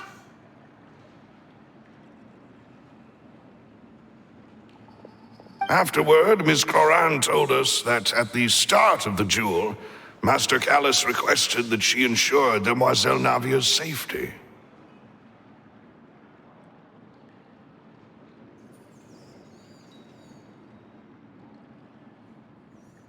Yes, that is our understanding as well. Oh, Papa. What madness drove you to ask the person who killed you to take care of me? All right, anyway, that's the information I wanted to share with you. Even if it did sound like I was just complaining towards the end.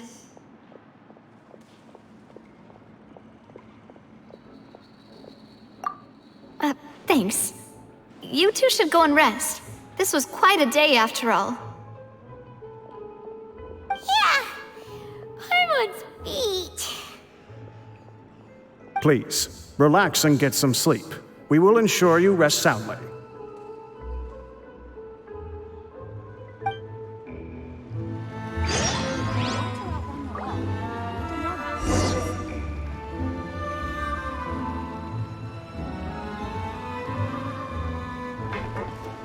Whether it be responsibility for Spina di Rosula or Master Callus's death, it all landed on Demoiselle's shoulders so suddenly. This won't do. I must become stronger.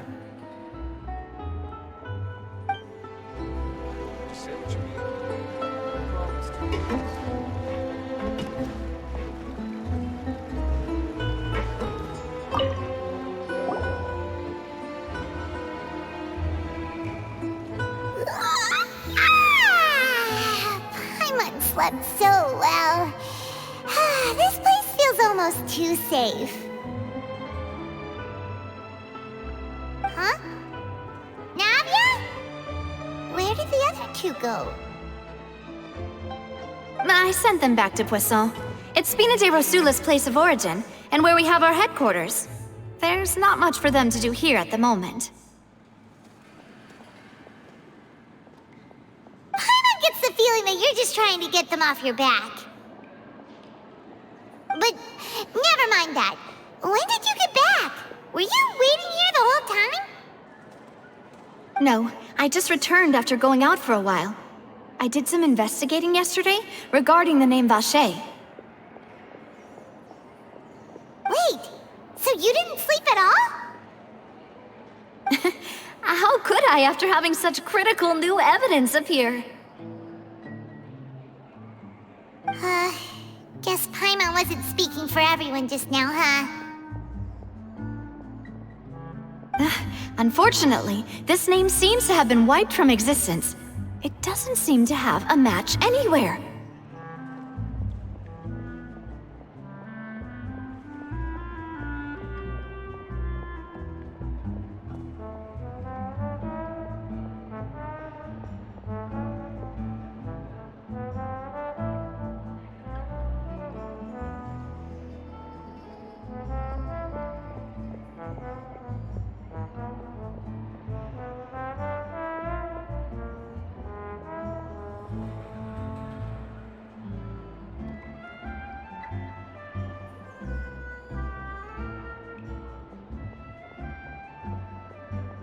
I suspect that those behind this have already taken steps to hinder an investigation from this angle.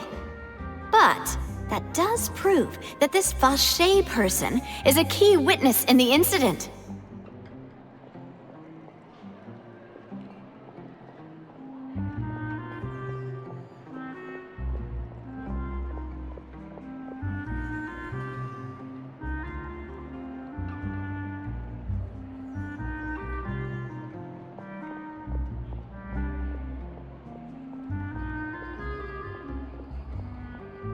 Does that mean we're too late, though? No. There is one ray of hope. One place in Fontaine that they would find almost impossible to threaten, no matter how much they wanted to.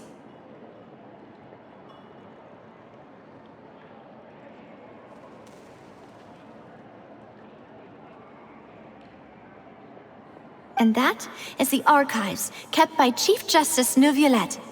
A place where detailed files on all the cases in recent years are kept.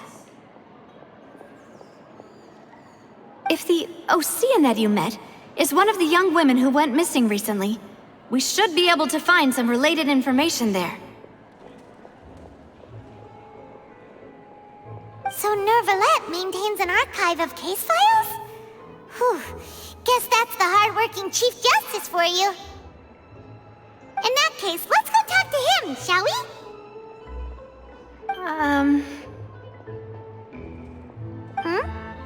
Aren't you coming along, Navia?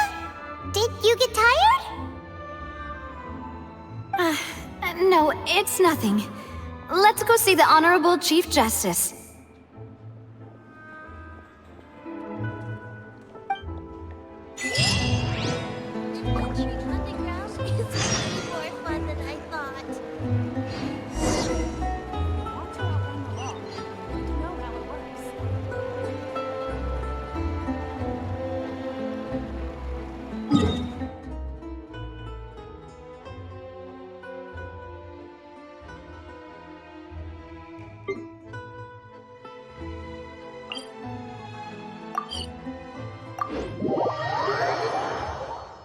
palais is right up ahead. Come on.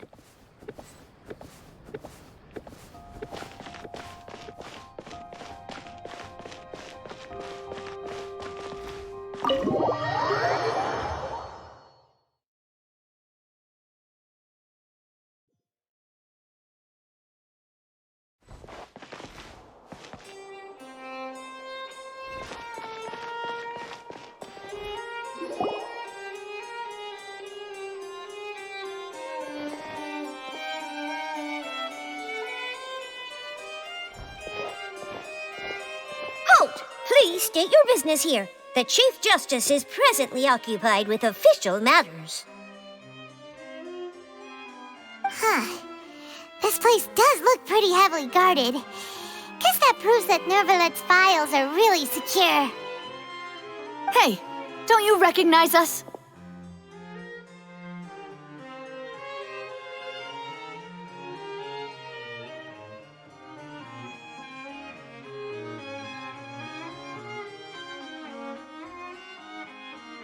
Huh? Who are you? Just to be clear, I don't care who you are or who you might be related to.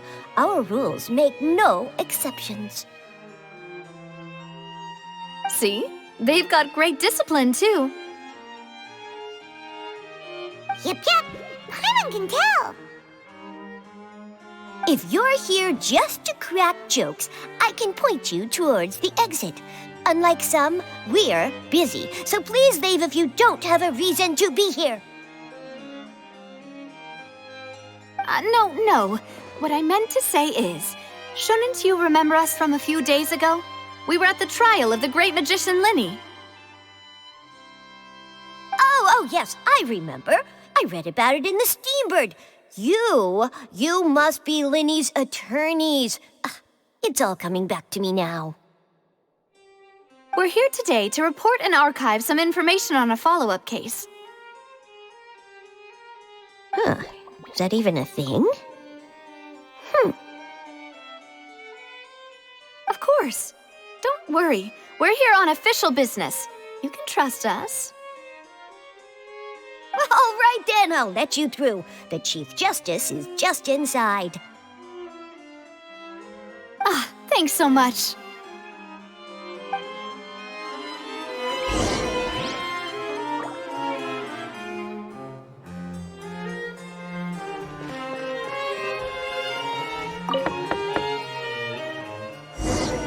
Please come in.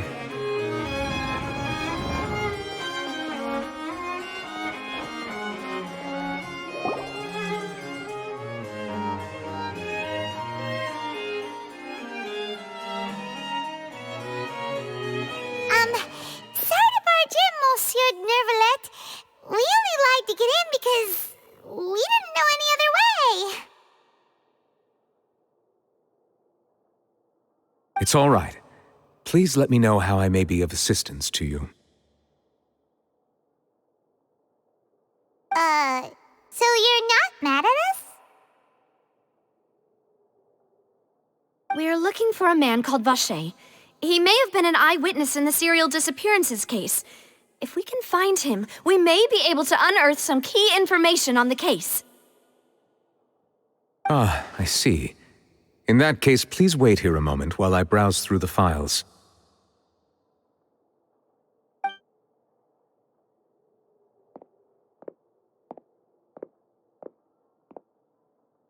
Who knew that Nervalet would be so easy to talk to?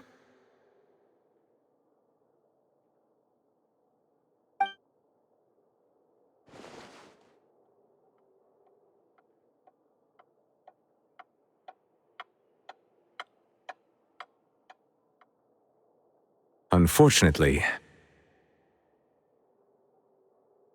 I'm quite certain that no one by the name of Vacher has been involved in any case, criminal or civil, in the past several years. There are no records of him either in the files or in my memory.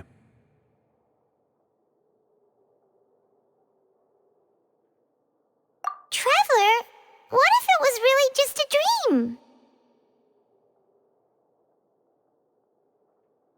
Is that so? All right then.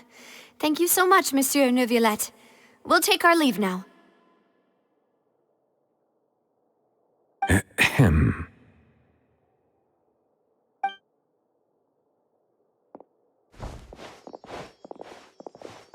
Miss Navia, I can understand how you feel.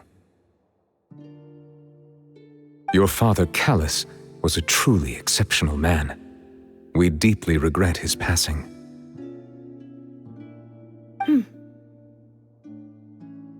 And what are you trying to say, Monsieur Neuvillette?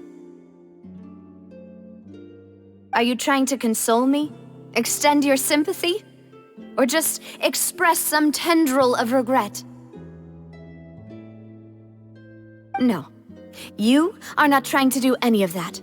I can hear it in your voice. There's no emotion behind your words. You only said those things because you felt like you should.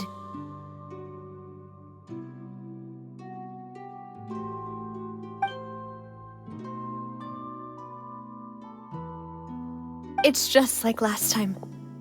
After my father took his place in the duelist ring, I pushed through the guards to talk to you as a last resort. You even told me then that you thought there was something fishy with the case, yet you still allowed the duel to go ahead. In your eyes, the value of a human life is nothing compared to those cold laws you hold so dear.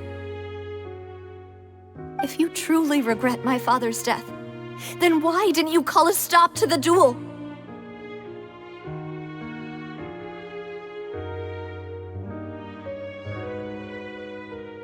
Why didn't you give me the power to stop him from throwing his life away? Why did you just let him die, despised and hated by all? Everything was hanging on a thread at that moment. Just the tiniest effort could have changed everything.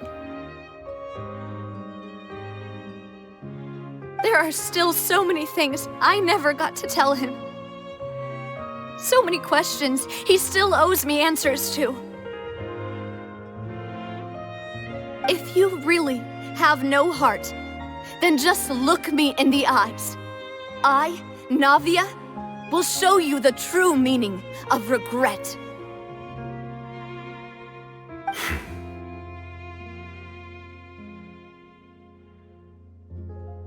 I'm sorry, Miss Navia. You and my father are truly alike. You keep all kinds of things in your heart and never say a word to anyone. It's not so much that you can't feel, but that you would never express anything. Oh well. In any case, everyone already knows full well the apathy of the Chief Justice.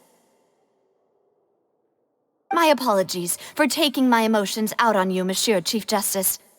Let's go, Traveler and Paimon.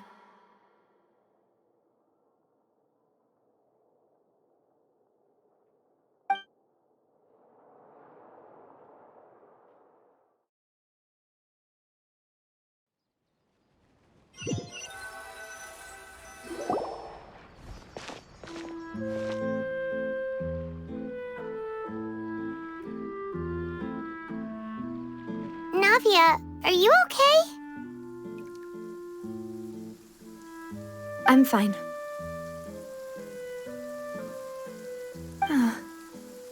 Rain. It's raining. You're right. Wasn't it still sunny when we went into the building? And there shouldn't be any active trials today. How strange. Now that I think of it, on the day my father was convicted of murder, it was also raining. What is it? Did you think of something?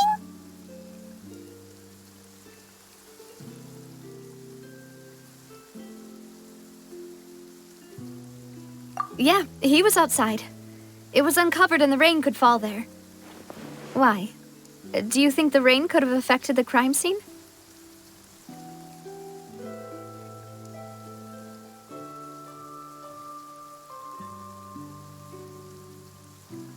that thought has occurred to us before. We've even expanded the search area to try to account for that, but didn't find anything of value. Oh? Wait. You don't mean... So you're saying that the true murderer could have been turned into water and then got washed away with the rain? Yeah, and if that's what had happened, then no one would have believed your dad, even if he explained what he saw to the authorities.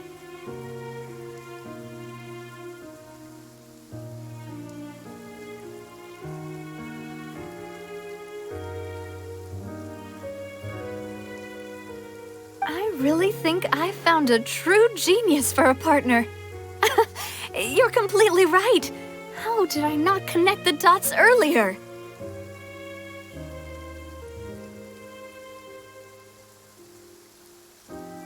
All right, let's go to Poisson.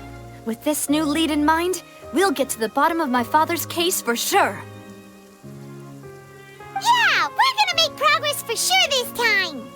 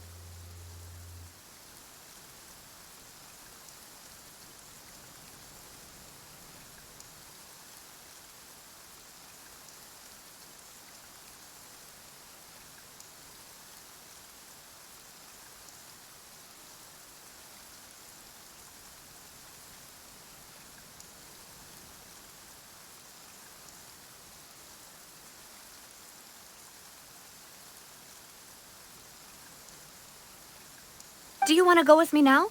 Or do you want to head over by yourself later?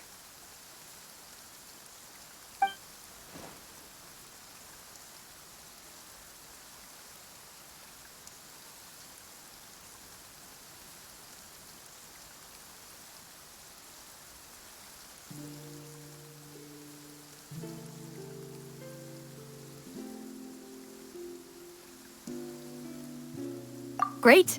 Let's go then.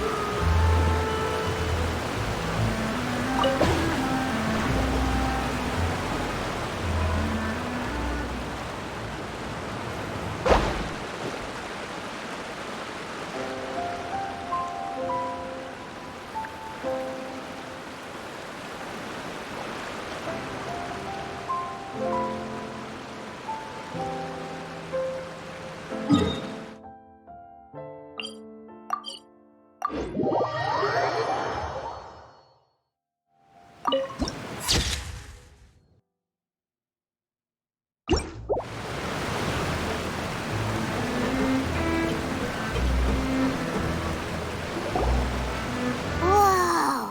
What a huge ship! Why would a ship be anchored at a place like this? There's no need to be so surprised. While it may look like a ship, it's actually Spina di Rosula's headquarters. My father was the one who asked for it to be built like this. Perhaps our taste in exterior design is the only thing we occasionally had in common. A gigantic and glamorous ship embodies discovery, opportunity, ambition, and conquest. It symbolizes Spina di Rosula's bright and limitless future.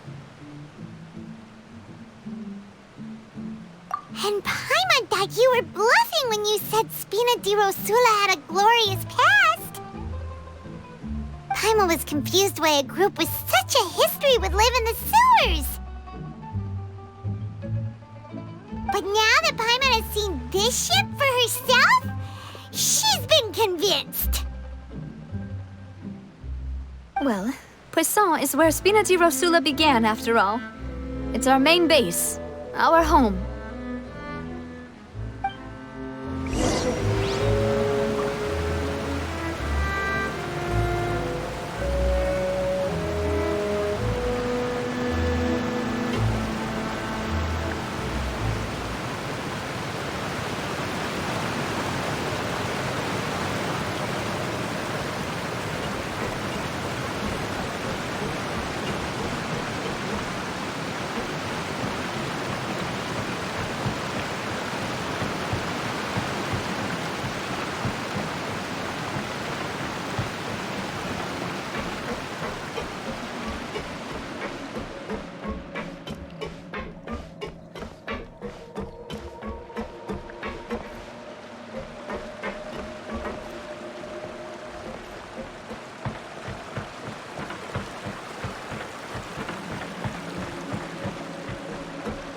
Yep, they might have it good. But it ain't gonna get burned.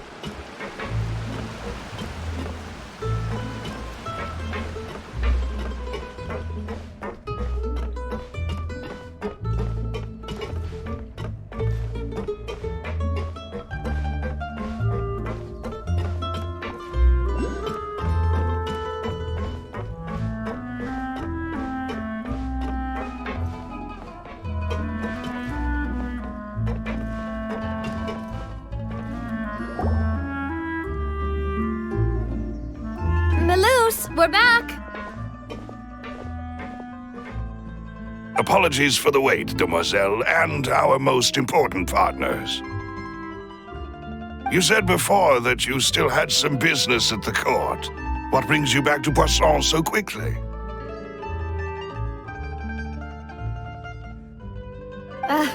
About that. It's because my partner here reminded me of something really important.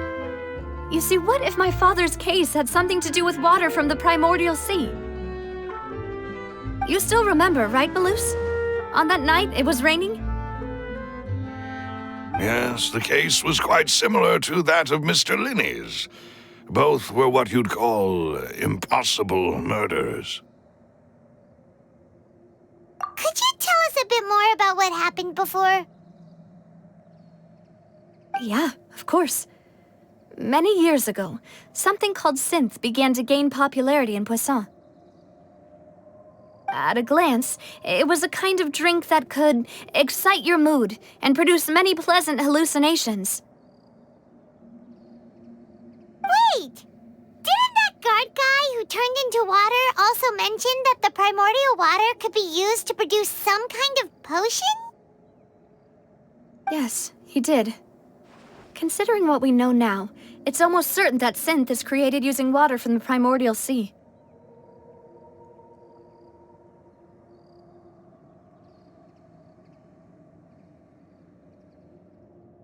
If you drink synth for an extended amount of time, you'll suffer many side effects, such as losing the ability to focus or control your emotions.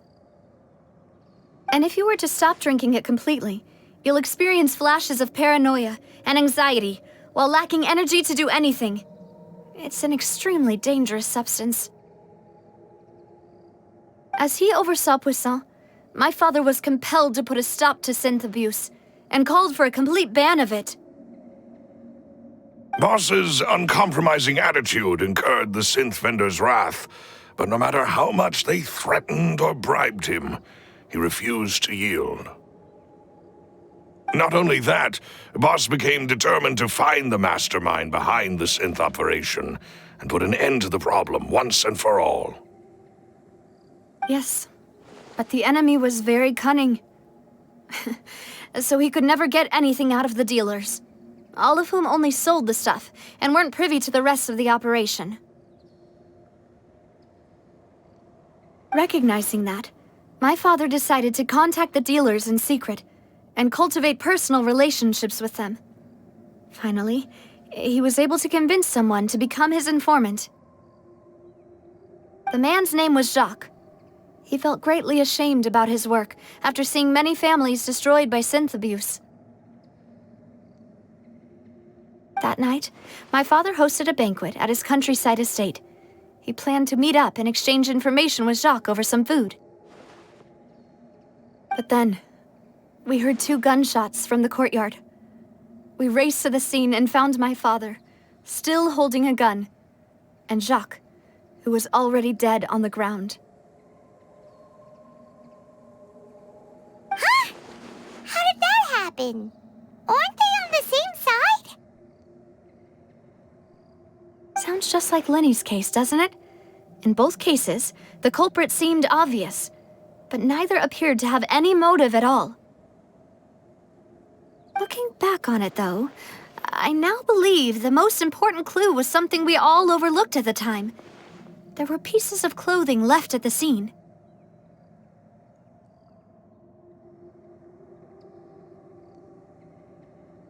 Precisely. It's all thanks to you that I made the connection now. Back then, we all just thought they were some costumes that Jacques used to disguise himself at the banquet. But, considering it now, it's almost certain that they belong to a third person at the scene. With one extra person, we'll also need to reconsider why the 2 shots were fired.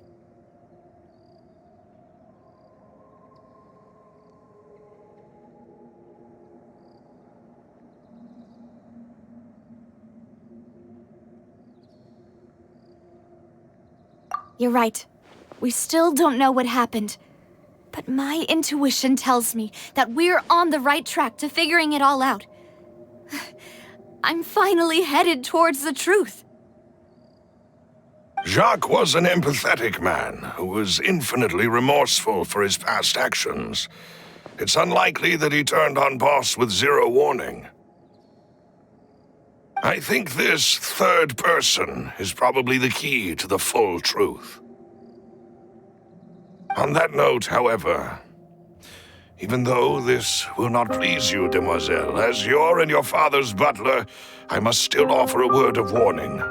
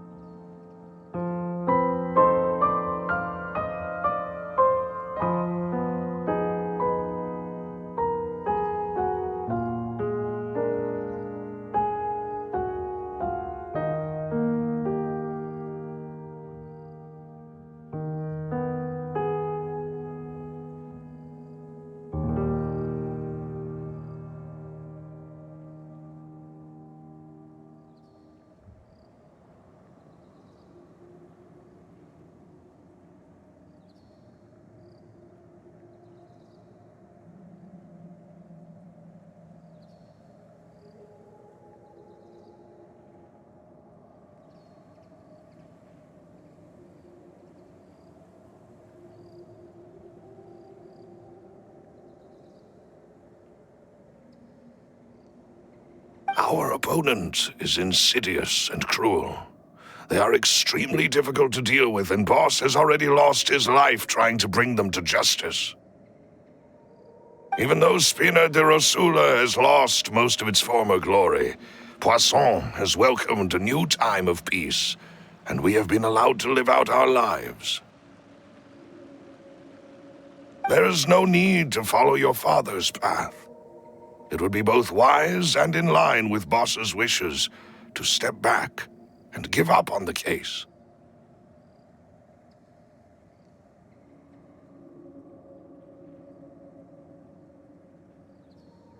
If that's indeed what he wished for, then he should have told me that himself. Was I not the closest person to him? And yet, I was the one most kept in the dark. What was the point of him dying without sharing any of the secrets he knew? Did he manage to protect anything in the end? Synth is still here. Callus the Unfaithful is still his epithet. And Spina di Rosula is barely getting by. Nothing has changed. Did he think I'd just accept his meaningless death and live out my life just as meaninglessly? I've never accepted that, ever. Not since that day, and certainly not now.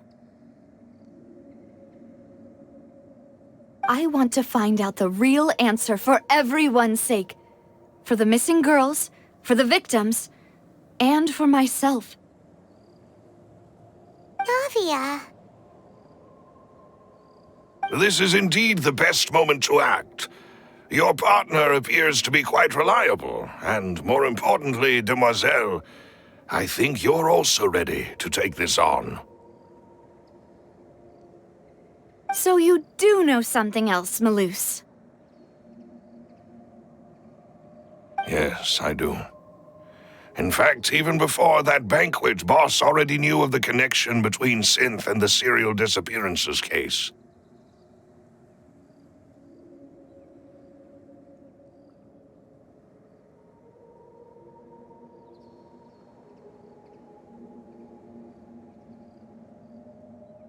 But what drove all the tensions to the boiling point was the revelation that you, Demoiselle, had been selected as the next target to disappear.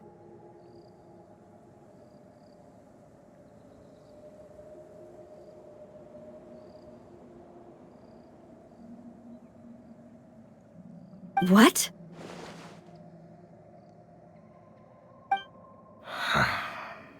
Boss also didn't tell you that he had been diagnosed with a rare illness.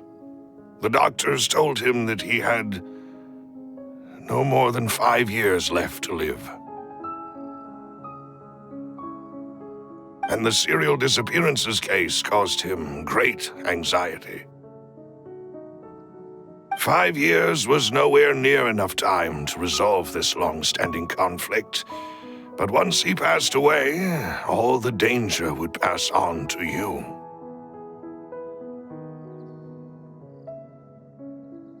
Knowing all of this, he decided to use one final intimidation tactic before his death. He claimed to have already gotten his hands on some key incriminating evidence for the other side, and even told some members of Spina di Rosula about the details. But as long as you remained safe, he would not share the evidence with the public. If something were to happen to you, then he and all those he told would immediately expose all they knew about Synth and the disappeared victims.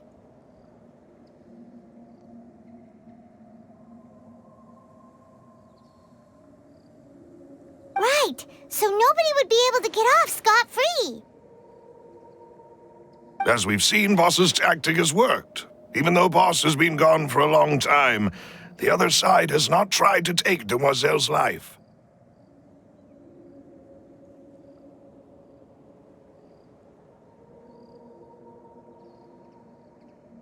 No, I don't believe it. He never appeared to look sick to me. No father wants their daughter to see them weak and haggard, especially someone as proud as Boss.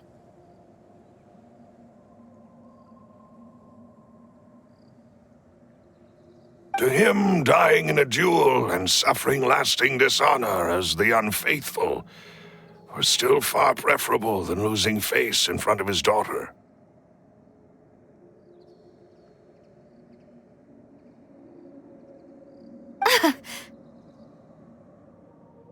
So he chose to die in silence, so that he could protect me.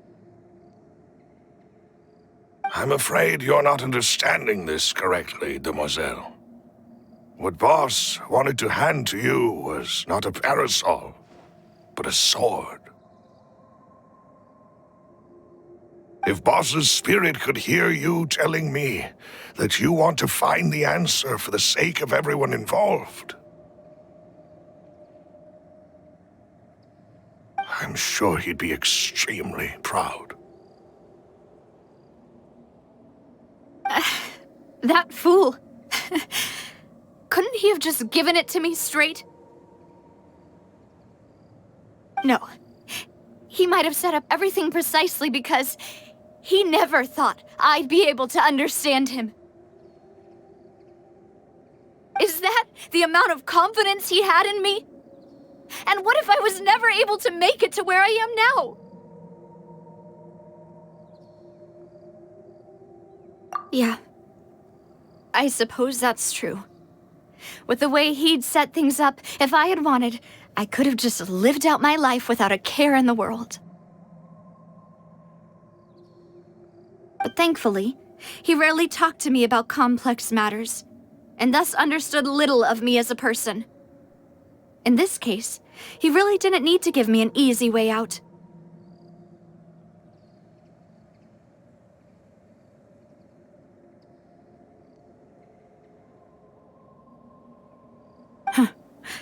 Malus, what was the key evidence that he shared with you? It's the location where synth is produced. Essentially, it's the enemy's headquarters. When he was threatening the enemy, Boss didn't share the specifics of the incriminating evidence he found.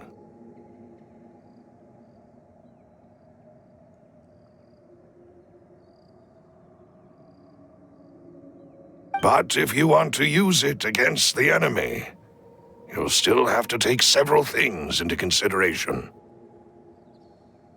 Why? If we know where the place is, can't we just go storming in? You mustn't forget that we're fighting against a mysterious and dangerous organization that's been in operation for decades. There's no telling what might be lying in wait at their headquarters. We also have no idea what kind of evidence we may be able to find inside, nor what people we may be able to capture. But a single visit to their headquarters would be tantamount to a formal declaration of war. The worst case would be that we leave empty-handed, but also open ourselves up to full retaliation. Then, in that case, why not work with the Fontaine authorities? Well, you saw one of them dissolve during Mr. Linney's case. We have no idea just how thoroughly they may have been infiltrated. Huh. That's true. Seems my father really had no choice. But things are different now. It should be a lot easier to prove the other side's guilt, now that we've connected Synth with the disappearances case. You sound like you've put a lot of thought into this, Malus. I am the butler, after all. I live but to serve the boss and Demoiselle's will. I've always been willing to take on any kind of risk for your sake. But considering my relative lack of ability, I've spent my time keeping secrets, performing basic investigations, and waiting for the right time to come.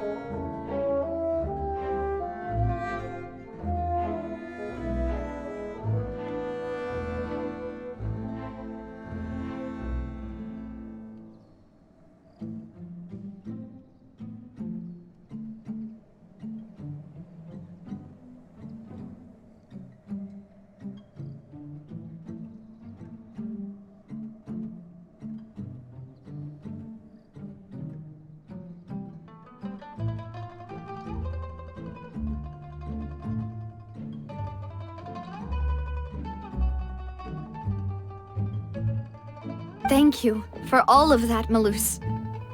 Have you discovered anything new in the past few years? Let me think. One conclusion I came to was that the enemy must be quite familiar with Spina di Rosula, or at least have an informant planted here. When I announced orders to the organization's members on Demoiselle's behalf, I used to deliberately keep a few people in the dark and observe the reactions of the synth vendors. If the vendors didn't change their plans, then the individuals informed of our orders must be innocent. If the vendors packed up and fled, however, then someone must have given them the news. After several rounds of testing and investigative tracing, I've narrowed the suspect list down to 3 people. The first is Florent, Spina di Rosula's senior advisor. Huh? Florent? Yes, surprising, isn't it? He was one of the people Boss trusted the most, which also means that he was someone who understood Boss really well. Thanks to his position within Boss's innermost circle, he always knew our upcoming plans and could thus avoid capture this whole time. There's someone else like him too. Marcel, the head of Confrérie of Cabrières. Uncle Marcel. It's a guild in Poisson. Boss helped it to grow to its current size and prominence. In the beginning, they were only reselling some daily goods, but now they're one of the richest guilds around with a lot of business connections in the city.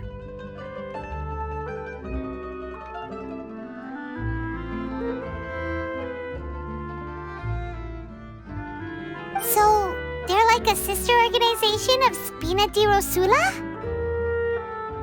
Yes, you can say that. When we were fighting against the synth dealers, they provided us with plenty of support.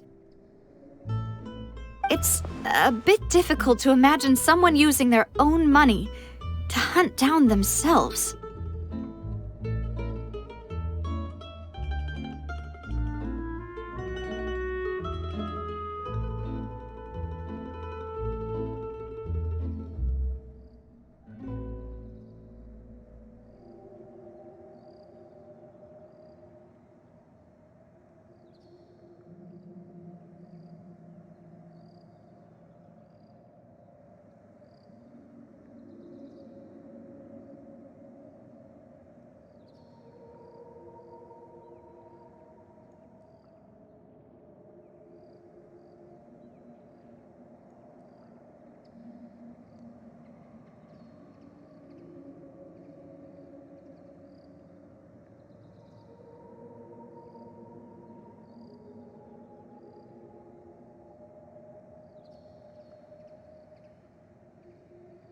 The final suspect is Thierry, the man responsible for coordinating information between Spina di Rosula and the guards.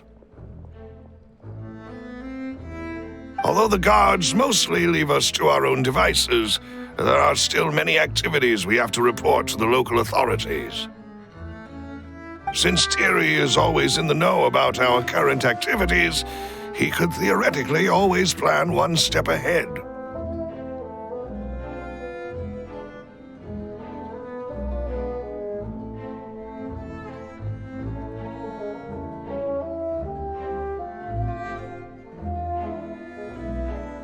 I see. These are all people who I communicate with quite regularly. To think that the enemy we've been fighting against has been right next to me all along, among those I trust the most. It's almost too hard to believe. If you want to investigate them, please take every precaution to not alert the quarry. Judging from our experience, the enemy is extremely cautious. Of course. And thank you, Malus. You've provided us with a lot of great information. You're too kind, my lady. I'm just doing my duty. And before I forget, proving Boss's innocence would also mean clearing him of blame in Jacques' death. After that incident, Jacques' wife and daughter were taken into the Spina's care. They still live in Poisson today. If it might help, you could also pay them a visit. I can make the necessary arrangements. Oh, thank you so much, Malus. You really are the best. A new case awaits, my dear partner. I hope we can work together to uncover the truth and end this case once and for all.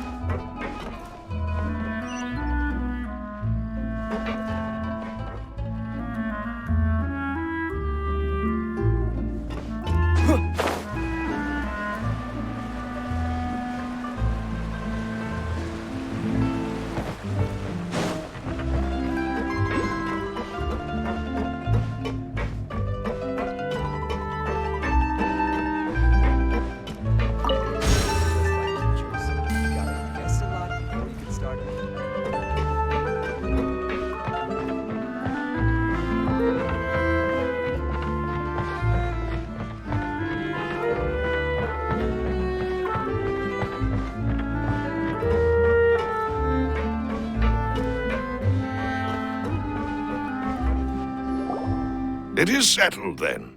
Please excuse me, and enjoy your conversation at your leisure. Thank you for arranging everything for us, Malus. Excuse me, miss. Do you need anything from us? Oh.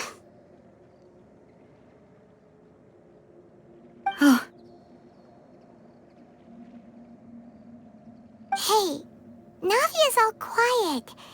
This isn't like her at all. I'm sorry that I only came to visit after all this time. After what happened, I didn't know how I was supposed to face the two of you. Ah, if it's about that, there's no need to apologize. After my husband died, Spina di Rosula sent us a lot of mora and support. I understood your guilt and apology to be genuine. But aren't all of those things nothing compared to the loss of Jacques? I can understand the kind of pain that comes with losing a father so needlessly. You don't understand at all. I didn't know how to face you, because I didn't know what I could possibly bring as a consolation gift. I know only the full truth could bring closure to you, and to all of us. Mm-hmm. I'm sorry. I appreciate the sentiment, but you don't have to carry all that guilt. On the matter regarding my husband, my daughter and I have more or less found our answer already.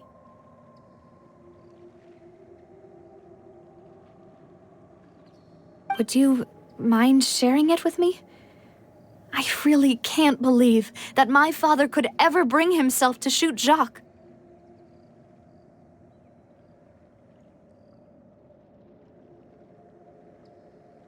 I always knew that my husband's money was earned through others' suffering.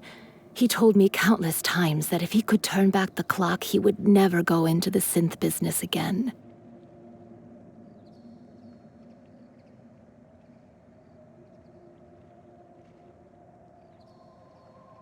He had many regrets, and felt that he took the idea of providing for his family too literally.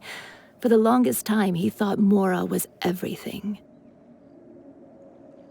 So when Mr. Callis came to him with a proposal, he accepted it almost immediately.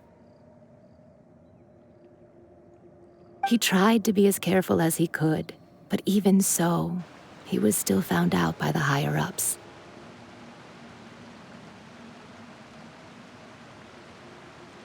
They found out about his betrayal?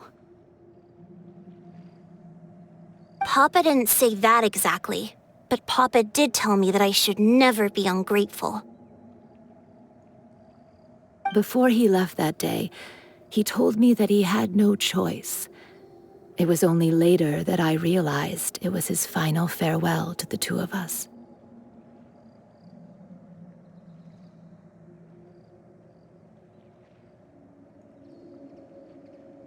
I don't know that for sure, but you could say that's the conclusion I eventually came to.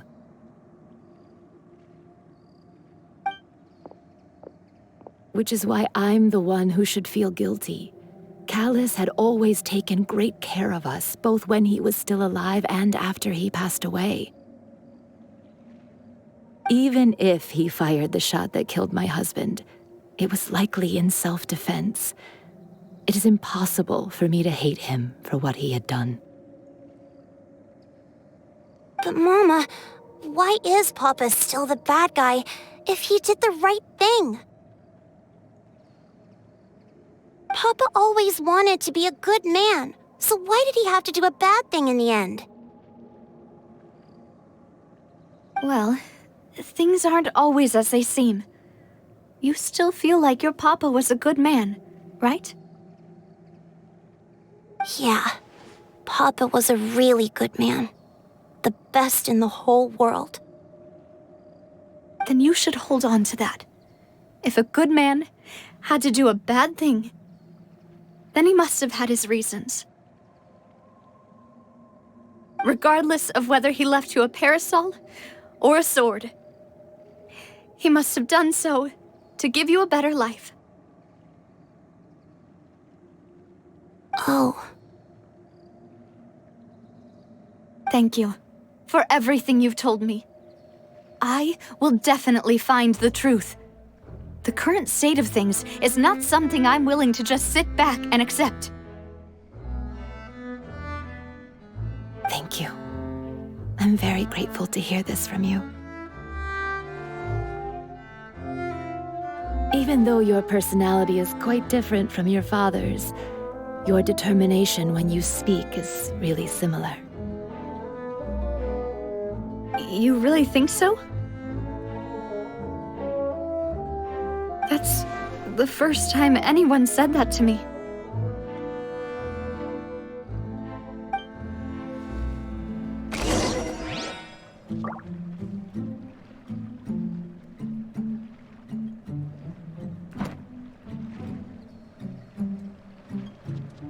I'll leave my husband's case to you.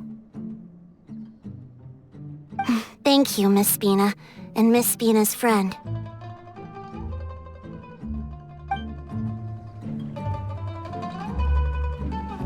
Are you okay, Navia? I'm fine. Don't worry. Let's investigate the 3 suspects next. Florence should be nearby, and we should be able to find Thierry and Uncle Marcel in the city.